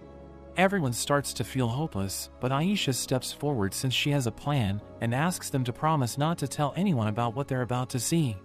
They tell her they'll keep it a secret, so she tells Haruhime to begin, and they all gather around her. We see that when Aisha gave the grimoire to Haruhime, she was hesitant since she thought she didn't deserve it, but Aisha tells her that she'll be a burden if the only thing she can do is her level boost spell. She thinks Haruhime needs to expand her skills, and it doesn't matter if she gets a healing or attack spell, since it might prove crucial in saving her friends in the dungeon. She tells Haruhime to forget what others might think of her and be greedy for her friends, so she reads the book and gets a new skill. In the present, everyone fights the monsters, while Haruhime activates her new spell Kakono, which gives her 5 tails. She recalls how Hestia told her that her magic spell works in connection with others that she already knows, and she can cast a level boost spell on up to 5 different people given her current skill level. As she powers up her friends, they feel much more powerful than before, and they start attacking the monsters with full energy. They manage to overpower the monsters, but the new spell leaves Haruhime exhausted, so Cassandra looks after her. Lily reminds everyone to keep Haruhime's ability a secret, and it's their only shot of getting out of there alive, while Aisha thinks they have finally pushed back the monsters. She believes they have a chance of surviving if they can keep it up, but it all depends on what the moss will do next, and she notices it among the monsters. But instead of attacking them, it just starts feeding on the magic crystals, so she realizes that its plan was for them to defeat the monsters and steal the crystals. It evolves into an even bigger monster and rushes at Aisha, who barely blocks its attack, and she jumps to escape, but it bites her with its tongue. She manages to cut it, but the parasitic plant starts growing from her wounds, so she realizes that she messed up. Welf tries to burn it with his magic sword, but the newly evolved moss is immune to that, since it has stolen Undine cloth from other adventurers. As more monsters arrive, Aisha and the others are forced to continue fighting, which makes Cassandra and Lily feel hopeless. Lily recalls how Hestia thought they wouldn't need to use Haruhime's new power, but she notes that if it fails to turn the tables, everyone will be in trouble. Cassandra notices everyone struggling, so she tries to heal them, and Lily thinks there must be something she can do as their strategist. But Dormal suddenly gets up, and tells his men to get their weapons ready, since they would already be dead if it weren't for Lily's group. Lily tells them to stay put, but Luthus notes that even though he's lost an arm, he can still act as their shield, and they decide to act as a distraction so that her group can escape the dungeon and call for help. She remembers her conversation with Daphne about how the strategist needs to make level-headed decisions even in the worst scenario, so she thinks they should leave Dormal and his men. She knows that Bell wouldn't judge her for prioritizing their safety, but she also knows that he would never abandon anyone, so she decides to follow in his footsteps and fight by everyone's side. Her words encourage everyone to fight on, but Haruhime tells her that she can hear Bell, who arrives just in time. So Lily creates a crater in the ground, and tells everyone to take cover, as Bell blasts the monsters with his firebolt. The moss crashes through the dungeon wall, and Lily gives Bell a healing potion, while Aisha tells him to defeat the moss. Welf realizes that they still aren't strong enough to manage without him, and he starts fighting the moss. Daphne thinks he needs their help, but Cassandra tells her to look again, since he's fighting toe-to-toe with the monster. Daphne is confused, since the moss got stronger after consuming the magic stones, so Oka mentions that Bell has also improved since their last encounter. They realize that the fights on the lower floors made him reach his true potential, and he notices that the discomfort he was facing after his battle with the Iguazu has disappeared. He thinks the moss is slow compared to it, and it's also less powerful than Asterius, so he thinks he can defeat it. He wants to beat Asterius the next time they fight, and his resolve advances his status, allowing him to cut the moss into pieces. His friends are impressed seeing this, but the moss regenerates its body, and Lily realizes that Bell is starting to get tired, so Makoto notes that he needs to defeat it in one strike. Bell takes out Hestia's dagger and stores his firebolt in it, but it scares the monster and it tries to escape, so Welf creates an ice barrier around them. Bell uses his ultimate move called Argo Vesta, which combines his physical attack with his fire magic, and he destroys the moss with a single blow. Everyone starts cheering for him, and the parasites disappear, so Chigusa and the others return to normal. His friends make their way to him, and Marie thanks him for saving her from the monster, but she quickly hides before his friends arrive. The next day, as Belle wakes up in the safe zone on the 18th floor, Lily notes that their first expedition wasn't ideal, and Belle agrees that everyone must be exhausted, so they should rest there for a while. She wants to have a one-on-one conversation with him, but she mentions that he can take care of the other important tasks first, and they can talk once he's done. Meanwhile, the gods gather for a ceremony, where adventurers will be given names, and Takazuki thinks they're just trying to kill time. But Hestia mentions that she needs to attend the event for her children, and Hephaestus notes that she also heard about how Belle and the others ran into a problem in the dungeon, but they were able to overcome it. Hestia notes that she wants Belle and Welf to get a decent alias, and Takazuki also hopes the same for his children, since he doesn't wish for them to get an alias like Makoto's Absolute Shadow. The ceremony finally begins, and Welf gets the alias of Ignis, which means never cold, and during Belle's turn, Freya wants to suggest a name, so they all start wondering if she has become his fan. She admits that after his battle against Asterius, she couldn't help but admire him, which makes Hestia jealous, so she reminds everyone that Belle belongs to her once again. Freya thinks they should call him her husband, which makes Hestia upset, and the other gods also start suggesting strange names, but she tells them that Belle isn't a plaything for their amusement. After arguing with everyone, they finally decide to call him the Rabbit Foot, but the whole event leaves Hestia exhausted. Belle goes to see the injured, and he feels sorry for Luvis and the others, who lost their limbs that can't be regenerated. But Luvis mentions that they all knew the danger of being an adventurer, and he's just glad to be alive after what happened in the dungeon. He notes that they will get prosthetic limbs once they reach the surface, and he promises to return Belle's favor one day. Dormal also thanks Belle, and praises Lily for her speech, which motivated them when they had lost all hope. Luvis also feels that without her words of encouragement, they couldn't have held on long enough for Belle to arrive, but she tells them it wasn't a big deal. As they leave, Lily wonders if she can talk to Belle, but he tells her to wait, since he needs to visit Oka and Chigusa first. Oka blames himself for failing to protect Chigusa, who thinks she dragged the party down, but Belle reminds them that they were already doing him a favor by agreeing to join the expedition. He notes that they're allies regardless of which familia they belong to, and we see Lily listening to their conversation from a distance, as she looks forward to talking to him next. But Daphne and Cassandra suddenly arrive, and they drag Belle with them, so Lily realizes that she needs to keep waiting. Meanwhile at the restaurant, everyone's worried because Rhea hasn't returned in 3 days, and even though she disappears from time to time, she's never left a note behind. Sear's worried about her, and she asks Mia if she knows what's going on, but she reveals that she's also clueless. Daphne takes Belle to the shop to bargain the price, and the shop owner gives them a discount since he owes Belle for saving him. But he mentions that it's just a one-time discount, which angers Lily, since they're using him like a coupon. Daphne thanks Belle for saving them money, and she also praises him for defeating the Moss, telling him he made it look easy. As they leave the shop, Belle asks Daphne what she thinks of Lily as a strategist on the battlefield, and Lily wants to know her opinion. Daphne thinks she's a good leader, who's capable of making quick decisions, which makes her happy, since she tried her best to keep everyone alive. They run into Haruhime and Makoto, who invite them for tea, but Daphne sends Belle instead, which annoys Lily, since she's still waiting for a chance to talk to him. Makoto tells Belle about Haruhime's new magic, saying it looked majestic, but she thinks she doesn't deserve so much praise. Makoto thinks it's important to tell him about it, so that he can fall in love with her, and Makoto wonders what happened after he got separated from the group. So he tells them how he fought against the Iguazu and met Marie, but he quickly corrects himself, and leaves her out of the story.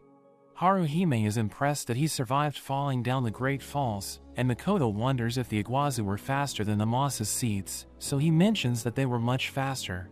Haruhime starts praising him, since he's like a hero from the fairy tales, and Lily becomes frustrated, because she was planning to ask him the same question, and praise him for his heroic victory. After that, Haruhime and Makoto leave, which relieves Lily as she'll finally get the chance to talk to him. But Welf arrives with his friends, and he tells Belle that they want to know about what happened on the lower floors, and they drag him away. Lily learns about Belle's new nickname, and she thinks she can be the one to share it with him, but another adventurer breaks the news first, leaving her disappointed. Aisha is drunk and starts teasing Belle, so Lily creates a distraction and drags him out of there. He apologizes for making her wait, wondering what she wanted to talk about, but she mentions that the others already discussed the topics with him. She notes that she's happy since she thought he changed after the Xenos incident, but she realizes that he's still the same person who would save her no matter what. She becomes emotional talking to him, so he apologizes for making her worry and asks her what she told the others to motivate them, but she tells him it's a secret. The next day, as Belle and Lily are walking in the street, they notice a group of adventurers running away, so they wonder what happened. They tell him that a traitor named Jean has been murdered on the borders of the town, and one of them claims that it was done by the blacklisted adventurer called the Gale Wind. So Belle and Lily realize they're talking about Ryu, but he thinks she would never murder someone. Cassandra has another dream where everyone dies, and she wakes up afraid, but Daphne tells her to get ready since Jean was murdered. They all reach the site, where a man named Bors observes the body, and he thinks it's definitely a murder. Another adventurer mentions that he saw someone suspicious fleeing the scene, and a man named Turk thinks it was the Gale Wind, revealing that he knows what she looks like, since he saw her when she was in the Astrea Familia. He notes that they need to avenge Jean, but Bors calms him down and tells him they can't mess with a level 4 adventurer. But a person from the crowd mentions that she has a bounty of 80 million Valis, so Bors immediately changes his mind and tells everyone they must avenge their friend. His team decides to go on an execution mission, and Belle tries to reason with them, but Aisha stops him and drags him away. He wants to let everyone know how Ryu was part of the team that defeated the Black Goliath, but Aisha thinks they won't trust him and it will only make him look like her accomplice. The group sits to discuss the situation, and Oka mentions that they heard how after Ryu's Familia was wiped out, she went around killing those who were responsible, which led to her being blacklisted. Lily mentions that she and Daphne went to examine the corpse, and Daphne notes that the sharp cuts on Jean's arms and legs were likely done by Ryu. Aisha thinks she interrogated him, so she made sure he couldn't run, but Daphne notes that the fatal wound isn't consistent with the other wounds, and stabbing him multiple times is overkill. She thinks someone else might have killed him and pinned the murder on Ryu, while Belle thinks Turk is lying, because when they fought against the Black Goliath, Ryu was crucial in the battle. So if Turk had fought there, he would have recognized her, and Daphne thinks he's trying to push everyone against the Gale Wind. Belle refuses to believe that Ryu would commit murder, and Lily thinks they should join the hunt, since they need to get to her before the others. Cassandra worries about her dream, and she thinks the fairy who would bring doom might be Ryu, so she asks everyone to call off the search, since something bad might happen. Daphne tells her to stop overthinking, and she tries to convince Belle, but he also turns down her request, since he wants to save Ryu.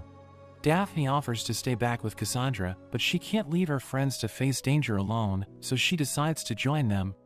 Hestia is bored since everyone is still in the dungeon, and Mayak notes that even though he's concerned for his children, he's happy in Naza's company, since they've known each other for a long time.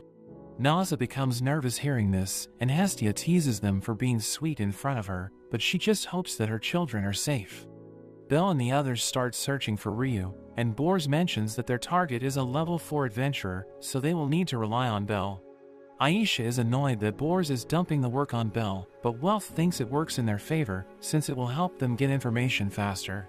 Hestia discusses Cassandra's powers, which allow her to see into the future, and Mayak notes that it must burden her, while Hestia thinks it's the reason why she always looks sad. But Naza tells them she looks happy when she's around Belle, so Hestia is worried that she might also be after him. They're interrupted as they receive a letter from Lily, which tells Hestia about the whole situation involving Ryu, and she realizes that the group is asking for a favor. The group reaches the 21st floor, but they still can't find Ryu, so Lily thinks they shouldn't take a quest like this in the future, thinking it's a waste of resources.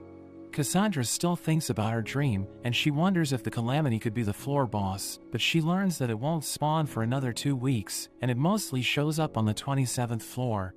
Belle notices that she's worried, and offers her fresh water, but they're interrupted by an adventurer, who announces that there's a herd of mammoth fools. Bors tells everyone to get ready, and Cassandra realizes that her dream meant that Belle will eventually meet Ryu, and they will be dragged to whatever she's involved in. But her dream didn't indicate his death, and she's still unsure how she should interpret it. She asks Welf for help, and he agrees to prepare a cape out of Lily's robe for Belle, since he knows that Belle often puts his life on the line to protect them. Belle and the others defeat the monsters, and they soon reach the 24th floor, but they suddenly hear a sound near the Great Falls. They think it must be Ryu, so they divide into two groups, with one going to the 27th floor, while the other one watches over the passageway. Cassandra tries to protect her friends, telling them they shouldn't go down there with the others, since it will get too crowded, and Lily agrees that they can't move fast if there are too many people. She thinks only Aisha and Belle should go down there, but Cassandra mentions that Aisha should stay behind, since they need her to look after Haruhime. We learn that she's lying to protect her friends, and it makes her feel terrible, but her plan works since Aisha decides to stay with the rest of the team. Welf gives Belle the Goliath scarf he prepared on Cassandra's request, so Belle thanks her for it and leaves with Bors's men.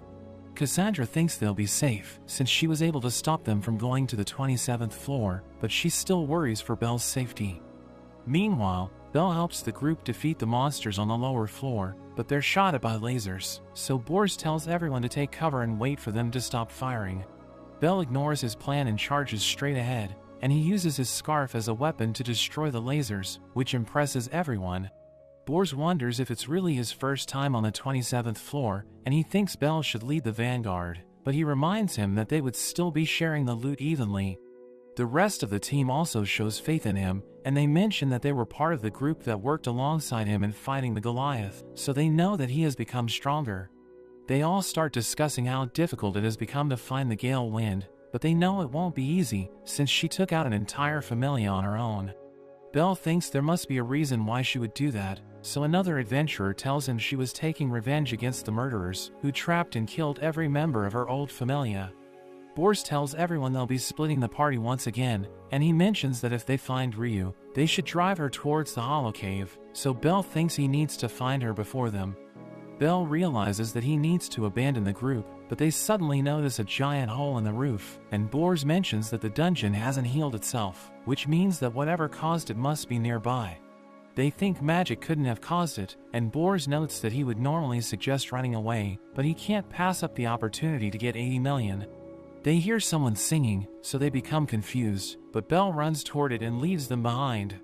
Meanwhile, Lily notices Welf staring at Turk, so she notes that he shouldn't make it so obvious. She reveals that she asked around, and learned that most people only remember him settling in Rivera about 3 years ago, but they already trust him since he lives with them. Welf recalls how Belle told Aisha to stay with the others and keep an eye on Turk, but he hasn't done anything suspicious, so she thinks they should force the truth out of him instead of waiting. But Makoto thinks it would make everyone hostile to their group, so Aisha notes that she can discreetly take care of him if they keep the others busy, but they turn down her suggestion. Turk tells everyone to help him search for the Gale Wind on their floor, but most of the adventurers refuse to go with him, since they have strict orders from Bors to stay there and keep watch. But a few of them don't want to just sit around, so they decide to go with him, and Lily's group tags along. On the 27th floor, Belle finds Marie singing, and he reminds her that it's dangerous to sing when there are others in the dungeon. But she tells him there's a monster in the dungeon, and she doesn't know much about it, so he thinks it must be the one that caused the hole. He asks her if she saw an elf, so she leads him to Ryu, who he finds interrogating a man. He asks her what's going on, but she just tells him to leave the dungeon, as she notes that the man deserves to be eaten by monsters. Turk wonders how long Lily's group will keep following him, so Aisha mentions that it would make sense if they stick together, since they're up against a level 4 with a bounty on her head. Lily wonders why he wants to be alone, while Cassandra thinks she should have shared the details of her dream with Belle, because if the real culprit behind everything is Ryu, he might face betrayal at her hands. Belle looks at the injured man, and wonders why Ryu hurt him, but he can't leave him like that. So he picks him up and starts running after her, while Marie tries to stop him, but he tells her not to follow him.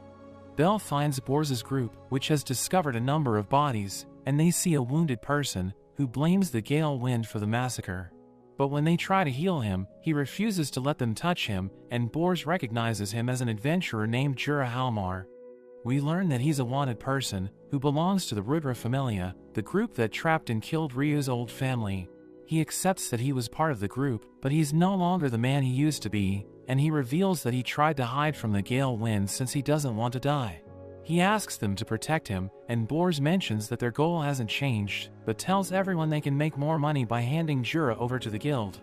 They suddenly notice Ryu rushing toward them, and she easily takes out the whole group, so Bors tries to attack her, but he gets distracted as he realizes that she's the same elf who fought the Black Goliath. She knocks him out, and Belle shouts at her to stop, but she tells him to get out of her way, and rushes to finish her target. Jura tries to escape as Ryu pursues him, and Belle suddenly hears an explosion, so he wonders if it was Ryu's magic. He sees Jura begging him to save his life, so he gets in the way, but Ryu wonders why he always gets involved with everything. She tells him to step aside, since she must finish off her last target, and she warns him that if he gets in her way, she won't hesitate to cut him down. He wonders if she's the one who cut Jura's arm, so she takes responsibility for it, but when he asks about Jean's murder, she mentions that she didn't kill him, but Jura tries to convince Belle to fight her. Belle tells him that he believes in his friend, and Belle confronts him about the blaze rock he found around the place where they found him. He thinks Jura is responsible for the explosion that happened in the passageway, and he's sure that his wounds are from a long time ago, when Ryu was hunting him. Jura realizes that he's been exposed, so he tries to attack Belle, but he dodges it and jumps back toward Ryu. Jura notes that he thought the adventurers would at least keep her busy, and he pours a chemical on himself, while Belle apologizes to Ryu for doubting her. He tells Jura to give up, since he has already been exposed, but he reminds Ryu of his powers as a monster tamer, and he brings out a giant snake-like monster. Meanwhile, Turk and his men turn against Lily's group, and he tells them they need to die since they're getting in his way. He notes that he needs to put Jura's plan into action, and he also uses his tamer skill to summon a monster, which causes them to panic. Belle realizes that the hole they saw earlier was left by that monster, and Ryu explains that it's called a lantern, and it can pass from floor to floor by tunneling through the ground.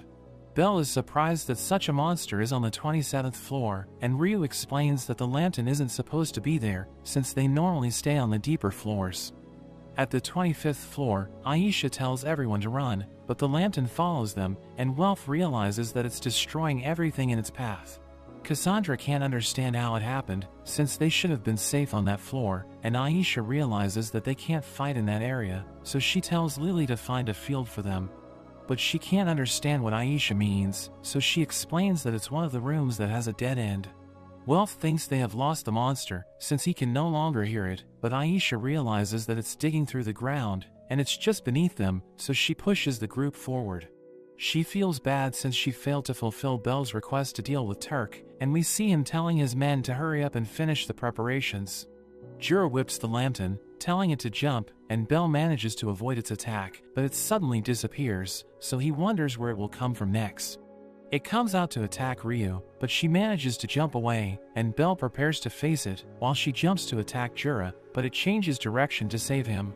Belle wonders if he was always that powerful, so Ryu notes that it isn't the case, and Jura reveals that the monsters listen to his every command because of his magic item. He mentions that he really hates Ryu, and he still can't forget the trauma she caused when she slaughtered his entire familia, so he'll use the lantern to kill her instead of doing it himself. Lily finally finds a field, so Aisha tells Haruhime to use her level boost, and she wonders if she should use it on everyone. But Aisha tells her to just use it on the ones in front, since they need to preserve her energy, and Aisha knows that the monster has a strong sense of magic, so they should start by taking out its eyes. Ryu tells Belle that she has figured out the lantern's movement pattern, and notes that they can free it from Jura's control by destroying his whip. But it might go on a rampage, so she needs to take it down, and she tells Belle to prevent it from going underground using his magic. She reveals that it isn't her first fight with a lantern, and she thinks she can defeat it, but Jura warns Belle that being around her will only bring him harm. He knows that she wouldn't stop until she got him, so he used Turk to kill Jean and turn everyone against her. Belle asks him if Jean was his friend, but Jura notes that it doesn't matter, and reveals that he also killed his other friends in the explosion, so that the adventurers would hunt Ryu down. She tells Belle to stay focused, since they must defeat the monster, so he rushes forward and attacks it, allowing Ryu to get close to it and begin her attack. Jura realizes it's in trouble, so he orders it to go underground, but Belle uses his firebolt to stop it from escaping, and Ryu uses her wind magic to finish it off. Meanwhile, Lily's group struggles against the other lantern, but they work together to defeat it, and Aisha cuts off its head. Welf can't believe they defeated a deep floor monster, and Lily rushes to collect the item it dropped, while Haruhime asks Cassandra to cast another healing spell on everyone. But she's lost in thought, because she thinks it isn't the disaster she saw in her dream. Jura tells Ryu that the real fun has just begun, and we see Turk's group set up a large explosion, which sends shockwaves throughout the entire dungeon. Jura reveals that his men have ignited every blaze rock they had, and since the entire area of the Great Waterfalls is considered a singular floor, the damage will be shared. He thinks the dungeon will be severely disturbed because of it, and Ryu asks him if he knows what he's done, so he notes that in the 5 years she's been chasing him, he researched how to summon a certain monster. Ryu loses her temper and wants to kill him, so Belle stops her, but they suddenly hear a sound, and she tells him they need to escape, since they're all in danger. Everyone hears the terrifying sound, and Marie covers her ears, recalling how she was told that something terrifying happens when that sound is heard. Welf thinks it's coming from the 27th floor, and they wonder if Aisha knows anything about it, but she's also clueless. Bors's men think they should get out of the dungeon, but he tries to calm them down, telling them the disturbing sound has stopped. The monster known as the Juggernaut suddenly comes out of the walls, and Aranos senses its frightening presence, so he tells Fels it will be a terrible tragedy just like before, but he doesn't understand what Aranos means. It starts slaughtering the adventurers, and Bors hears them screaming, so he tells the others they need to get out of there. Belle asks Jur what he's done, so he reveals that he's summoned the monster that butchered the Astrea Familia, and it's coming to their floor. He reveals that 5 years ago, the members of Ryu's old familia were constantly fighting against those of the Rudra Familia, and they considered it a crusade of justice. But the Rudra Familia thought they were just insects that kept getting in their way, so they lured them into the dungeon, and tried to finish them with all the blaze rocks they could find. The Astrea Familia survived, but the dungeon gave birth to a dangerous monster no one had heard about, and it killed all of his allies, but it also wiped out the Astrea Familia, except for Ryu. He reveals that he spent the last 5 years studying what could trigger the dungeon to spawn the Juggernaut, and after thorough research, he finally discovered how to make it appear again. He notes that going beyond the middle floors, and intentionally causing great damage to the dungeon on a lower floor, would cause the monster to spawn. He thinks they should be honored, since they will witness the fruits of his research, but Belle wonders why he would do such a dangerous thing, so he reveals it's because he wants to tame it. He notes that the first time he saw it, he was mesmerized by how it butchered everyone, and he fell in love with it, so he wants it all for himself. Ryu thinks he's insane, and tells him he can't tame it, but he thinks he can do it with his whip and magic item, and notes that even Ryu won't be a threat to him once he controls the monster. Meanwhile, Chigusa hears someone screaming in pain, and Aisha notes that she also heard the faint sound, but she thinks it's the cry of an adventurer biting the dust. Welf thinks something must be happening on the 27th floor, and Lily is afraid that Belle might have gotten mixed in it, so she wants to go and save him, but Cassandra stops her.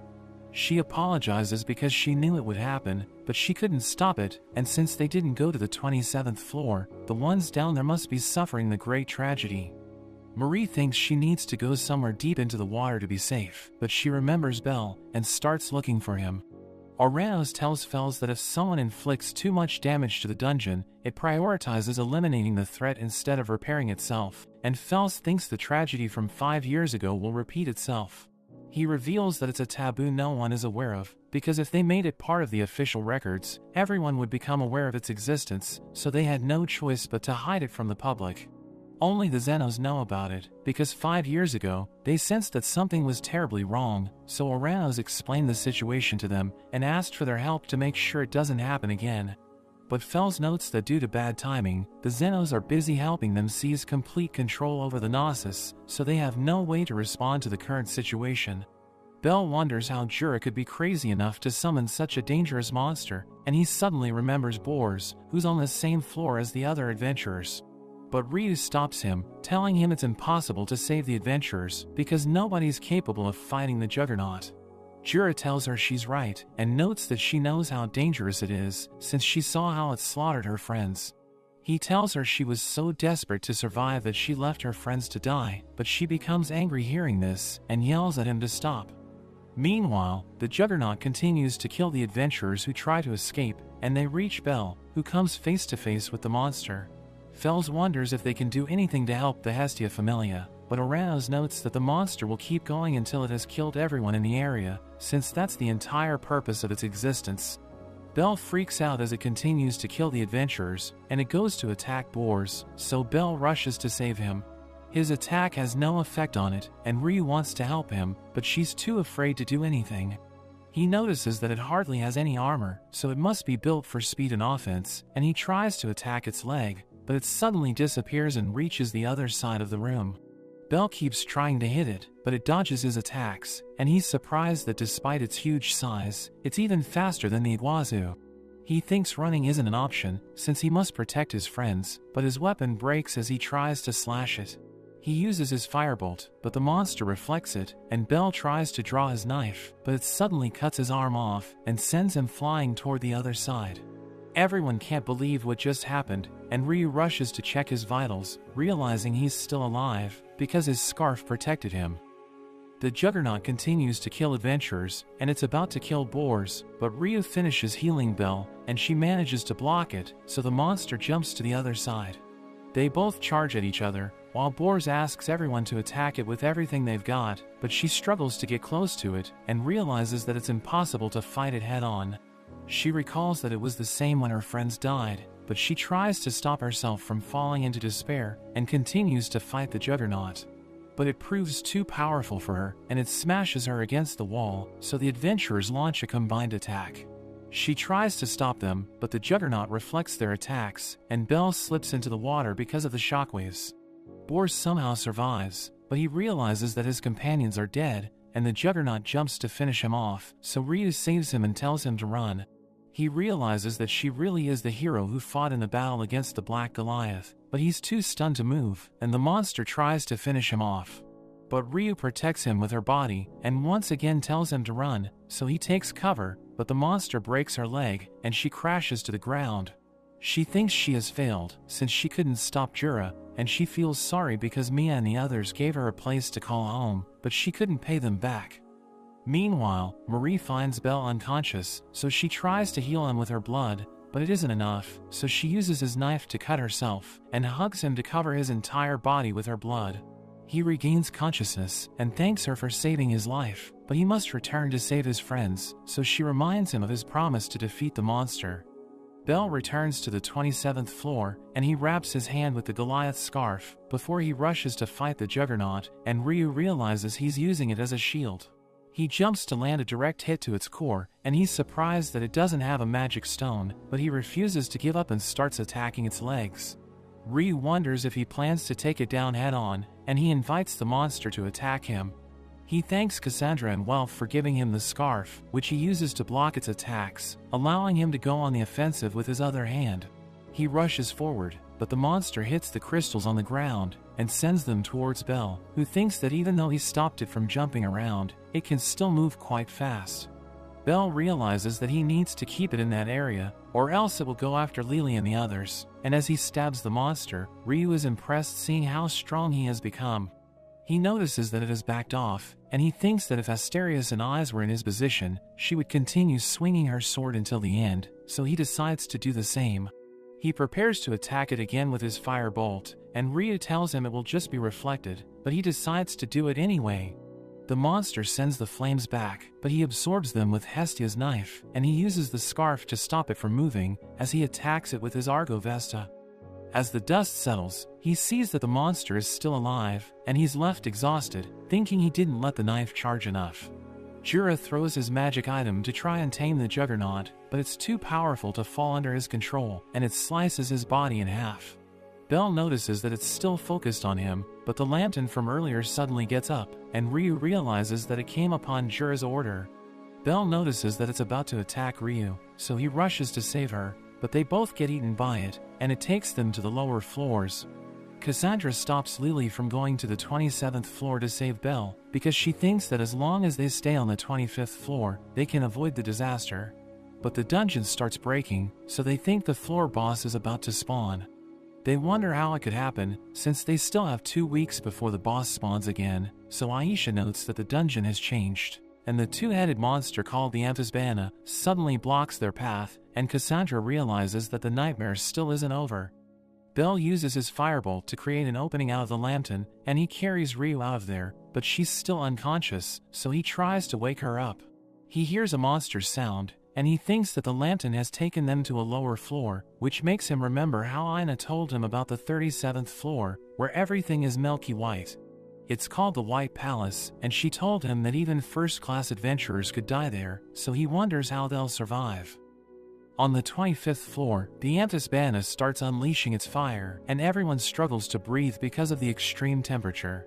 Aisha can't hold her weapon properly since it's too hot, and she thinks the Amphisbaena used its blue napalm attack, so she tells everyone to fall back. Lily reminds her that Belle is still on the 27th floor, but she notes that they don't have a choice, since they'll die if they don't retreat. She tells them to run and ignore the falling crystals, but the Amphisbaena breathes fire, which is about to burn Haruhime, so Oka blocks it with his shield. Fells is shocked that the Amphisbaena spawned so early, and he wonders if the Hestia Familia is still alive, but Uranus thinks the bigger issue is that the Juggernaut has moved. Fells can't believe it, since the Juggernaut isn't supposed to move to a different floor, but Uranus notes that it has reached the 37th floor. Fells thinks they need to send backup, but traveling through the usual channel would take too much time, so Uranus tells him they can only do what they can. Belle wonders if the Juggernaut has already reached their floor, and if it's still following Jura's orders, but he knows they're in no position to fight it. He realizes that they need to get out of there, and he doesn't know what kind of monsters are waiting outside, but he knows that they'll die if the Juggernaut attacks them. He starts to lose hope, and realizes that he can't think properly, wondering if it's because he's on the deeper floors. Meanwhile, Lily's group realizes that the monster has closed all the escape routes, so they have no other option but to fight it. Cassandra thinks her nightmare is about to come true, since they're all trapped in the cage of despair, and Makoto realizes that the dungeon wants them dead. Aisha tries to motivate them by telling them they need to defeat the Amphisbaena, but she knows that it's difficult to stay positive given the situation. The Amphisbaena breathes fire again, and Aisha manages to avoid it, but as she looks back at her friends, she realizes they are losing hope. But Welf tells everyone they can't just keep relying on Belle, and notes that they need to defeat the floor boss to make him proud. They all charge at the monster, and Welf uses his sword to freeze it, along with the water, while Aisha prepares to attack, but it suddenly breaks free and tries to burn her. She manages to dodge its flames, and notes that the most common way to defeat the Amphisbaena is by attacking it in an area with accessible footholds. She launches a magical slash, but it's stopped by the Amphisbaena's crimson mist, which can scatter any magic it comes into contact with. She realizes that their only option is to fight it up close, and Lily tells Haruhime to cast a level boost spell so that they don't die in one hit, and they try to attack the monster together. Lily asks Haruhime if she's okay, so she mentions that she'll be fine if she only uses 4 tails at a time. Meanwhile in Arario, Hestia goes to the tavern to tell the girls that Ryu is a murder suspect, and that her familia has joined the manhunt. Anya and the others think Ryu isn't a murderer, and Hestia agrees with them, but notes that she needs their help, since Belle might need backup. Meanwhile, Belle tries to take Ryu out of the tunnel, but the Juggernaut lands behind them, leaving him shocked. On the 25th floor, Lily's group continues to fight the Amphisbaena, but they're no match for it, and Welf thinks it doesn't have a weak spot. Aisha thinks they need to create one, and she manages to land a hit, but she realizes that it's too shallow. Welf and Makoto prepare to attack it, but it suddenly dives into the water, and comes out on the other side, creating a huge wave that ruins their formation. Daphne notices that Lily is losing hope, so she reminds her that true leaders don't quit when challenges arise. Lily comes up with an idea, and tells Makoto to move to the middle and activate her skill, while Daphne and Aisha keep the monster occupied. As the Amphisbaena goes back into water, Makoto uses her skill to detect its presence, and she warns Aisha to move as it's right beneath her. Makoto uses her gravity spell to crush the monster, while her friends rush in and start attacking it, but it tries to burn them, so Oka smashes its head to stop it. The Amphisbaena realizes it's in trouble, so it calls the other monsters for help, while Cassandra still thinks they have no chance of winning, so Daphne hits her to bring her back to her senses. Cassandra wonders how she resists falling into despair, so Daphne admits that she's also scared, but they have no choice but to fight, since they need to support their friends. Cassandra starts healing everyone as they continue fighting the monsters, and they're glad she decided to join them in the battle. We see Tsubaki staying at Hestia's house, but she gets bored and starts working in Welf's forge, where she accidentally breaks a hammer. She thinks it might be a bad omen, but Mayek and Naza suddenly arrive, and they ask her to help them in the dungeon. On the 37th floor, Bell runs away with Ryu, while the Juggernaut chases after them, and he blasts the dungeon roof with his firebolt, causing it to collapse. He realizes that he was able to block the path, but he thinks the Juggernaut will be back. He wakes Ryu up, and tells her how they've reached the deep floors, but he notes that he has run out of items, so she needs to use her magic to heal herself. But she starts healing him instead, since she has lost all hope, and she thinks she'll only slow him down. She asks him to continue without her, but they suddenly sense something approaching, and they realize that it's a skull sheep. The adventurers who survived reach the 18th floor's town, where they tell the others about the situation in the dungeon, so Dormal and Luthus want to help, but Tsubaki arrives asking for the details. Luthus wonders why the Hephaestus Familia's captain is there, so she notes that it's a long story, and they tell her everything they know about the Hestia Familia's situation, so she and the girls decide to rescue them. Bell wonders if they should run, but he thinks it won't work with their injuries, so their only option is to fight the sheep. He allows it to get close to them, but it jumps right in front of him, so he tries to swing, but it suddenly disappears. Ryu tells him it's using its skin to camouflage itself, so he tries to sense its presence, but it suddenly bites his arm. It shoots spikes out of its body, and Bell manages to dodge them, but it suddenly attacks him again. He manages to block it with his scarf, and he defeats it by stabbing its core.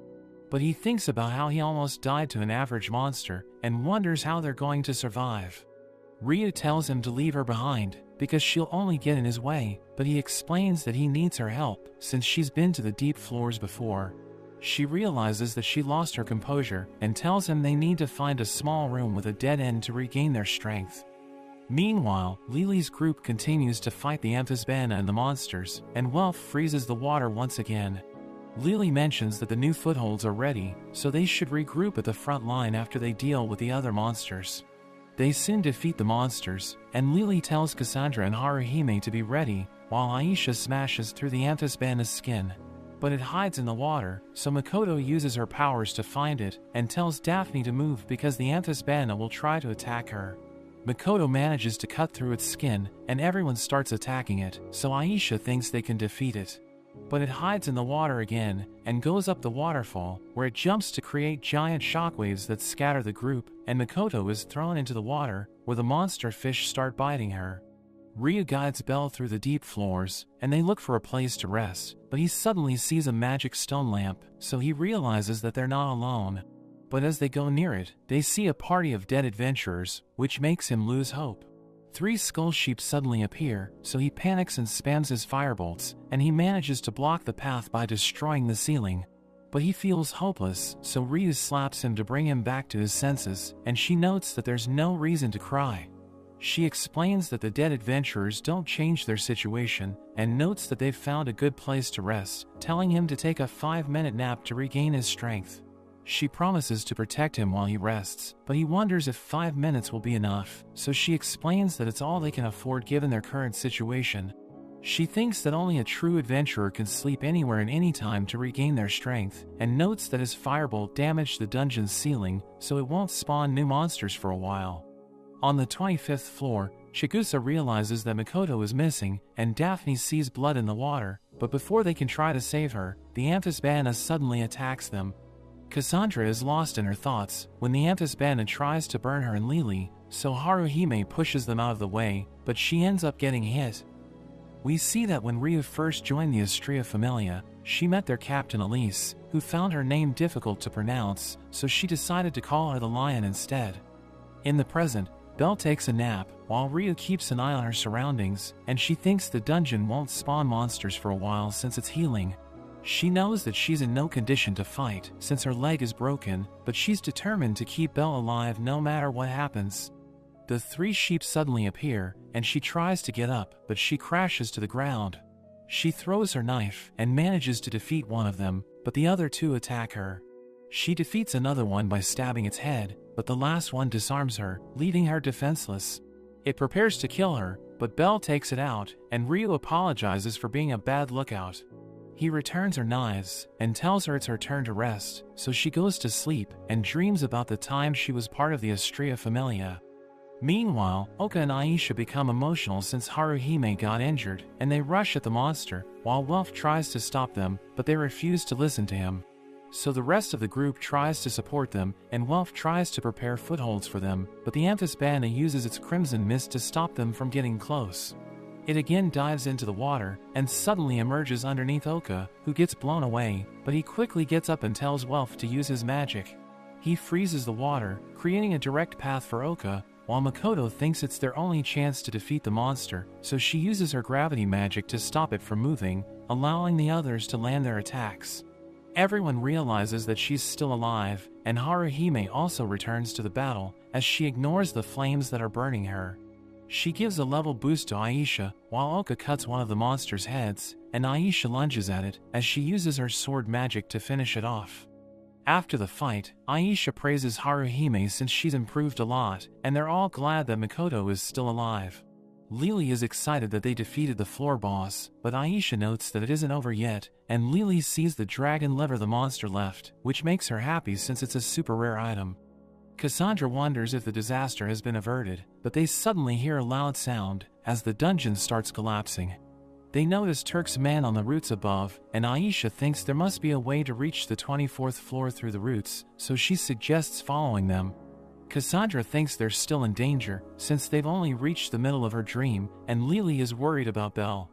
Aisha reminds her of their situation, but Lily thinks the tremors must have unblocked the tunnel leading to the 26th floor, and Welf notes that they can't leave without Belle. Aisha reminds them that Haruhime and Makoto can't walk, and Haruhime assures them that she'll be fine. But Daphne tells them they don't have time to argue, so they should head up and discuss things when they regroup. Cassandra interrupts them, saying they should head to the 26th floor, because her dream indicated that they should go east to avoid death, but Daphne thinks they should go upwards instead. Cassandra knows that nobody believes her dreams, and she always runs away when she's afraid, but she can't let her friends die. She thinks that if she runs away, she will have nothing left to continue living for, so she begs Daphne to trust her. Daphne mentions that no one would believe her dreams, but she surprisingly tells everyone to head east, and Oka wonders why she changed her mind. She reveals that even though no sensible person would trust dreams, she trusts her friend Cassandra, who becomes emotional hearing this. But Oka is still hesitant, so Makoto tells him they should follow them, since she also wants to help Belle. They all rush towards the cave, and as the dungeon starts crumbling, Turk's group falls to their deaths. Chigusa notes that they would have died if they had tried to climb up to the 24th floor, and Daphne thanks Cassandra for saving their lives. She hugs Daphne for trusting her, and Welf motivates the group to move forward, because there's no going back until they find Belle. In a flashback, we see Elise as she finds Ryu lost in her thoughts, so she asks her if everything is okay. But a girl named Kaguya teases her for daydreaming, and Elise tells everyone she received information from the guild that the Rudra Familia is up to something on the lower floors. She mentions that it's been a year since the nightmare on the 27th floor, where the Evelas suffered a huge blow, so they're only operating on the lower floors. A girl named Lyra thinks the Familias that sided with the guild didn't walk away unarmed, and Kaguya notes that things might have gotten worse if the Loki Familia wasn't in charge of the counterattack.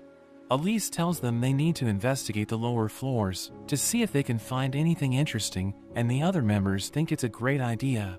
Lyra thinks it might be a trap similar to the one on the 27th floor, but Elise is ready to risk everything to prevent another tragedy from happening. Ryu tries to stop them from going, but Belle notices her talking in her sleep, and he thinks it's the first time she's lowered her guard. A skull sheep suddenly appears, and Belle thinks he can take it out, but he's worried that its friends might show up if they hear the noise. He realizes that the monsters on the deep floors are intelligent, since the sheep didn't rush in blindly upon seeing him, so he raises his hand and threatens to shoot his firebolt, and it leaves them alone. Tsubaki's party arrives in a dungeon, and they're shocked to see the waterfall, since it doesn't look normal, and she thinks the floor boss came charging through the cavern. They wonder if the adventurers who fought it survived, and Anya notes that they should go to the 27th floor to save Ryu, but another girl named Lenore thinks it's too dangerous since the entire floor is collapsing. Tsubaki thinks they have no choice but to climb down the cliff, and Anya agrees with her, thinking they'll be fine since her brother used to fly down the walls by himself. They all decide to take their chance and begin their downward journey, while Lily's group faces a herd of monsters, but she thinks they should conserve their strength. So she shoots an arrow at their leader's eye, creating an opening for everyone to escape. Daphne thinks they've been fighting monsters since they arrived at the 26th floor, and she's worried that if it continues like that, they won't have the energy to find Belle or return to the surface. Lily reminds her that they need to save him, but Daphne wonders how they'll do it, since they don't even know where to start looking for him. Aisha notes that they can't return to the 24th floor until the dungeon completes its repair cycle, so they need to keep moving forward, and head to the safety point on the lower floors after they find Belle. They suddenly get attacked by a monster species called the Kelpie, but Lily wonders how it got there, since it should only spawn on the 27th floor. They decide to run since they're outnumbered, but more monsters from the 27th floor block their path, so they're forced to fight them head-on. They realize that the dungeon is behaving strangely, and Oka thinks it seems to have a personal issue with them, but Welf gets distracted talking to him, and a monster sends him flying into the wall. He notices the adamantite ore from the lower floors lying on the ground, but another monster shows up right in front of him, and he's too shocked to react. Aisha saves him and tells him to be careful, so he grabs the adamantite and continues fighting the monsters. They hear a loud sound, and Lily thinks it might be an adventurer on their way to the 27th floor, so Oka goes to check it out, as he kills the monsters in his path. They're surprised to see Bors, who's glad that they're still alive, but he tells them his group has been wiped out, which shocks them that none of the high-class adventurers survived. Aisha wonders if the gale wind killed them, so he notes that it wasn't her, and she actually tried to protect him, but a deadly monster slaughtered everyone in his group. He thinks Belle didn't make it, but Lily doesn't believe him, since she knows that Belle will never leave her. But the monsters suddenly arrive, so they're forced to retreat, and one of them jumps over Aisha, so Lily shoots it with her arrow. But more monsters arrive at the front, so Welf uses his magic sword to burn them, but he realizes that it will shatter the next time he uses it. The group continues running until they reach a dead end, and Lily thinks they need to get out of there quickly, since they're already exhausted. Aisha tells Bors to describe the exact scene of how Belle was attacked, so he notes that the monster ripped off his arm and landed a fatal hit to his neck, but she asks him if he actually saw his body. He mentions that he didn't, and notes that Rhea tried to heal him, but he doesn't think Belle could have survived that attack. Lily is excited, since she finally has hope that Belle might still be alive, and Welf agrees that he can't die so easily. Aisha tells everyone they'll follow their earlier plan, but Bors thinks they're making a big mistake going to the 27th floor, where the Juggernaut would be. He notes that he would never go there again, but Aisha reminds him how Ryu and Belle saved him, so he owes them his life. They all prepare to save Belle, and Lily feels that even though she's their leader, she needs to learn from Aisha, who has gotten everyone on the same page. Daphne thinks they need to get to the normal route quickly, since it isn't safe there, and Lily notes that they should resume their journey after taking a short break. Aisha volunteers to stand guard, and she asks Bors to accompany her, but Welf is frustrated since his magic sword will soon break, and he thinks he'll be a burden to the team. He recalls how Hephaestus told him that as long as he has a healthy flame, he can forge his weapons anywhere, so he tells everyone about his plan to make more swords there. Lily thinks it's too risky, and notes that he doesn't have his equipment, but he tells her he brought his hammer and hearth, in case he needed to repair their weapons. He shows them the adamantite ore he found earlier, and tells them to protect him while he forges the weapons, since it's their only chance of safely reaching the 27th floor, and everyone decides to trust him, so he starts forging magic swords for them. We go back to when the Astrea Familia members discuss justice, and they all have different definitions for it, but Elise thinks even gods have a tough time answering it, so they shouldn't worry about it. She believes that anyone can give poetic speeches about justice and abuse it for their own gain, so instead of trying to find the right answer, they should focus on eliminating the fake kinds of justice. Rhea doesn't understand it, so Elise explains that when the fake justice dies, harmony and happiness grow in its place. She tells them they don't wield justice, since it's mostly done in bad faith, and notes that justice is something they hide. In the present, Ryu heals her leg, and Belle is glad that she can finally stand, but she notes that it isn't fully healed yet. She still thinks she should have used all her remaining magic on him, but he thinks being able to walk on her own is more important, since it would make things easier for him. She lays out the facts once again, and notes that they're on the 37th floor, but she isn't sure which section they're in. She adds that they also lack equipment, so they might die if they encounter monsters, and Belle wonders if they should just wait for someone to rescue them. But she thinks they're too far off from the normal route, and even if his friends try to save them, they can't make it there on their own. She thinks that until the chaos on the 27th floor settles, no one would volunteer to search for them, and they'll suffer the same fate as the other adventurers if they just stay there. Meanwhile, Lily reminds everyone to stop monsters from disturbing Welf, but Boris still has doubts about their strategy. So Oka tells him to have faith in Welf, since he's risking his life to forge a sword for them. Lily thinks it's their only chance to get out of there and save Belle, while Aisha threatens Boris, telling him he needs to fulfill his duty if he wants to return home. He thinks Belle's friends are crazy, but monsters suddenly arrive, so he and Oka try to stop them, while the others back them up. Aisha suggests cutting off the monster's legs, but Daphne notes that she doesn't even have time to aim, while Welf realizes that the adamantite is quite strong, and he wonders if he can shape it. Ryu tells Belle that based on their current situation, they should head to the tunnels that lead to the 36th floor, since the next safety point is on the 39th floor, but they can't take the risk of going deeper. They take the adventurers' potions and weapons, and they also see a map of the 37th floor, which is incomplete, but Ryu still thinks it can still be useful to them. She notes that she's been to the deep floors countless times, so if they reach the dungeon's normal route, she can lead them to the connecting tunnel. Belle wonders why the adventurers couldn't make it to the surface, even though they had food and other items, so she thinks they were poisoned by the monsters, and Belle can't find any antidotes, which proves her point. They realize that the adventurers had prepared the map on their familia emblem, since they couldn't find anything else to write on, and Belle notices a message left by one of them for their family, so he decides to take it back with him. Welf struggles to shape the metal, so he starts to doubt himself, wondering if it was a bad idea to craft a weapon in a dungeon. He thinks he's putting all of his strength, skill and pride into it, but it still isn't working, so images of himself appear before him, asking him why he's crafting that weapon.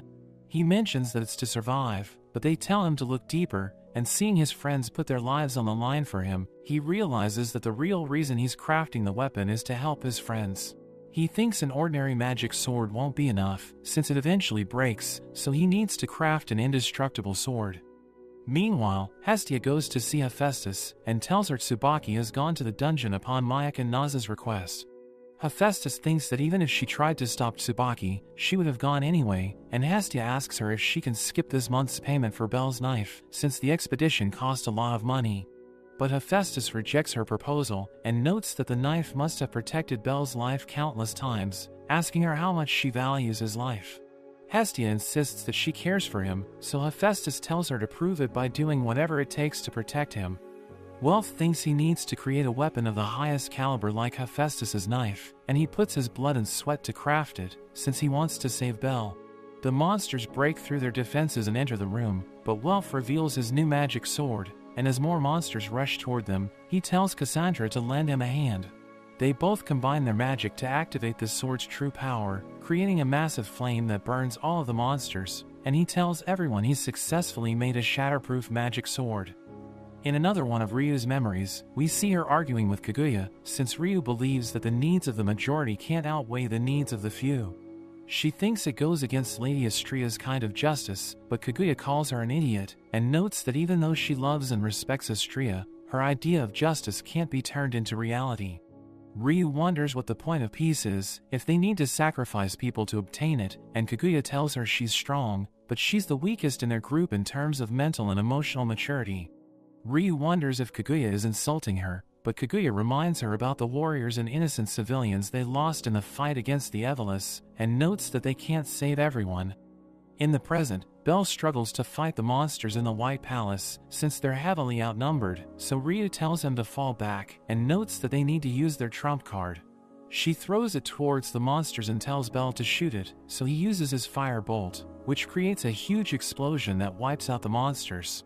He realizes that she used a blaze rock, and she reveals that she got it from Jura's men, telling him she still has 5 of them. She tells him to protect her as she updates the map, and thinks he's wasting too much energy in battle, so he needs to be more efficient. He knows she's right, but he can't do it since the monsters are too strong for him, but she tells him he's doing well for someone who has never been to the deep floors. She thinks the other adventurers would have yelled at her for making unreasonable demands, but tells him he should have confidence in himself, since he'll grow stronger than he already is. Lily's group continues moving forward, but another herd of monsters arrives, so Wolf burns them with his new magic sword, and they realize it's getting stronger the more he uses it. Rhea gives a healing potion to Belle, who wonders if it's okay to drink it since it's quite old, so she tells him a little mold won't hurt him. He decides to drink it, and he instantly feels better, but they find another herd of monsters in their path.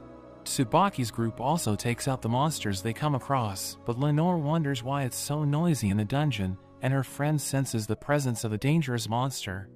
Lily's party reaches the place where the Juggernaut killed the adventurers, and she tells Bors to take them to where he last saw Belle, but Aisha hears a faint voice of Marie begging them not to go there. Ryu and Belle come across a monster called the Paluda, and she thinks the adventurers died because of its poison quills, but Belle wants to know more about the deep floor monsters.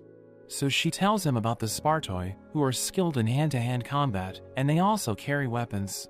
Ryu and Belle come across a slimy monster called an ooze, but Rhea notes that it's harmless, so she cooks it and tells Belle to drink it. He finds it disgusting and gives the rest to her, and he apologizes for putting his lips on the flask, but she becomes flustered as she realizes that it will be an indirect kiss. She doesn't drink it, telling him they need to ration it, and she asks him about his earlier question. He asks her about the number of adventurers that usually explore the deep floors, so she tells him it's a minimum of 4 adventurers, with at least 1 healer. Lily's group reaches the spot where Bors last saw Belle, but they can't find the adventurers' bodies, so Lily tells them to look for clues that might be left there. Ryu finds a familiar spot, and notes that it will help them figure out where the exit is located, which makes Belle hopeful that they'll survive and reach the surface together. Lily finds a giant hole left by the lantern, and Welf is afraid that Belle might have gone even farther down the dungeon, but she tells him they aren't sure yet. A monster called a Voltimiria comes out of the water, and it spits out an adventurer's item, which makes Bors realize it ate his friends. It tries to attack him, but he blocks it with his shield, and Aisha slices it in half. She advises them against challenging it head-on, since it has great durability, and Lily tells everyone to run toward the exit, but more Voltimiria come out of the water and block their path. They try to fight through, but the monsters keep coming, so Welf uses his magic sword to burn all of them, but even that isn't enough. Tsubaki's rescue party also reaches the 27th floor, and they find the place where the Juggernaut slaughtered the adventurers, but they suddenly hear voices from the other side. Lily's group is exhausted from the constant fighting, and Lily wonders if they should fall back, but another group of monsters suddenly appears. It turns out to be the Xenos, who helped them fight the monsters, but Lily wonders how they knew their location. So they reveal that Fels told them everything, and note that they promised Belle that the next time he or his friends were in trouble, they would come running to their rescue. Rhea thinks she and Belle won't be able to escape with their lives, so she's ready to sacrifice herself to save him, and she remembers Kaguya, who told her that sacrifices are necessary. After Ryu argued with Kaguya, Elise approached her and told her that even though she would also prefer it if everyone survived, she wasn't sure it would be the right choice. She explains that they can't expect everything to work just because they're chasing an ideal, and notes that what really matters is how much effort they put into achieving their dreams. But she still thinks ideals are important to have, since if they don't strive for them, they would end up obtaining less from the compromises they need to make. Ryu wonders what would happen if someone manages to turn their ideals into reality, so Elise tells her that the person would be considered a hero. Meanwhile in the dungeon, the Xenos dominate the monsters, and Haruhime is glad to see Winnie again.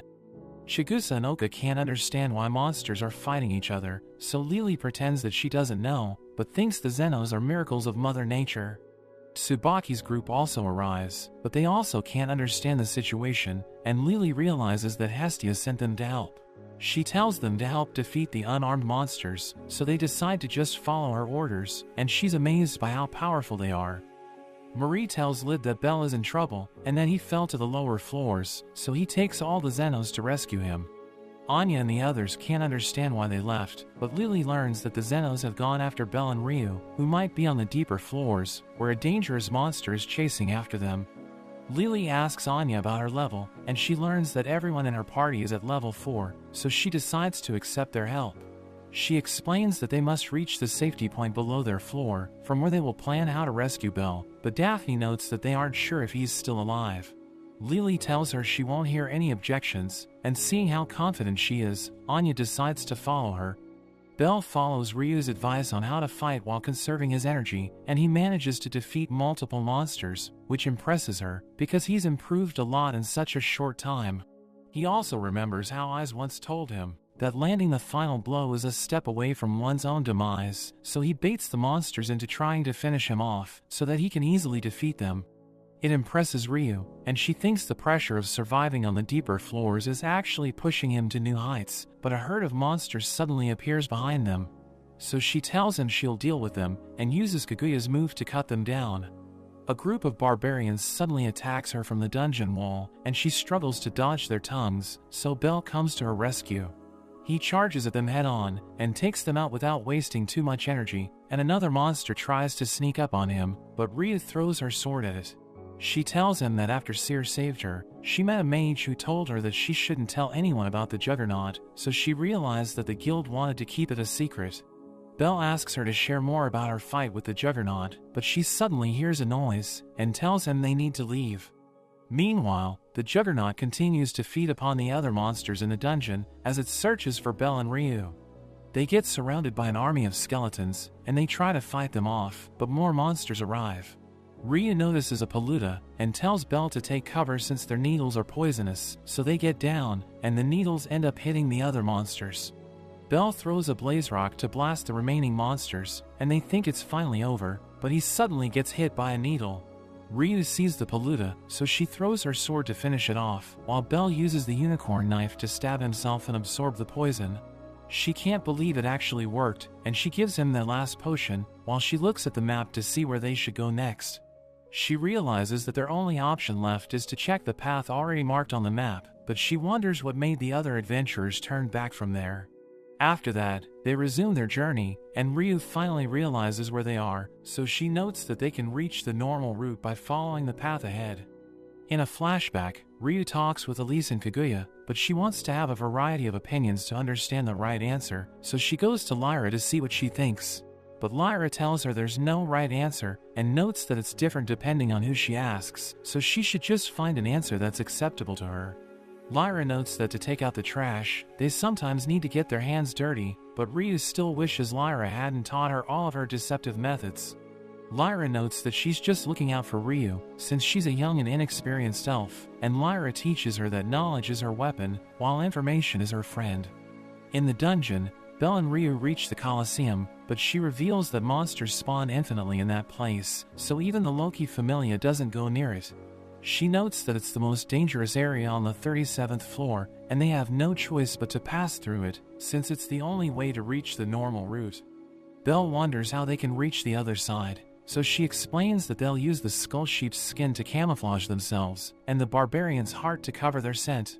He thinks he wouldn't be able to survive without her, since she remains calm in every situation, while he only gets them into trouble. She gives him the same advice she got from Lyra, which is to turn his knowledge into wisdom, but he doesn't understand what she means. So she explains that he should let knowledge inform his actions, and if he can apply it under the appropriate circumstances, he can get better at helping others. They cautiously walk towards the Colosseum, where they see the monsters fighting, and Ryu explains that they're locked in a never-ending battle with each other, but they stop when intruders enter their territory. She sees a bridge on the other side, and notes that even though it's the long way around, it's still the safest. A monster blocks their path, so Belle starts to panic, but it suddenly goes to fight another monster. He wonders why such a place exists, and he recalls how Ina told him that there's a place in the dungeon where monsters endlessly pour from the walls.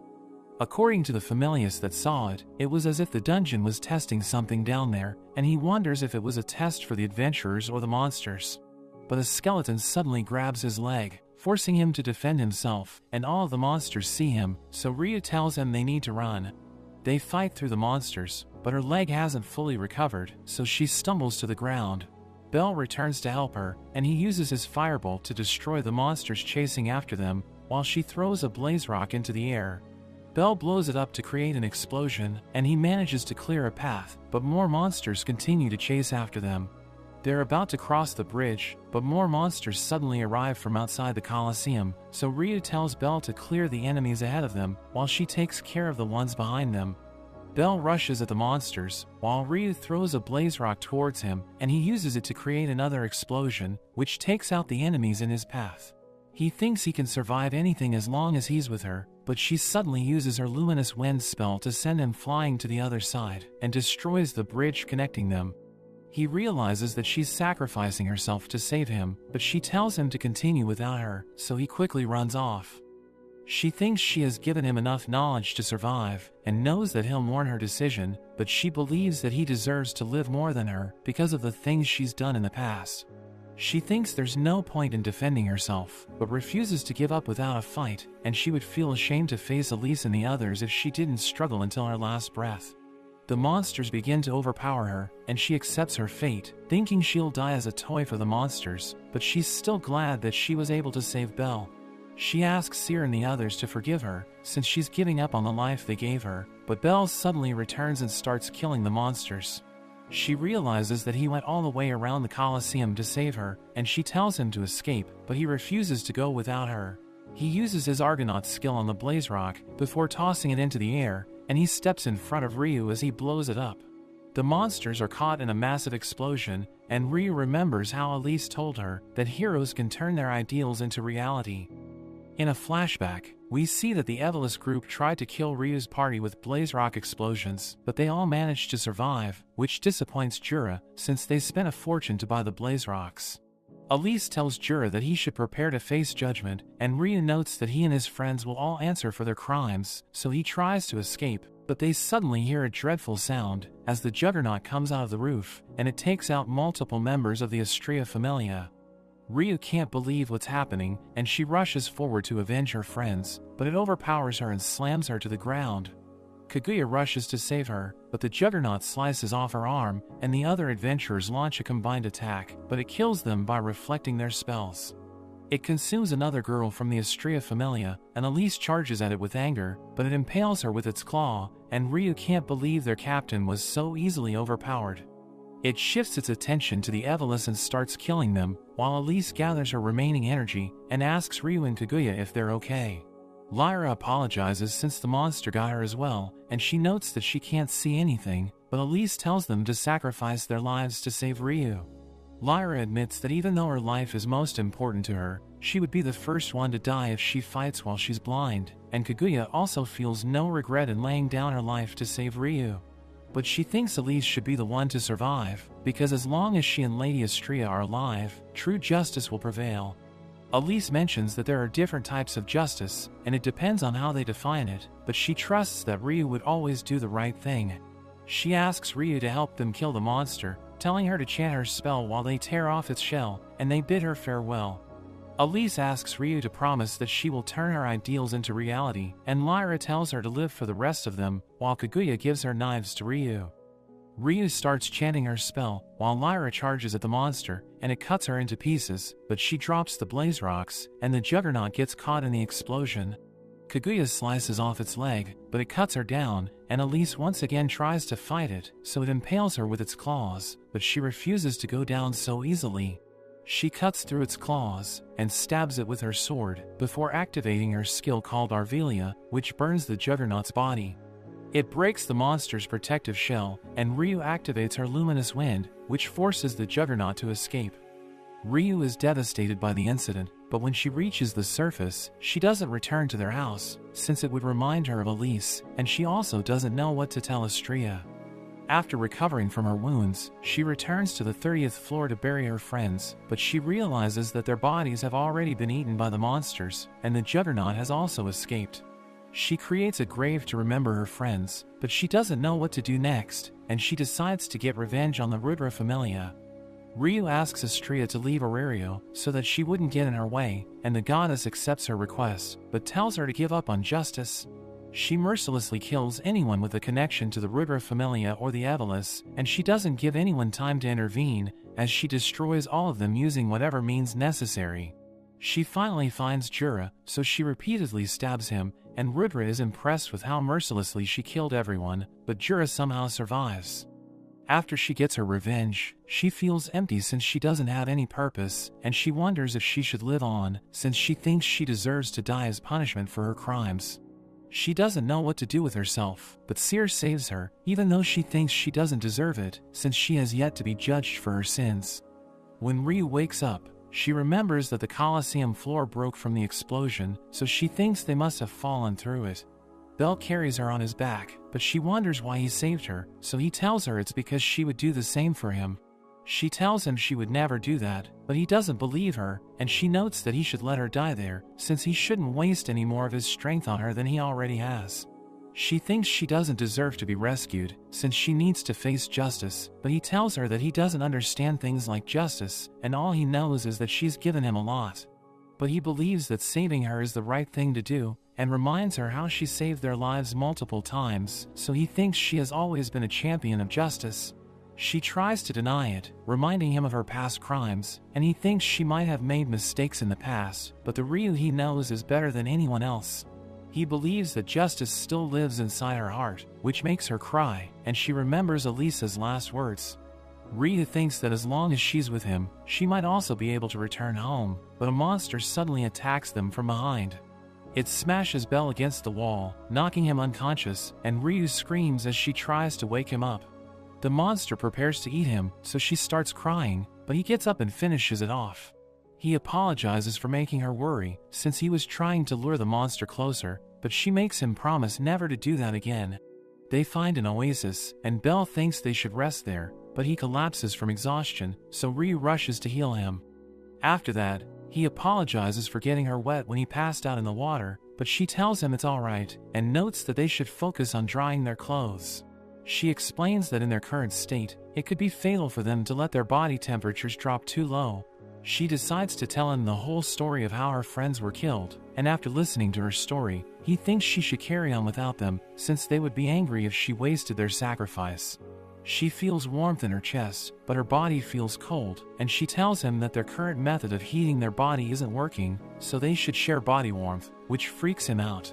She notes that it's an emergency, so they shouldn't be shy, but she warns him that she won't spare him if he has any perverted thoughts. Belle hugs her from behind, but notes that he finally understands why boys want to protect women, since she's small and her skin is soft, which makes her flustered. He wonders what she'll do after they get out of there, so she tells him she wants to eat Mia's food again, and he thinks they should visit her together. She asks him the same question, so he notes that he wants to walk home with his friends to see Hestia, and she tells him to cherish his familia. The next day, they prepare to continue their journey, and Belle wonders if Ryu's leg has healed, so she notes that even though her bones are misaligned, she should be able to walk on her own. She thinks they could rest there and recover their strength, but they don't have any food, and Belle also needs to return to the surface to fully heal his arm. They start walking to find a way out of there, and Belle realizes they're standing on uncharted territory, but they notice strange flowers they have never seen before. Ryu smells them, and notes that they're quite sweet, so she asks him to do the same, which improves his mood. They continue walking, and they soon reach a dead end, but Ryu notices that the rocks on the roof are odd, so Belle stabs them with his knife, and they start to crumble. They manage to create an opening and get back to the 37th floor, and they immediately sense the presence of monsters, but as they explore the area, they wonder why it's so peaceful. They find a passage, and Ryu notes that they'll soon reach the 36th floor, but as they try to cross it, they suddenly notice an evil presence. A monster's limb suddenly falls from above, and they notice the Juggernaut, but Belle realizes that its arm has healed, and it has evolved after consuming different monsters. It attacks Belle, who thinks it's much slower than before, but it suddenly shoots spikes from its body. He realizes that it's compensating for its slower speed with its abilities, and he tries to protect Ryu, who can't move out of fear, but the monster shoots more spikes at him. She doesn't want to lose him, so she saves him before the Juggernaut can hit him, and they start running away. It creates giant spikes from the ground, so Belle pushes her forward to save her, but he ends up getting hit. She's shocked because the attack belongs to a floor boss called the Udius, and Belle is losing too much blood, but he uses his firebolt to close his wound. The Juggernaut sends them flying into the walls, and Ryu notices a small opening, so she drags Belle inside it to save themselves, but they realize that there are also monsters there. The Juggernaut creates spikes in the walls, but they only impale the monsters, allowing Belle and Ryu to get out of its range.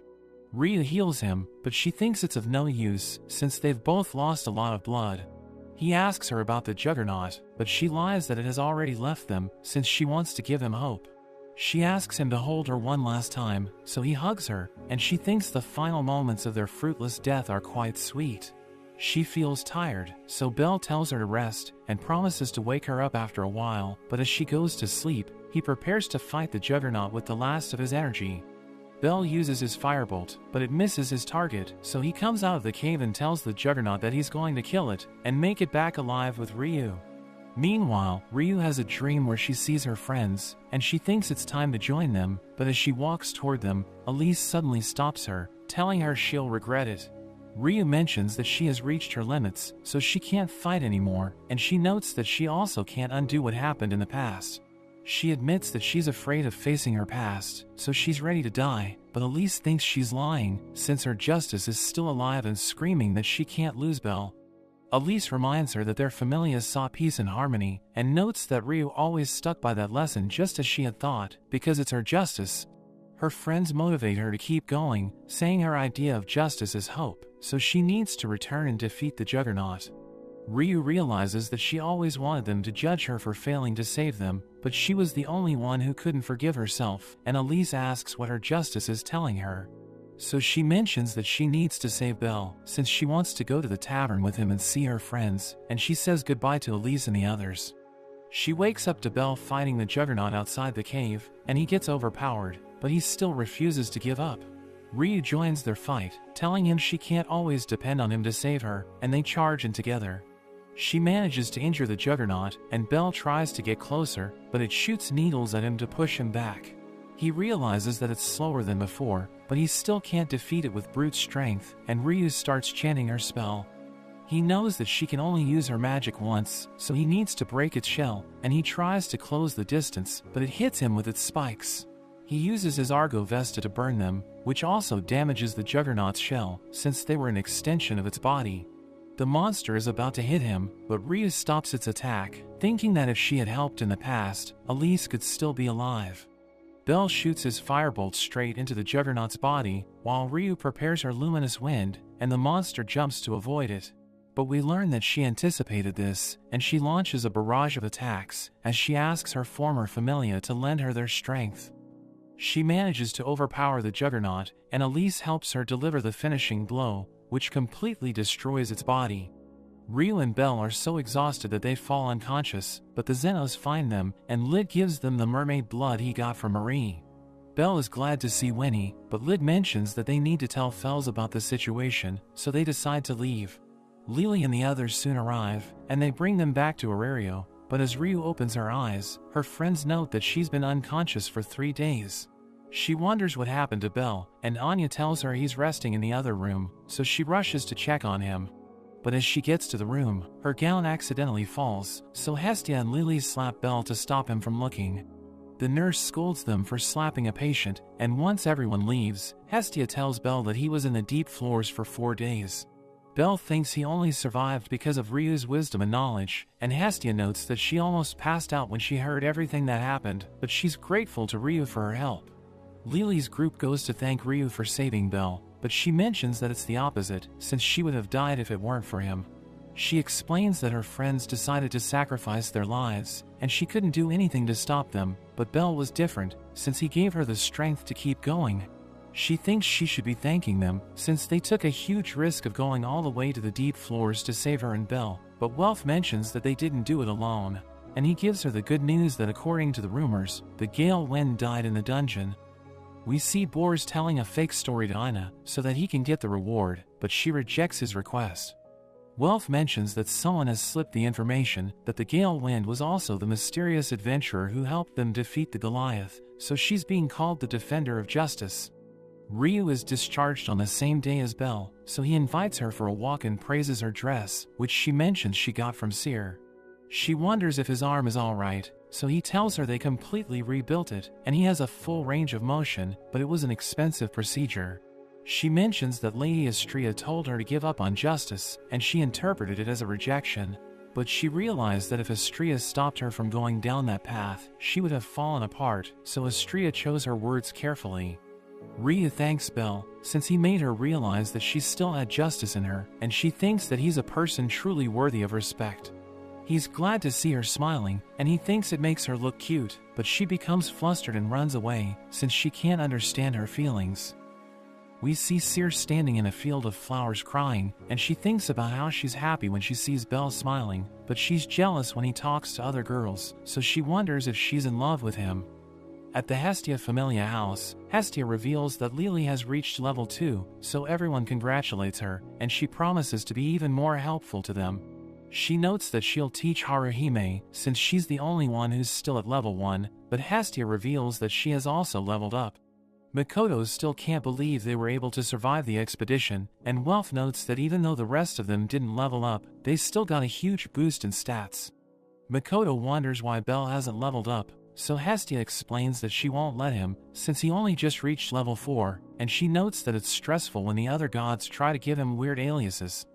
At night, they go to the tavern, where the waitresses raise a toast for their safe return, and Chloe is about to drink, but Lenore stops her, since Mia will be angry if they start partying as well. Anya is annoyed that they need to work during the party, even though they also helped with the expedition, but Mia tells her to stop complaining. Belle is disappointed that the other gods and goddesses couldn't join them, so Lily notes that it's because the goddesses' festival is about to take place. Daphne explains that during the event, the 4 main goddesses who represent fertility are enshrined on the pillars in the town square, and they stay there for 3 days. Cyr asks Belle if something happened between him and Ryu, which surprises him, and he wonders why she's asking that question, so she notes that it's because Ryu has been ignoring him. She gives him his food, and he tries to talk to her, but she immediately walks away. Ryu becomes flustered, since she knows that she's acting strange, and she thinks she'll hurt Belle's feelings even though he did nothing wrong. He suddenly appears behind her, and he tries to get her attention, but she's surprised and smashes him to the ground. She apologizes for her actions, and he wonders why she's avoiding him, so she assures him that she isn't mad at him, but she's having a hard time looking at his face. He's shocked hearing this, but he's glad that she isn't angry, and she tells him to go back to the party. The next day, Cyr asks Ryu if she likes Belle, so she becomes flustered, and she notes that she would never try to take Cyr's crush away from her. Cyr reveals that she has feelings for him, and she wonders if Ryu has any problem with her asking him on a date to the goddesses' festival, since she thinks it might cause a fight between them. But Ryu mentions that she owes her life to her, so no matter who Cyr falls in love with, she will always be rooting for her. At the Hestia Familia house, a girl named Horn meets Belle, who's surprised that she knows his name, but she tells him it's impossible to live in Arario without knowing who he is. She wishes that he had never shown up, and she gives him a letter, telling him it's from someone who commands respect, so he should read it carefully. He has no idea who she is, so Lily reveals that she belongs to the Freya Familia, and she was given permission to serve Freya directly.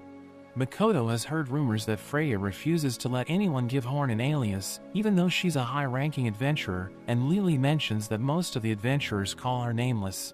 But Haruhime tells them to forget about Horn and open the envelope, since she's worried that it might be a love letter. As Belle opens it up, it turns out to be a letter from Cyr asking him on a date, which shocks everyone. They tell Hestia about it, and she can't believe Cyr dared to deliver it straight to their door, so she asks Lily how something like that slipped under her nose, since she's supposed to keep an eye on Belle. He wonders why Horn was the one who delivered the letter, so Haruhime notes that Cyr might be a part of the Freya Familia, but Welf finds it difficult to believe. Makoto thinks Cyr might be a non-combatant member like Haruhime used to be, but Lily explains that Cyr gets along with everyone, so it isn't unusual that Horn agreed to do something for her. Welf asks Belle what he plans to do, since the goddesses' festival is just around the corner, so he tells them he will meet with Cyr. At the tavern, Cyr tells the other waitresses about what she did, which surprises them, and they ask her if Belle said yes, but she mentions that she hasn't gotten an answer. They don't understand why she didn't ask him directly, so she tells them she was worried that if she asked him after joking around like they usually do, he might think she was inviting him casually. Meanwhile, Anna calls a meeting, and he tells everyone that Cyr is going on a date with Belle during the festival, so they need to decide who will act as her bodyguard. One of them, named Hogni, tells everyone about his plan, but they don't understand him, so they tell another member named Haydn to interpret his words. He notes that Hogni thinks they should just assassinate Belle, but they call him an idiot, since Freya has set her eyes on him. so she might go back to heaven to look for him if he dies, and Hogni cries as he realizes that his plan won't work, so Alan decides to be the one to guard Seer, telling the rest of them to figure out their positions. The next day, Bell has no idea how to talk with Seer, and he wonders if she's playing a prank on him, but he knows it isn't true. He decides to go to the tavern, but Haydn suddenly throws him away and kicks him in the stomach. He tries to defend himself, but Haydn overpowers him and fires lightning arrows, so he counters it with his firebolt. But he gets surrounded by smoke, and Haydn uses the chance to send him flying. As Haydn takes off his hood, Bell is shocked to see who it is, but Haydn threatens to crush his throat if he raises his voice. Haydn takes Bell to a cafe and asks him if he's made any plans on what he'll do with Seer when he takes her on a date, but he notes that he hasn't decided on going. So Haydn tells him he doesn't have the right to refuse her, and threatens to kill him and his familia if he doesn't make her happy. He mentions that he's already in love with another girl, but Haydn suddenly grabs him and tells him to forget about anyone else, since he should focus on only Seer. Haydn throws him to the ground, and notes that Bell isn't worthy to take Seer on a date, so he'll give him a complete overhaul, but he won't have time to sleep until the day of the festival. Bell sends a letter to Hestia and the others, telling them he has decided to go on a date with Seer to protect their familia, and he doesn't wish for them to look for him. But they realize that he's also asking for help, so they become confused and wonder what they should do. Meanwhile, Haydn makes Bell balance books on his head while walking, since his posture is terrible, and he tells Bell to practice speaking in front of a mirror. But Haydn kicks him in the back, telling him to knock the hideous smile off his face, and he makes Bell learn everything about the elves.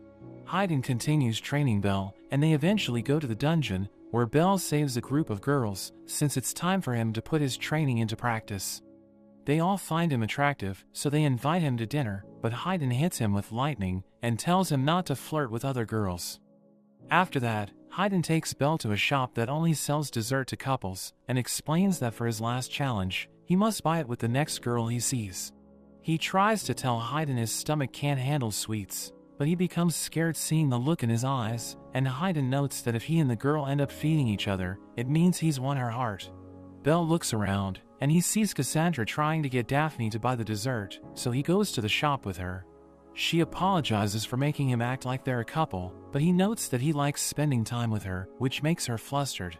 He decides to stuff his face with the dessert and show his childlike side, but he realizes that the food is too sweet, and he's having a hard time dealing with it. Cassandra offers him a bite of her dessert, so he grabs her hand to take a bite and lets her eat his dessert as well, which makes even Daphne blush. He notices cream on Cassandra's face, so he cleans it with his hand and licks it, which causes her to turn red. At the tavern, Mia realizes that Ryu is distracted, since she keeps cleaning the same dish, and Mia thinks all of them are hopeless. She notes that Seer asked for a day off to go on a date, even though they're about to get busy because of the festival, so Ryu asks her why she didn't stop her. Mia wonders if she wanted her to do that, so she mentions that she would never wish for such a thing, but Mia notes that the other waitresses looking out for Seer are her biggest problem. She doesn't know what kind of stunt they might pull off, since they appear to be overprotective, and she's worried that they might get in the way of her business. After that, Anya wonders if they can get time off during the festival, since she wants to support Seer. But they know that Mia will never allow it, so Chloe explains that they need someone to take the blame in their place, and notes that she has the perfect people in mind. The next day, the festival officially begins, and we see Bell waiting for Seer, since Haydn told him to be there 5 hours early. Seer arrives, and she's surprised to see that he's already there, since she left early to try and get there first. She notices that he's wearing different clothes than usual, and she thinks it's more fitting, since it feels like he knows what she likes. He grabs her hand and starts walking with her, and he tells her she looks stunning, which makes her blush. At the tavern, we see the Hestia familia working, since they owe the waitresses for helping them during the expedition. Hestia doesn't enjoy working there, and she ends up breaking the dishes, so Mia yells at her, but the waitresses use the chance to sneak off to the festival. Meanwhile, as Bell and Seer are enjoying the festival, she tries to tease him by feeding him food, but he happily eats it, and even feeds her as well. He holds her hand and continues walking with her, while Anya and the others watch them in secret, but they're surprised by how confident Bell has become. Haydn is also watching them, and he thinks Bell's performance is satisfactory, but he wonders if Bell can make Seer see what she really wants. Alan arrives and asks Haydn what he's mumbling about, and he tells Haydn to take command, since the other escorts need him. Belle keeps acting like the perfect gentleman, but Cyr tells him he's freaking her out, since he isn't acting like his usual self. She mentions that he's doing everything right, but the childish Belle she knows could never notice the hints given by a girl, since he has nothing other than a dungeon on his mind. She didn't think their date would go like this, since she thought she would be the one to grab his hand first, and she would tease him when he got embarrassed about it. He offers her food, which annoys her even more, but she can't say no to him. They go to the Pillars of the Goddesses, and Cyr mentions that it's where everyone shows their appreciation for them, revealing that there used to be 5 goddesses there. But only 4 are left after what happened to Ishtar, and she notes that Ishtar was a loose cannon, who always used to come down her pillar and get into fights with the other goddesses. Freya notices Belle, which startles him, but Cyr tells him not to look at other girls while he's with her. They end up running into Eyes, who's surprised to see how different Belle looks, so Cyr grabs his arm and tells Eyes they're on a date to make her jealous, but she doesn't seem to care. After they leave, Hestia arrives and asks her if she's seen Belle, but she's distracted by what Hestia is wearing, so she reveals that she was kicked out of the tavern since she was causing problems. Eyes notes that she saw Belle with Cyr, which annoys Hestia, and she tells Eyes they should work together to get him back. Meanwhile, Belle asks Cyr about the things she said to Eyes, so she reminds him that they really are on a date, and wonders if he would rather go out with Eyes. But he has no idea what to tell her, since Haydn didn't teach him what to do in such a situation, which confirms her suspicions, because she felt something was wrong with him. He tells her it was partly his idea, since he wanted to pay her back for everything she's done for him by taking her on a perfect date, so she agrees to forgive him if he kidnaps her. She notes that it's her dream to be kidnapped by her White Knight, and explains that she never gets time to be herself, since even at the moment, they're being watched by the Freya Familia. Hestia and Eyes finally manage to find Belle, but before they can get close to him, Alan stops them from interfering. The other escorts report that Belle and Cyr are in an item shop, but they got a suitcase before they went there, and it seems like the luggage was already prepared. 2 other escorts come out of the shop, and note that Belle and Cyr have disappeared, so all the Freya Familia members go to look for them. We see them running away while they're using the invisibility cloak, but it ends up flying away, and everyone sees them. Cyr is enjoying herself, but Belle tells her they need to keep running, and she wants him to take her to his hideout. They stop since they're tired, and Cyr thinks she would never get bored if she stayed with Belle, because every day is an adventure with him. She apologizes for requesting such a strange thing from him, but she notes that she's really enjoying the moment, and he thinks they should lay low until things cool down. He takes her to St. Fulan's Cathedral, since he always wanted to visit it, and it's usually closed, but it's open to visitors during the festival. He reveals that the cathedral is based on a heroic tale, and Cyr also knows about it, telling him it's a story about a knight who teamed up with a spirit to fight monsters, and they ended up falling in love. Belle mentions that it's how the story goes in the fairy tale version, but in reality, the knight was torn between the spirit and a saintess who supported him over the years. He chose the saintess, which made the spirit so angry that she tried to kill him, but in the end, she sacrificed herself to save him from the monsters, which is why Fuland created the cathedral. Belle thinks Fuland is telling them never to give up, but he apologizes to Cyr, since he has no idea why he's telling her this, but she understands what he's trying to say. She asks him what he'll do if she ever loses her mind, so he notes that he'll stop her, so that she won't be able to hurt anyone. She puts her head on his shoulder, and tells him she adores him since he's kind, which makes him blush. Belle tells her he already made reservations for dinner, and as they head outside, he tries to see if anyone is watching them, but Cyr doesn't care about it. A shopkeeper shows her a necklace, so she stares at Belle to make him buy it for her, and she gives him half of it. After that, she makes him praise her for how beautiful the necklace looks on her, and they reach the boat restaurant where Belle made a reservation. As they're about to have dinner, Belle knows that once they're in the open waters, even the Freya Familia can't chase after them, but he still feels like something's wrong. We see that Eyes and Hestia are also on the boat, while Ryu and the others are working there as waiters. But Lenore is annoyed that they ran away from working at the tavern, just to end up acting as waitresses on the boat, so Chloe notes that it was the only way to keep an eye on Belle and Cyr. Belle is amazed by how gracefully Cyr is eating dinner, and he asks her who she really is, since even the Freya Familia has been looking after her. She agrees to tell him if he promises that it won't change anything between them, so he notes that no matter what secrets she has, it won't affect the relationship they have built. The Freya Familia members stop the boat using ice magic, and one of them, named Van, tells everyone to look for Belle and eliminate him. Eyes overhears him, and he's surprised to see her there, telling her to stay away because it has nothing to do with her, but she prepares to fight him, since she can't let him hurt Belle. They manage to find Belle, and Cyr asks Ryu and the others to help her, so they jump into action, and Belle wonders what they're doing there. Cyr jumps off the boat, since she knows that he'll make sure she's safe, so he jumps after her and takes her to safety.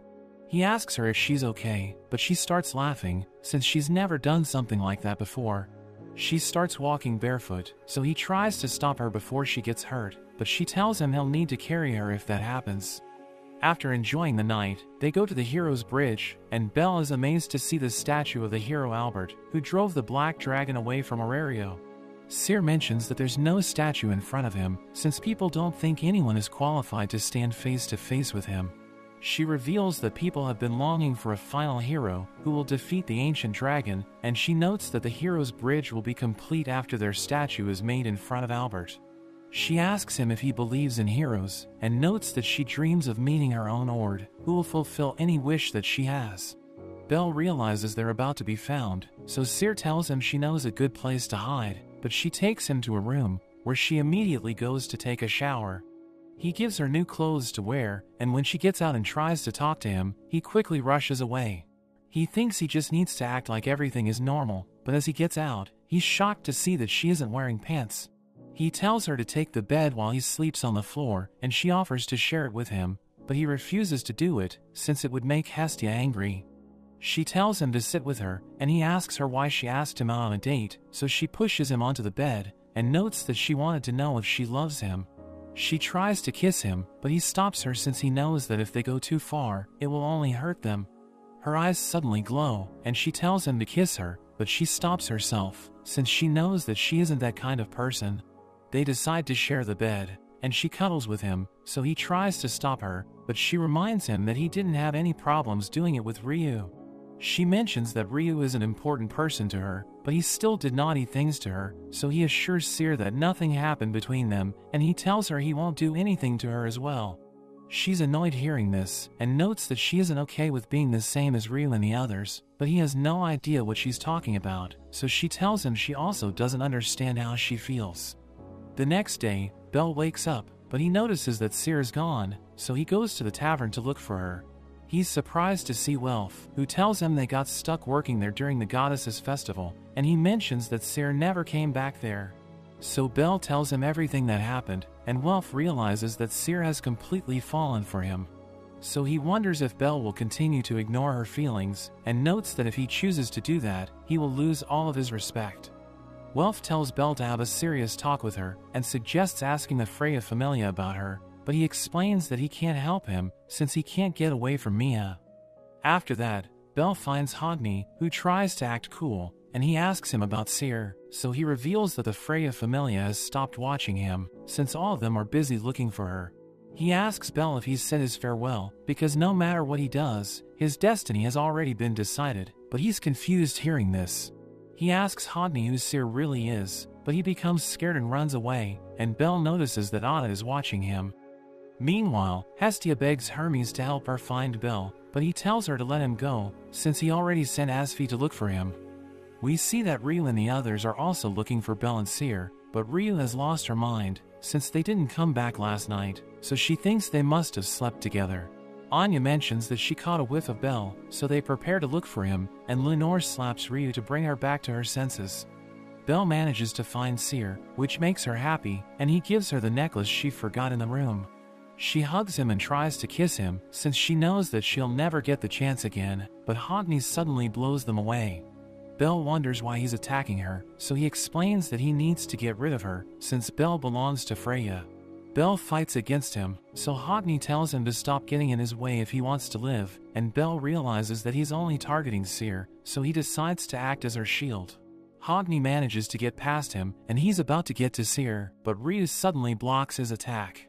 The Gulliver brothers, who are also part of the Freya Familia, join the fight because Hodney is taking too much time, so Lenore tells Belle to take Cyr and run.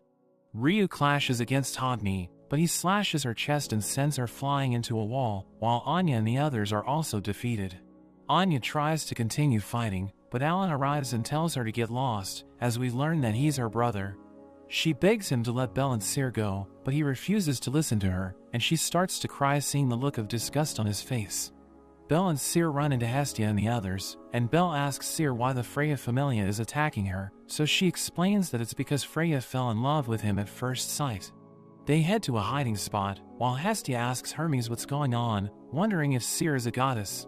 Cyr tells Belle that the Freya Familia won't forgive her, but it doesn't change how she feels, and she wants him to accept her feelings, even if it's out of pity. But he grabs her arm, since he knows that she's trying to stab him, and he realizes that she isn't the real Cyr. She tries to convince him he's wrong, but he explains that the part of the necklace that he gave her belonged to him, while the real Cyr has the other half. She realizes that her plan has failed, and she admits defeat, telling him where he can find the real Cyr. He asks her what she'll do, because the Freya Familia is trying to eliminate her, but she just tells him to leave. We learn that it was Horn disguised as Cyr, and she recalls the time she met Freya for the first time, but Alan suddenly hits her with his spear.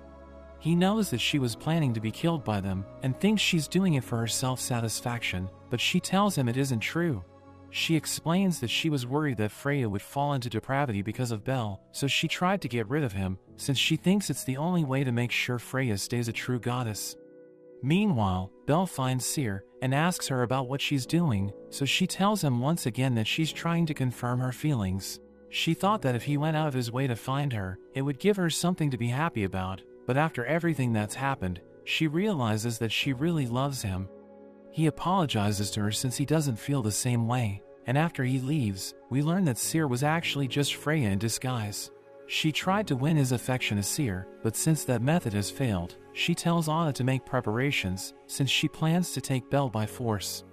Freya thinks about how she started role-playing as Cyr after altering her personality, and while she was away acting like Cyr, Horn would take her position as a goddess thanks to a spell she created.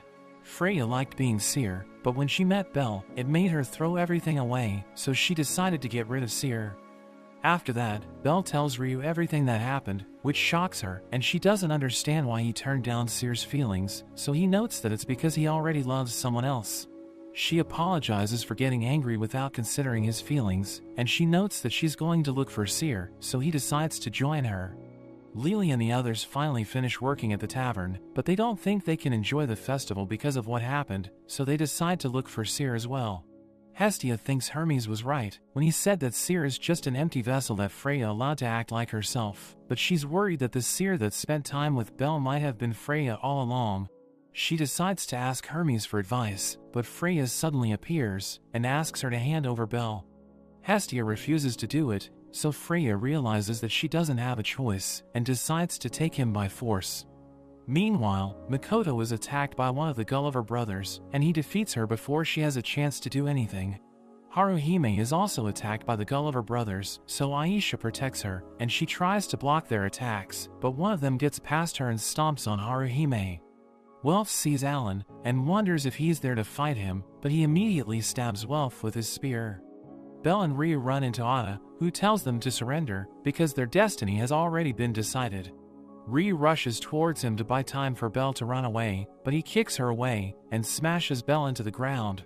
Freya tells Hestia that she launched an attack on her children, and Anna and the others arrive with Belle, so Hestia tries to get close to him, but Freya tells her she no longer has the right to touch him.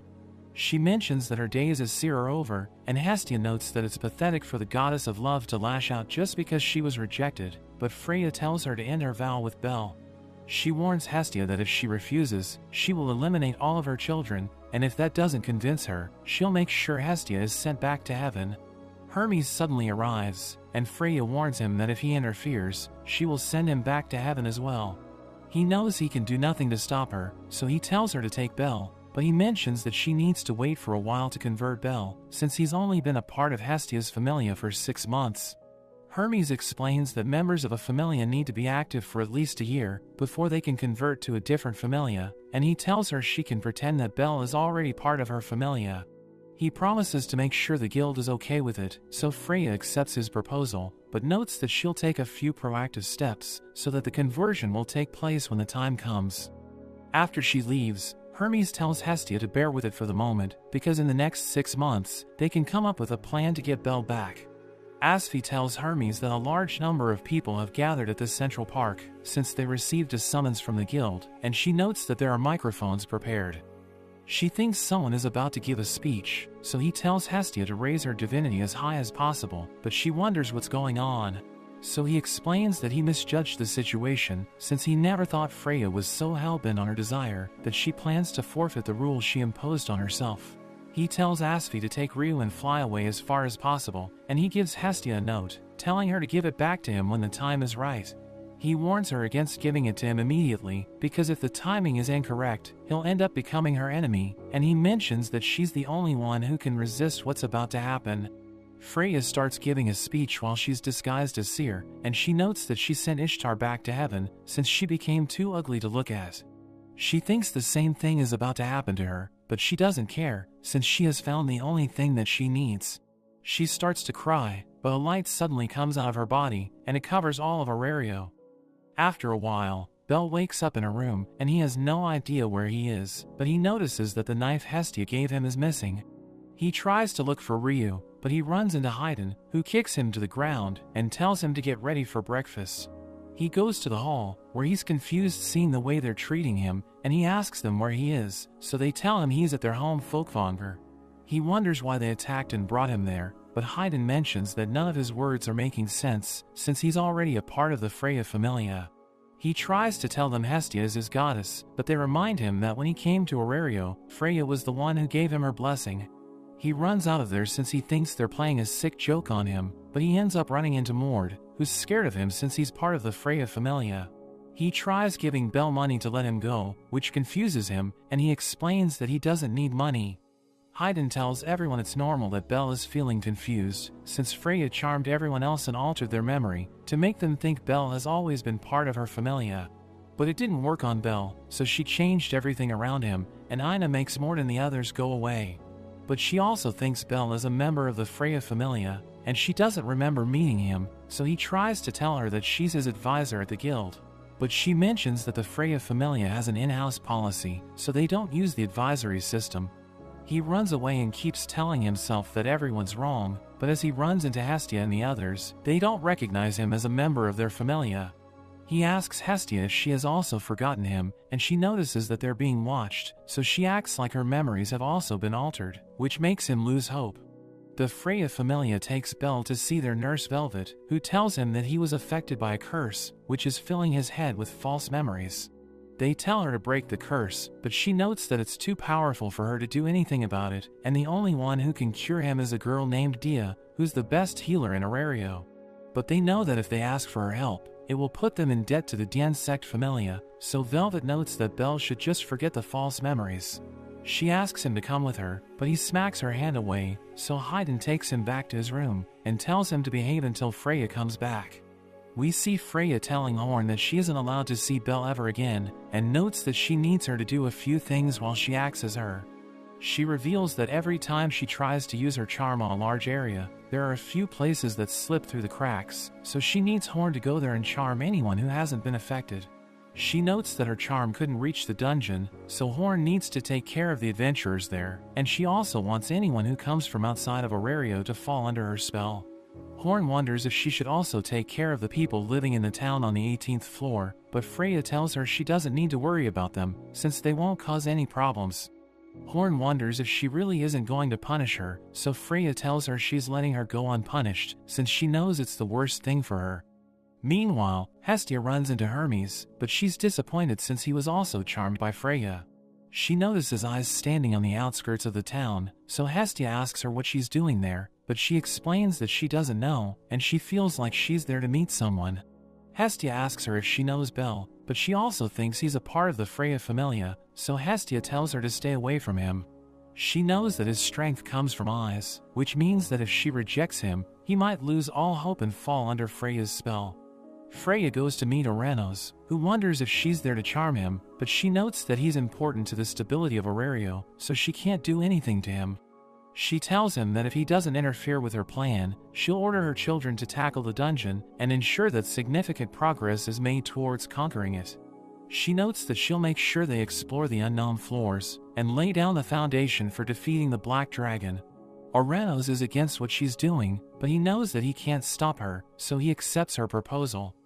After she leaves, Fels asks Oranos if everyone is really under her spell, so he tells him it's true, and notes that there's nothing he can do to stop her, but he might take action depending on what Belle does. At the Freya Familia's house, Belle looks at his equipment, but Haydn comes to take him to Freya, and he asks Haydn if he knows a girl named Seer, but he mentions that there's no such person in their familia. After Haydn takes him to Freya's room, she apologizes since she couldn't make time for him earlier, but he backs away from her. She notes that he really has lost all of his memories, and she assures him that she's his goddess, so he tells her to update his status, since only his real goddess would be able to do it. So she starts making preparations, and he thinks she's bluffing, but she manages to do it. He becomes confused and falls to his knees, but we see that she used a rare item, which allows a different familia to update anyone's status. She hugs him to calm him down, and asks him to tell her about himself, since she wants to know the false memories that he has.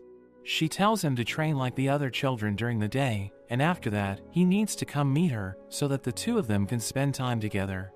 She asks him if he wants to jump straight into bed, which makes him embarrassed, so she tells him to rest in his room, and orders Velvet to keep an eye on him. She plans to hurt him repeatedly, so that she can always comfort him, and she hopes that he can forgive her, since she has made up her mind to do anything necessary to get what she wants. The next day, Van is annoyed that he was ordered to train Belle, and he notes that he won't go easy on him. He mentions that all members of their familia gather in the field every day, and fight to the death regardless of their level, and Van suddenly attacks him. As he blocks Van's attacks, he notices that the other members are really killing each other, and Van jumps at him, so Belle blows him away with his firebolt. Van keeps rushing toward him, and another member joins the fight, but Belle blows both of them away. He keeps spamming his firebolt on anyone who tries to attack him, and when he's the only one left, the Gulliver brothers praise him, but Hogni notes that they're looking for an even greater power. Haydn tells Belle that the current version of him will die, and he'll be reborn in the fires of battle, telling him his real training has just begun. At the guild, Ina tries to find Belle's documentation, but she's surprised to see that someone has already taken it. She doesn't understand why she's bothered by it, since she doesn't remember meeting him, but she felt something strange when she ran into him. She accidentally runs into a pile of documents, but she ends up finding her diary about Belle, and she cries as she starts reading it. But Freya suddenly arrives, and she takes away the diary, as she uses her powers to make Ina forget everything. Meanwhile, Belle is defeated by Haydn and the others, so Velvet uses her magic to heal him, but Haydn tells him that he'll need to fight them again the next day. After that, Velvet makes food for everyone, and she notices that something is bothering Van, so he notes that he doesn't like that Belle is getting all of Freya's love. Haydn takes Belle to Freya's room, where she asks him to tell her about his memories, so he mentions that when he came to Aurario, all the other gods turned him down, but Hestia took him in. He asks Freya where they met, so she notes that she saw him in the adventurer's graveyard, and she immediately fell in love with him. She mentions that he was shocked when she asked him to join her familia, and as she brought him home, he almost fainted after seeing Anna. She notes that the first time he went to the dungeon, he defeated a single goblin, but he was still determined to get stronger, which surprises him since he only told Hestia and Ina about it. He asks Freya about the time he reached level 2, and she tells him it was when he defeated a minotaur that the Loki familia failed to take care of. He continues to test her and asks her how he reached level 3, so she notes that it was when he defeated the Apollo familia, but she tells him it wasn't during the War Games. She notes that she got rid of Apollo when she sent Ishtar back to heaven, and Belle starts reflecting, as she thinks about how people resort to personal beliefs when they're faced with an impossible situation. But she'll make sure she's the only one he can depend on, and she asks him to help her change her dress, since she can't reach the buttons on the back. She wonders if the dress is too provocative, or if she doesn't look good in it, but he tells her she's beautiful. As he helps her with her dress, she makes a noise, which startles him and he runs away. But she laughs, since no one has ever run away from her in the middle of the night, and Horn arrives with new clothes, but Freya tells her she doesn't need them, since Belle likes the dress she's wearing. We see Ryu as she wakes up, and Asfi tells her they're in a town in Agres, but Ryu thinks they need to go back to Aurario, so Asfi reveals that Freya has already charmed everyone. She knows that if they go back, they will also fall under Freya's control, so she apologizes for losing her composure, and Asfi tells her they'll go back after they're fully prepared. Hestia meets with Oranos, and she's glad to see that he hasn't been affected by Freya's spell. But he stops her as she tries to talk to him, since there's no place in Arario that Freya can't see or hear, so he tells Hestia to go back. He notes that the cold weather in Arario has more bite than usual, and he asks Fels to tell the Hermes Familia they're responsible for distributing firewood. But Fels reminds him that it's the job of the Ganesha Familia, so Oranos notes that they're busy doing work for Freya. Meanwhile, Freya's children report that they're keeping watch on Bel at all times, to make sure they eliminate the risk factors, and they think he has a lot of potential. But he still lacks experience, so he needs to keep training with them to get stronger.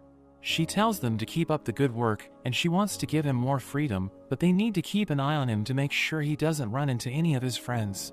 Haydn notes that Bel asked him about Seer, and he wonders what he should tell Bel if he asks again, so Freya mentions that they're going with the story that she never existed.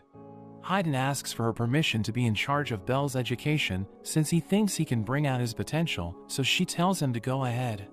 After that, Bel trains with Haydn, and he doesn't know how long he's been there, but he thinks it's a blessing, since it distracts him from his memories. He tries to land an attack, but he gets knocked to the ground, and Haydn threatens to cut him to pieces if he doesn't get up. As everyone has dinner, Van tells Bel that his right arm is shaky, and since he's too worried about it, his enemy can predict when he will attack. So he should just embrace his habit and use it to bait his opponent, but he doesn't understand why Van is helping him. So he explains that anyone who can fight against Haydn and the others deserves his respect, but he still hates Bel as a person. After that, Haydn takes Bel to meet Freya, who asks him if he's ready to get treatment for his curse, since she hates to see him suffer. She thinks that it will be her complete victory if he accepts that his memories are false, but he refuses her offer, and tells her he doesn't need to be treated. Ada tells Freya that after watching the tavern, Alan doesn't think Mia will try anything, but they don't know where Ryu is. She thinks Ryu must have run away with Asfi, so she tells him to make sure they're caught when they return, and we see that they're already back in Arario. At the tavern, Chloe and Lenore tell Anya to stop being depressed, and she asks them where Seer is, but they have no idea who she is. She asks Mia about Seer, but she notes that she and Anya are the only ones who remember her, since Freya wiped out her existence. Anya runs out of the tavern, and she sees Alan, who tells her to come with him, while Ryu watches them from the shadows. He takes Anya to meet Freya, and Anya asks her what she did to Seer, so she transforms into her, and reveals that she was the one who was always with her at the tavern. Freya tells her about the time they first met, but she still refuses to believe her, and she rushes at Freya, but Alan sends her flying. Ryu comes out to save Anya, so Alan prepares to fight her, but Freya tells him to stand down. She assures Ryu that everything she said was true, and notes that the time she spent as Seer was just a game to her, since she was bored of being a goddess, but she never meant for them to get hurt. She tries bringing Ryu to her side, but she rejects her, so Freya uses her charm ability on her, but she doesn't like using it too much, so she lets her go. She notes that even though she doesn't want anyone to touch Bel, she's willing to make an exception for Ryu, and she tells her they can both love him, but Ryu refuses her offer. She suddenly falls unconscious, and Freya already knew that if she went on a date with Bel, it would destroy her relationship with Ryu. She refuses to charm her, so she tells Alan to imprison her in the dungeon, so that she can't make contact with Bel, and Freya orders him to deal with Anya as well. As Anya wakes up, Alan tells her he'll destroy the tavern if she makes any stupid moves, so she should act dumb if she values her friends.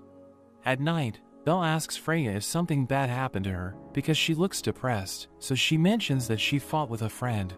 She knows that there's no way to patch things up, so he tells her to apologize, but she explains that she can't, since she has something she needs to obtain no matter what.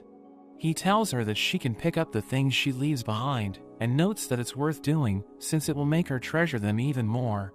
She tells him she loves him, which leaves him speechless, and she starts to laugh after seeing his reaction. He suddenly calls her Seer, which shocks her, and she pinches his cheeks since he's thinking about another girl, telling him to leave since she's never felt so humiliated. The next day, as Bel is training with Haydn, he rains lightning arrows down onto Bel, who tries to dodge them, but he ends up getting hit. Haydn immediately follows up with a lightning bolt, and he starts beating Bel to a pulp, so the other members jump in to save him, since they think Haydn is going too far. He explains that Freya fell in love with Belle at first sight, so he needs to prove that he's worthy of her, and Haydn notes that if he's really the Ord she's been waiting for, he will get up and keep fighting. At night, Hogni confronts Haydn about how harshly he's been treating Belle, so Haydn asks him if he's worried about Belle since he considers him his friend, which makes him embarrassed. One of the Gulliver brothers notes that even though Freya permitted him to educate Belle, he has been going too far, so he mentions that she's the one who's being cornered. Anna feels like she's questioning her decisions, and Haydn tells them it's because Belle hasn't fallen for their plan. So he explains that they need to make sure Belle suffers a complete mental breakdown, and he tells Alan to train him as well, but he notes that he can't let Mia go unwatched. Haydn tells him to stop using it as an excuse to get out of doing things, and he wonders if Alan is worried about Anya, which makes him angry. He thinks Anna should help them as well, but he's against the idea, since he would be too much for Belle to handle. Meanwhile, Hestia tells Welf to give her the keys to his workshop, since she lost the slip that shows her 200 million Valis debt, so she needs to look for it. She asks him what he's doing, so he explains that he's organizing his old stuff, but he comes across the armor he made for Belle. He doesn't understand why he made it, since no one in their familia uses it, and he feels like he forged it with great care. So she tells him he doesn't need to remember all the details, but he should keep that feeling close to his heart, since it means he has a special connection with an adventurer. Hestia goes to the workshop, where Asfi apologizes for making her come there, but Hestia hugs her and starts to cry. Asfi notes that the Freya Familia is getting desperate, because they're using all their first-rank adventurers to break Belle, but Hestia doesn't understand why they're worried. Asfi thinks it's because he hasn't accepted the new reality, but given the treatment he's being put through, she won't be surprised if he loses his will to resist.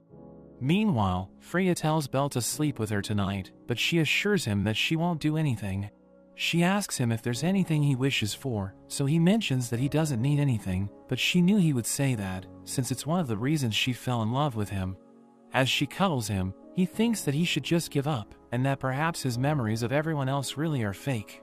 He feels comfortable there, but he still remembers Cyr and how he made her cry, so he thinks he can't lie to himself despite all the comfort he's being offered. The next day, as Belle prepares to look for Cyr, Haydn tells him to stop wasting his time, since there's no such person in Aurario, but he refuses to accept it. Haydn mentions that they had guards following him, since Freya is worried about his safety, but he thinks it's just a waste of manpower.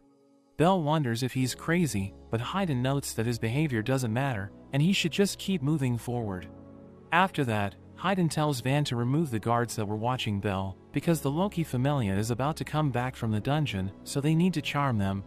Van asks him if he's sure they can leave Belle alone, since there's no telling what might happen, so Haydn mentions that he'll watch him on his own. Belle goes to the tavern and asks for Cyr, but Chloe and Lenore tell him to stop wasting their time, since he keeps asking them about an imaginary girl. They tell him to go away, and note that they have a lot of work to do since Rhea hasn't come back, but he doesn't understand why they can't remember Cyr. Mia yells at them to get the supplies, and after they leave, she notes that she won't say anything against Freya, since she promised not to interfere when the day finally comes. He doesn't understand what she's saying, so she reveals that she's a part of the Freya Familia, but she's an outcast who refuses to help them with anything.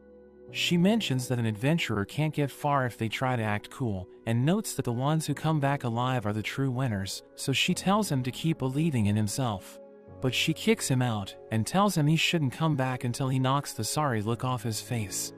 As he runs away from her, he realizes that she told him the same things half a year ago, so he wonders if she remembers their conversation. He thinks he should just give up, because he doesn't want anyone to get hurt, but he remembers Mia telling him to believe in himself. He realizes that there's one person he hasn't met, so he goes to meet Eyes, and asks her if she remembers him, but Tiona and Tioni tell him to leave them alone. As they're about to leave, Eyes grabs his hand, and asks him if he wants to train with her, because she feels like she's made him pass out several times before. She has a feeling that they should be training on top of the wall, which makes him cry, and he falls to his knees, telling her he's glad she's the person he admires. After that, he goes to train with Haydn, and he tells himself he isn't part of the Freya Familia, since the fact that he knows the skills he learned from Eyes means that his memories are real. Haydn fires his lightning arrows at him, but he blocks them with his firebolt, and he rushes at Haydn. He tries to hit Belle with his staff, but he dodges it and manages to scratch Haydn's face, which shocks everyone. Haydn lets out a smile, but he kicks Bell in the stomach, telling him he shouldn't get cocky just because he was able to scratch him. Meanwhile, the members of the Hermes Familia complain about their job of distributing firewood, but Hermes feels like he's stuck in a loop since his memories keep getting erased. He knows that something strange is going on, but anytime he makes notes and is about to get to the bottom of it, his memory just resets. He asks his children if he gave them messages to pass on to him, so they note that he has been telling them to remember strange words, and he's already asked them about it several times. He realizes that since taking notes didn't work, he fed fragments of information to his children as a way to skirt around the rules. But he knows that if he tries to figure out the situation, his memories will be erased, so he needs to learn everything without thinking too hard. He thinks that whoever is behind it isn't trying to destroy Arario, since they have made sure it remains the capital of heroes. He believes that the only reason they would go to such lengths is because there's something they can't control, so they distorted the whole world around it. He knows that there's no way out of it, because if he thinks of a solution, his memories will be erased. But the fact that his past self left a note in his hat, and that Asfi isn't around as well, means that there's one last hope. He goes to the middle of the street, and yells at Asfi to come back, so she secretly tells him to go to the potato popper stand. But as he goes there, he's shocked to see Hestia, who begs him to buy the potato poppers. He finishes eating everything, and he finds the note that he gave to Hestia, which tells him to make the hearth of Arario. Bell has no idea what to do, because if he meets with Freya, she will realize that something is wrong with him, and he doesn't understand why everyone has forgotten about Seer. He hears an explosion, and Velvet comes to his room, telling him to stay there because a bandit has broken in, but seeing the way she's acting makes him realize someone is there to rescue him. We see that it's Ryu who's causing the commotion, and she defeats anyone who comes in her way, so they wonder how she escaped from the underground prison. We learn that Horn set her free, on the condition that she would cause havoc in the mansion, and Ryu wonders why Horn reminds her of Seer. She gets surrounded, so she uses her wind magic to blow everyone away, and the guards in Belle's room suddenly fall unconscious. He notices someone running away, so he goes after them, but we see that Haydn is still watching him. Meanwhile, Alan and the others learn about what's happening at the house, and Van mentions that the person they put to keep watch on the tower is missing, so they decide to go back. We see Aisha and the others distributing firewood on Hermes' orders, but they wonder why he ordered them to do it, and they realize that the firewood smells like blood. Belle runs into Horn, who asks him how much he knows, and he mentions that he's part of the Hestia Familia. She wonders how much he's noticed, but he has no idea what she's talking about, which makes her angry. She starts attacking him with her knife, and she tells him to accept Freya, because it will allow her to redeem herself. But as he grabs her hand, he notices that she's crying, and she notes that even though they seem hateful, they still care for him. She reveals that she tried to kill him because she wished for Freya to stay a goddess, and she tells him to figure out what's happening on his own, so he realizes who Seer really is. Horn gives him Hestia's knife, and she makes him stab her, because it's the only way she can atone for betraying Freya. She transforms into Seer, and notes that she never thought she would hurt the people close to her, and he realizes that it's what Freya was trying to tell him. Horn notes that she never wanted to hurt anyone, and she begs him to save Freya, so he assures her that he'll rescue her. Freya knows what's happening, so she orders Ada to save Horn, because she can't let her disappear, and she tells the others to leave her alone. Ada tells Belle to hand over Horn, and assures him that he won't eliminate her, so Belle hands her over and goes to see Freya. She notes that the time she spent as Seer was just to entertain her, but he asks her why she cried when he rejected her, so she explains that she was just role-playing. He refuses to believe her, so she takes out the half of the necklace he bought her and breaks it into pieces, telling him that Seer is dead. He notes that Seer told him to save her, but she mentions that it was just Horn's feelings, and reminds him that he was the one who rejected Seer. But he knows that he hurt Freya by doing so, and he thinks she turned corrupt since he rejected her, so he's determined to save her. He believes that Seer's confession was real, and he doesn't care what Freya says, so she becomes upset and slaps him. She reminds him that Arario is under her control, so he can't do anything to save her, but the status on his back suddenly starts burning. We see that Fels is also on fire, so Aranos notes that the Torch's authority is in motion, and they can't put out the flames. He knew that Hermes was aware of it, and he told Hestia about it as well, so he decided to trust them, which is why he ordered the Hermes Familia to distribute the firewood. He mentions that the firewood wasn't anything special, but Hestia's blood was dropped on it, and we see that Hermes is impressed by himself since he was able to pull it off without thinking too much. Oranos mentions that if Freya had made everyone her puppets, they couldn't have done anything to stop her, but she couldn't do it since Aurario is the hometown of heroes. He explains that if the town loses its meaning, it will result in the end of the world, since no heroes will be born. Fels wonders what will happen next, so Oranos notes that everything will begin with the recreation of Hestia's temple. Asfi flies Hestia to the top of an altar, where she lights up the whole city thanks to her ichor in the firewood, and she uses it as an intermediary to create her temple. She casts a spell that brings everyone back to their senses, and Hermes is glad that the plan worked, but Hogni is confused by what's happening. We see that he's still facing Ryu, and he prepares to attack her, but Ice comes to her rescue, and notes that she finally remembers everything. Lily and the others can't believe how they treated Belle, but Welf tells them it isn't the time to be crying, because they need to save him. Everyone's annoyed at Freya since she altered their memories, and Asfi takes Hestia to the Freya house, where she crashes into Belle and starts hugging him. She apologizes for acting like she didn't know him, and she tells Freya she has lost the battle, but she challenges Hestia to a war game. Freya notes that she'll take Belle if she wins, and if she loses, she will do whatever they want. Hestia tries to refuse her challenge, but she mentions that as long as the 3 great quests are incomplete, the guild won't dissolve her familia because of her social status. She lets Hestia get help from other familias, so Hestia asks Belle what they should do, and he accepts her challenge on the condition that if they win, she will let him meet her true self. The next day, Hestia is annoyed that the Loki familia isn't participating in the war game, so Loki explains that the guild has banned them. The other gods tell her she just needs to make sure the rules of the game are in her favor, while Takazuki and Maya calm her down, telling her they will always stand by her side. Hestia asks Loki to at least lend eyes to her, but she refuses, which makes Hestia angry. The guildmaster tells Finn they can't have the Loki and Freya familia destroy each other, so he offers to give Finn information on the 60th floor in exchange for staying out of the war game. Finn wonders if it's another one of Freya's schemes, so Haydn explains that it isn't the case, and Finn notes that they are banned from helping the Hestia familia. So Haydn realizes that he plans to fill Lily's head with his tricks, but he wonders if she'll be able to maintain her composure. At the Hestia familia's house, everyone apologizes to Belle, but he tells them to fight by his side instead of apologizing. Hestia reveals that they're playing hide-and-seek with the Freya familia, and explains that it's a game where the gods will hide while the children look for them. We learn that harming the gods isn't allowed, but the children can fight each other, and Welf plans to make magic swords, while Lily decides to form a strategy. But she's having a hard time with it, so Finn comes to meet her, and notes that he'll train her on how to become a strategist. Meanwhile, everyone else makes a plan about what they'll do in the war game, but Hermes decides not to participate, since he thinks they have no chance of winning without the Loki familia. Asfi mentions that they won't be able to stop Aisha from helping, and she also plans to give Lily every item in their arsenal, but he still thinks it won't help them win. We see that Belle has reached level 5, and gained a new skill that helps him resist charms, but Hestia still thinks he isn't strong enough to face the top members of the Freya familia.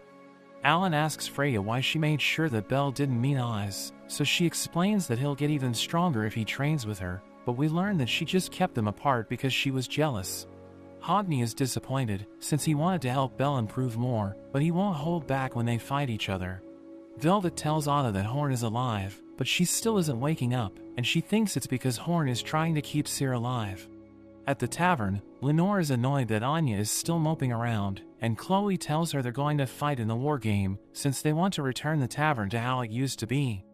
We see Belle training with Tiona and Tioni, and they think it would have been better if Eyes were with him, but he mentions that he's already taken her learnings to heart. The day of the war game finally arrives, and the announcer named Archer explains the rules to everyone. He notes that the Freya familia needs to find all the gods to win, while the allied army can win by only finding Freya, but Ganesha thinks it still isn't enough of a handicap. Hestia tells all the gods that if their flower is taken, it means their whole familia is out, and Lily notes that they should find their own hiding spots. She knows that even though they're greater in number, they won't win with a frontal attack, but she will still make sure she drags them to victory, which gets everyone fired up. Belle feels like he's watching Finn, so she notes that he was the one who told her to talk like that, while Cassandra reveals that she had a dream, and she tells everyone the wind will blow in their favor. Meanwhile, Anna gives Freya the flowers she needs to wear, and she tells him they must win at all costs. The war game begins, and everyone starts asking Lily what to do, so she gets overwhelmed, but she knows that she needs to guide them. She notes that their top priority is to find Freya and her forces, since she knows they can't handle an attack from the Freya Familia, which is why they need to find and defeat her as soon as possible. She thinks something's weird, since they still haven't seen a single enemy, but Luthus finds all of their forces at the edge of the island, which shocks everyone.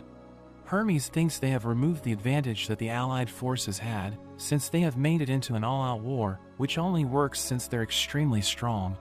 Lily starts to panic and wonders if it's a trap, but Luthus mentions that he can see Freya as well, so everyone asks Lily for instructions.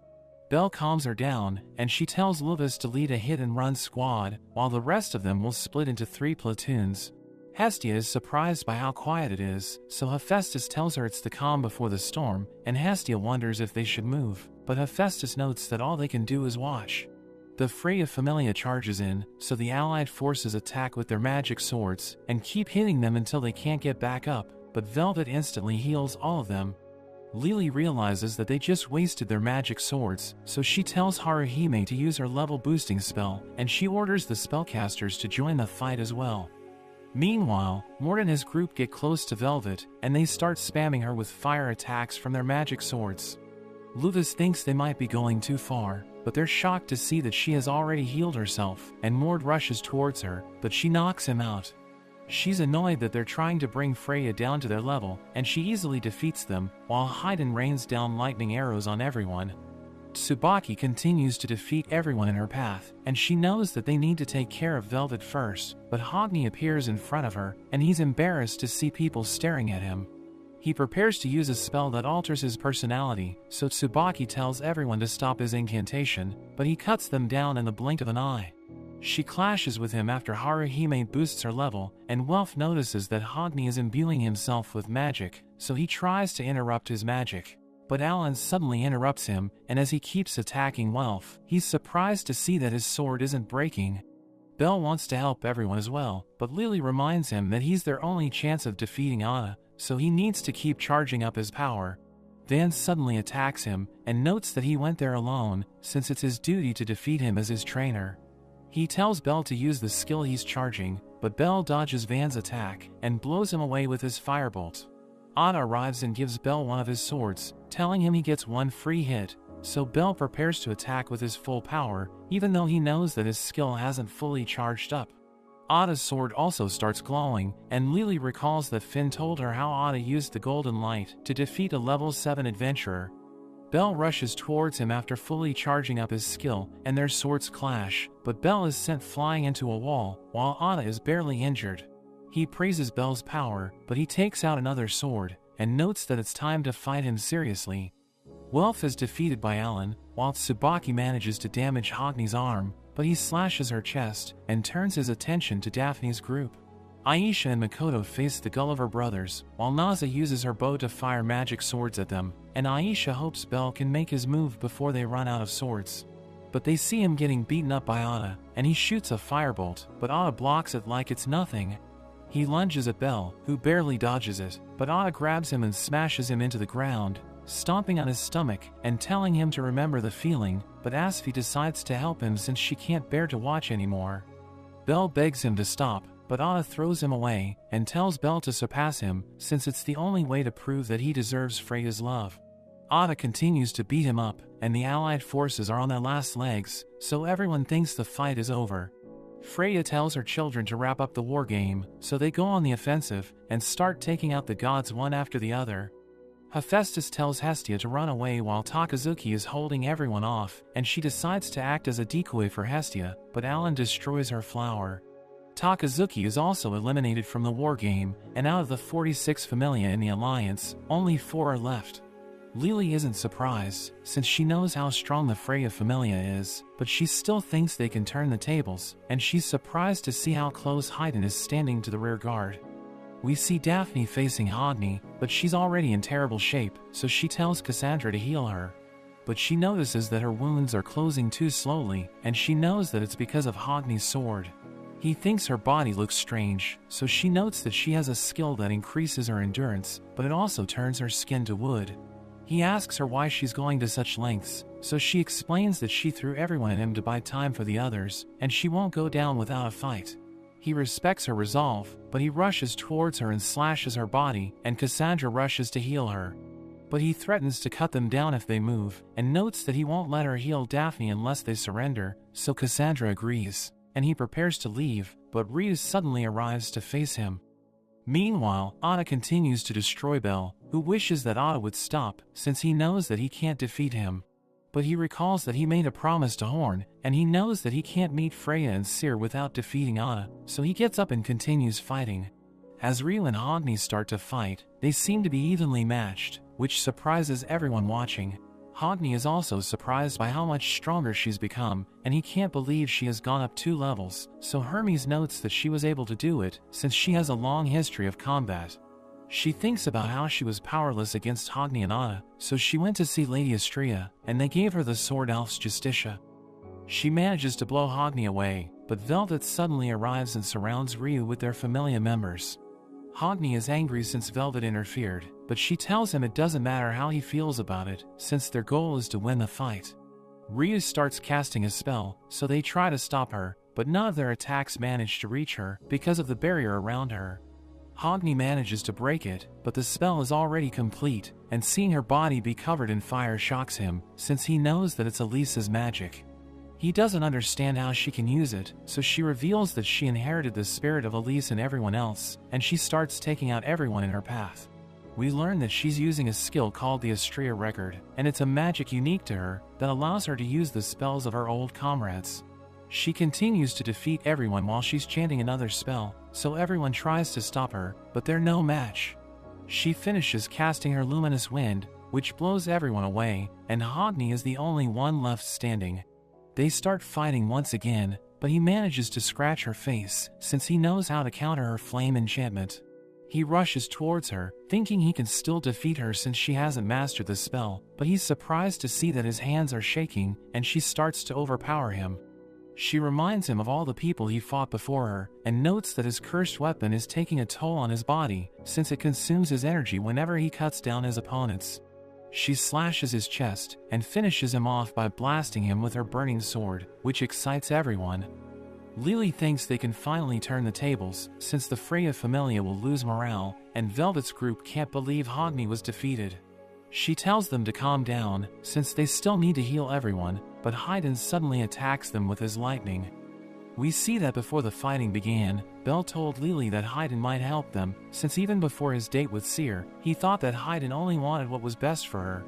Velvet can't believe Haydn is betraying Freya, but he tells her she shouldn't assume that, since he's doing everything for Freya's sake. Velvet's body suddenly starts to glow, and she tells him he can't kill her, because she's been blessed by Freya. But he mentions that her magic power isn't infinite, and he attacks her once again. He tells Ryu to face Anna as well, and Freya can't believe what he's doing, so he notes that even if she calls him a traitor, he still needs to see everything through to the end. Finn thinks having Anna and Alan away from them has been a huge advantage to the Allied forces, but he knows that it won't be that easy to win, and he thinks it's the moment of truth for Lily. Haydn keeps attacking the Freya Familia, so the Gulliver brothers decide to stop him, but they're stopped by Anya's group. Alan is annoyed at what Haydn is doing, and he learns that Anya has joined the battle, which makes him even angrier. The Gulliver brothers can't believe Anya is there, since they thought Freya had broken her spirit, so she reveals that Beta took her to see Horn. He told her that everything that Horn says is a reflection of Cyr's true feelings, and seeing Horn cry and apologize to everyone made Anya snap out of her depression. Meanwhile, Ryu heals Belle, and she still thinks they can't defeat Anna even with the both of them, but Mia suddenly arrives. We see that before the wargame, Loki asked Mia if she would take part in it, but she mentions that she promised Freya she wouldn't interfere when she finally finds her Ord. She reveals that the first time she met Freya, she was crying in a field of flowers, and Mia knows that Cyr represents what Freya is truly like, so she can't fight against her, since it will make her snap. She explains that unless she hears Cyr call for help, she isn't going to fight, so Loki takes her to see Horn, who begs Mia to stop her, so she decides to join the fight. In the present, Mia tells Belle to get up, saying that the adventurer who's left standing on their feet is the best, She clashes against Ada, and Loki is excited to see Freya's former captain fight, so she tells Beta to join her, but he's still annoyed that she made him carry Anya. Hermes praises Loki for getting Mia involved, but she knows that he also worked behind the scenes to get Astrea to join the war game. Hestia runs into Mayak, who thinks they should head to the front lines since there's no point in hiding anymore, and the only way they can help is by updating the status of their children. As Mia keeps fighting Ada, she praises him for getting stronger, but he tells her she's lost her touch, which annoys her. Belle thinks they should help her, but Ryu stops him, since she needs to make sure all of his injuries are healed. She asks him what he plans to do with Seer, and notes that she'll drag her back home so that she can slap sense into her. He explains that when he met Horn while she was acting as Seer, she was worried that she would be driven mad by love, and she asked him to save her. So he'll fulfill his promise to her and return her to the kind person that she used to be, even if he ends up hurting her in the process. Ryu finishes healing him, but before he rushes off to fight, she reveals that she's in love with him, which makes him flustered. We see Chloe giving Makoto a bag of magic items, telling her to distribute them to everyone, and Lily realizes that the only first-class adventurers left on the battlefield are the Gulliver brothers. So they need to be defeated before Alan comes back, but the teamwork of the brothers is flawless. Anya lets out a scream that spreads across the battlefield, and it debuffs everyone who hears it, so the Gulliver brothers are put on the defensive. Lily comes up with an idea to disrupt their teamwork, and tells Haruhime that the next time she uses her spell will be the signal to start their plan. Samira warns her that if she uses her spell in front of everyone, the people of Auraria will come after her power, but she explains that she doesn't care. She uses the level boost spell, and Lily throws smoke bombs at the Gulliver brothers, while Makoto holds them down using her gravity magic. Lunor manages to land a hit on them, but they notice that one of them isn't doing anything, so they hit him with a spear, and realize that it was Lily in disguise. They try to regroup, but she blows them away, and without the four of them working together, they don't seem to be a match for anyone. Lunor beats one of them to a pulp, while Chloe hits another with her poisonous knife, which numbs his body. As the smoke disappears, one of them tries to hit Nasa with an axe, but she blocks it and debuffs his status even further. Makoto uses the chance to cut him down, while Aisha finishes off the last brother, which means only Ada and Alan are left. Lily begs someone to go for Freya, since Alan and Ada are busy fighting, so they won't get another chance like this again, but we see that everyone in the Alliance is already exhausted. Hogni confronts Haydn about his betrayal, and Haydn beats him, telling him he doesn't have the right to say anything since he lost to Ryu. Haydn notes that Belle is the only one who can save Freya, since she chose him above any other man, so they need to rally behind him. Hogni doesn't understand why they can't just keep acting as her servants, so Haydn tells him to stop pretending, and admit that he can't bear the thought of another man being chosen by her. He notes that he feels the same way, but he knows that they can't save her, since they worship her as their goddess. He explains that the more she tries to fulfill the role of the goddess of love, the harder it becomes for her to achieve her wish, which is why they need to help Belle free her from the shackles of being a goddess. Hogni decides to believe him, and notes that even though he's too stupid to make his own decisions, he still saw how happy Seer was when she was smiling, so he doesn't want her to lose her smile. We see Anya fighting with her brother, and the others try to go for Freya, but one of the Gulliver brothers gets back up, refusing to let anyone get close to her. Hogni interrupts the fight between Anya and Alan, and he notes that he's decided to believe in Belle, which annoys Alan, who wishes for Freya to continue being a goddess. Meanwhile, Belle and the others try to get through Ada's defenses, but they're no match for him, and he starts a chant, so Mia tells them they need to stop him. Belle hits him with a firebolt, while Mia and Rhea charge in, but he slashes Mia and prepares to finish her off, so Belle protects her, but they both get blown away. Ada's sword starts to glow, and as he swings it at them, he tells them they have no hope of winning if they can't stop his attack. Hestia arrives on the front lines, and she tries to heal Lily and update her status, but she notes that they don't have time for that. Lily tells Haruhime and Hestia to go to Belle, so that Haruhime can cast her level boost spell on him, while Hestia updates his status. Ada's attack is about to reach Belle and the others, but Haydn comes to their rescue, and he manages to deflect it. Ryu asks him if he has a strategy to defeat Ada, but he wonders why they were fighting against him without a plan, since everyone knows that Ada is the strongest. Haydn wonders if Ada already knew what he was plotting, since he refused to help him train Belle, so he reveals that he had a vision where he saw them standing against him. Haydn tells Mia to lead an attack with Belle and Ryu, but she mentions that they don't have the kind of teamwork to keep up with him, so he notes that he just needs 10 seconds. Belle and the others rush towards Ada, who easily overpowers them, but Haydn summons countless lightning arrows, which start raining onto Ada. As he's busy blocking the arrows, Belle finally manages to hit him, while Mia and Ryu also rush towards him. He pushes Ryu back, but Mia lands a solid hit, and Hermes notes that the situation is difficult to face even for Ada. Alan tells Anya to give up, and he rushes at her, but Hogni blocks his attack. He tells Alan his attacks don't have their usual bite, and he realizes that Alan is holding back since he doesn't want to hurt his little sister. He becomes annoyed and tries to attack them, but Hogni blasts him with his flames and tells Alan he's just proving his point. Anya mentions that Beta told her that if Alan didn't care about her, she would already be dead, and Hogni notes that he could never hurt someone he loves, so shunning her was all he could do. Hogni tells him he's lost his edge, and reveals that Haydn felt the same way, since he mentioned that Alan became a spineless loser after his sister left. We learn that Alan asked Freya to kick Anya out, because he thought that if she stayed there, she would end up dying. Anya starts to cry, but Alan still refuses to let Freya fall, since his power comes from his loyalty to her. He notes that he won't stop fighting until he defeats the black dragon that destroyed their home, because as long as that monster is alive, Anya's happiness can be ruined at any moment. Alan starts casting a spell, so Hogni rushes towards him, but he jumps up into the air to complete the spell, and his body is surrounded by lightning. Meanwhile, Anna is about to attack Ryu, but Belle stops him, and she manages to land her attack. Belle blasts him with his firebolt, while Haydn strikes him with his lightning, but he refuses to go down. He smashes Haydn against a wall, so Belle and the others rush toward Ada, but he easily blows them away. As Haydn gets up, Anna notes that he expected a better strategy from him, so he mentions that he could have won the war game the moment he switched sides, but it wasn't his final goal. He mentions that once upon a time, Freya freed him from his duty as the king of the elves, and now it's his turn to bring her down from the altar of goddesshood. He knows that she's being torn apart by the love she's trying to obtain, and if they stand by and do nothing, her tears will never stop.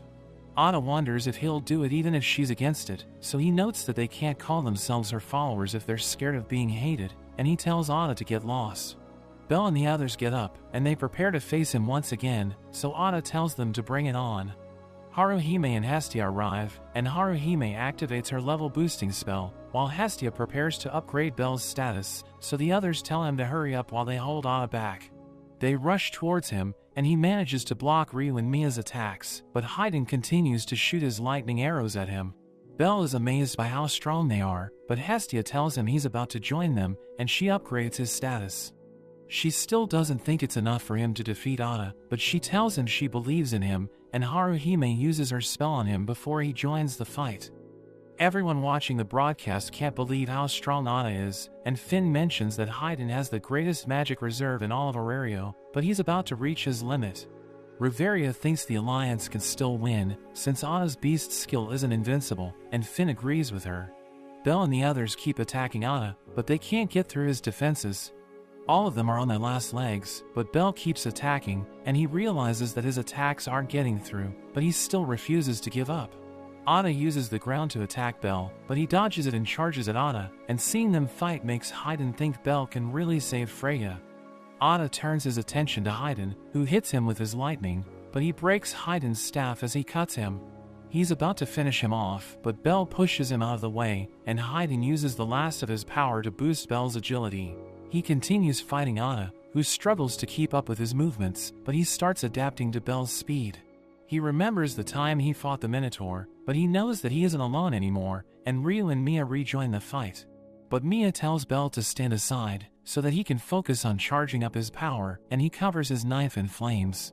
He rushes towards Ada, and Ryu realizes that he's already seen through Belle's move, but Belle slides into his leg and knocks him off balance. Mia smashes him with her shovel, which ends up breaking, so she starts attacking him with her fists. Ryu blasts him with her luminous wind, and before he can recover, Belle manages to land his final attack, which sends Ada flying. But he gets back up and walks toward Belle, but he suddenly falls to his knees, and everyone starts to celebrate their victory. Belle thinks the fight isn't over, and he knows that Anna is the most powerful adventurer in Arario, but he just tells Belle to save Freya. Hestia reveals that Alan is coming towards them, so Belle needs to reach Freya, or everything they did will be for nothing. Belle starts running towards the temple, but Alan is about to reach him, so Lily picks up a crystal and begs someone to help him. Alan lunges at him, but Belle dodges his attack and continues running, thinking he can't afford to fail, since he knows that everyone's depending on him. Alan catches up to him, but the status on his back suddenly starts glowing, and he manages to get away as he gets even faster.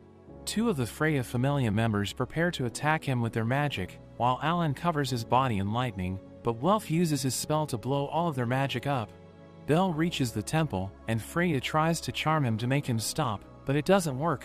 She notes that she tried to win him over by being Seer, and when that didn't work, she tried doing it by being Freya. But she still failed, and she doesn't know what to do, because even though she's the goddess of love, her heart is telling her that she shouldn't love him. She notes that she never wanted to experience such a thing, and admits that she's in love with him, but he tells her he can never be with her. He takes out his knife and destroys her flower, telling her the only thing he can do is give her closure. After that, we see Freya walking around Arario, and she thinks about how everyone yearns for her love without any reason. But there's only one person she's crazy about, since he never did anything she wanted, and a vision of Seer appears in front of her. It reminds her that Belle said he wanted to see her real self, so she should go see him to make sure she doesn't have any regrets. Freya goes to the tavern, where Mia tells her she shouldn't come to say goodbye just to get a free drink, but she notes that there's nothing else she can do. She reveals that her familia has been disbanded, and her assets have been taken away, but Mia tells her she's lucky she wasn't sent back to heaven. Mia tells her she needs to start working again since she's broke, but she thinks it's too pathetic, and she bids Mia farewell. As she steps outside, Belle asks her if she's really leaving, so she wonders if he's still leading her on even after everything he did. So he becomes nervous, but she thanks him for putting an end to her crush, because it really saved her. Ryu asks her if she doesn't have anything to say to them, so she transforms into Seer and apologizes for everything, but Ryu slaps her and tells her to own up to her mistakes. She starts to cry, as she asks Freya to stay with them forever, and the others feel the same way. Anya hugs her and begs her to stay, while Belle gives her the other half of the necklace he bought her, and notes that even though he can't be her ward, he can still be her protector. He notices Haydn and everyone else staring at him, which makes him flustered, and he tells Freya he'll take charge of her to make sure she doesn't get in trouble. She cries as she notes that she wishes to quit being a goddess, so that she can continue to enjoy her time with them, and everyone is happy that everything can finally go back to normal.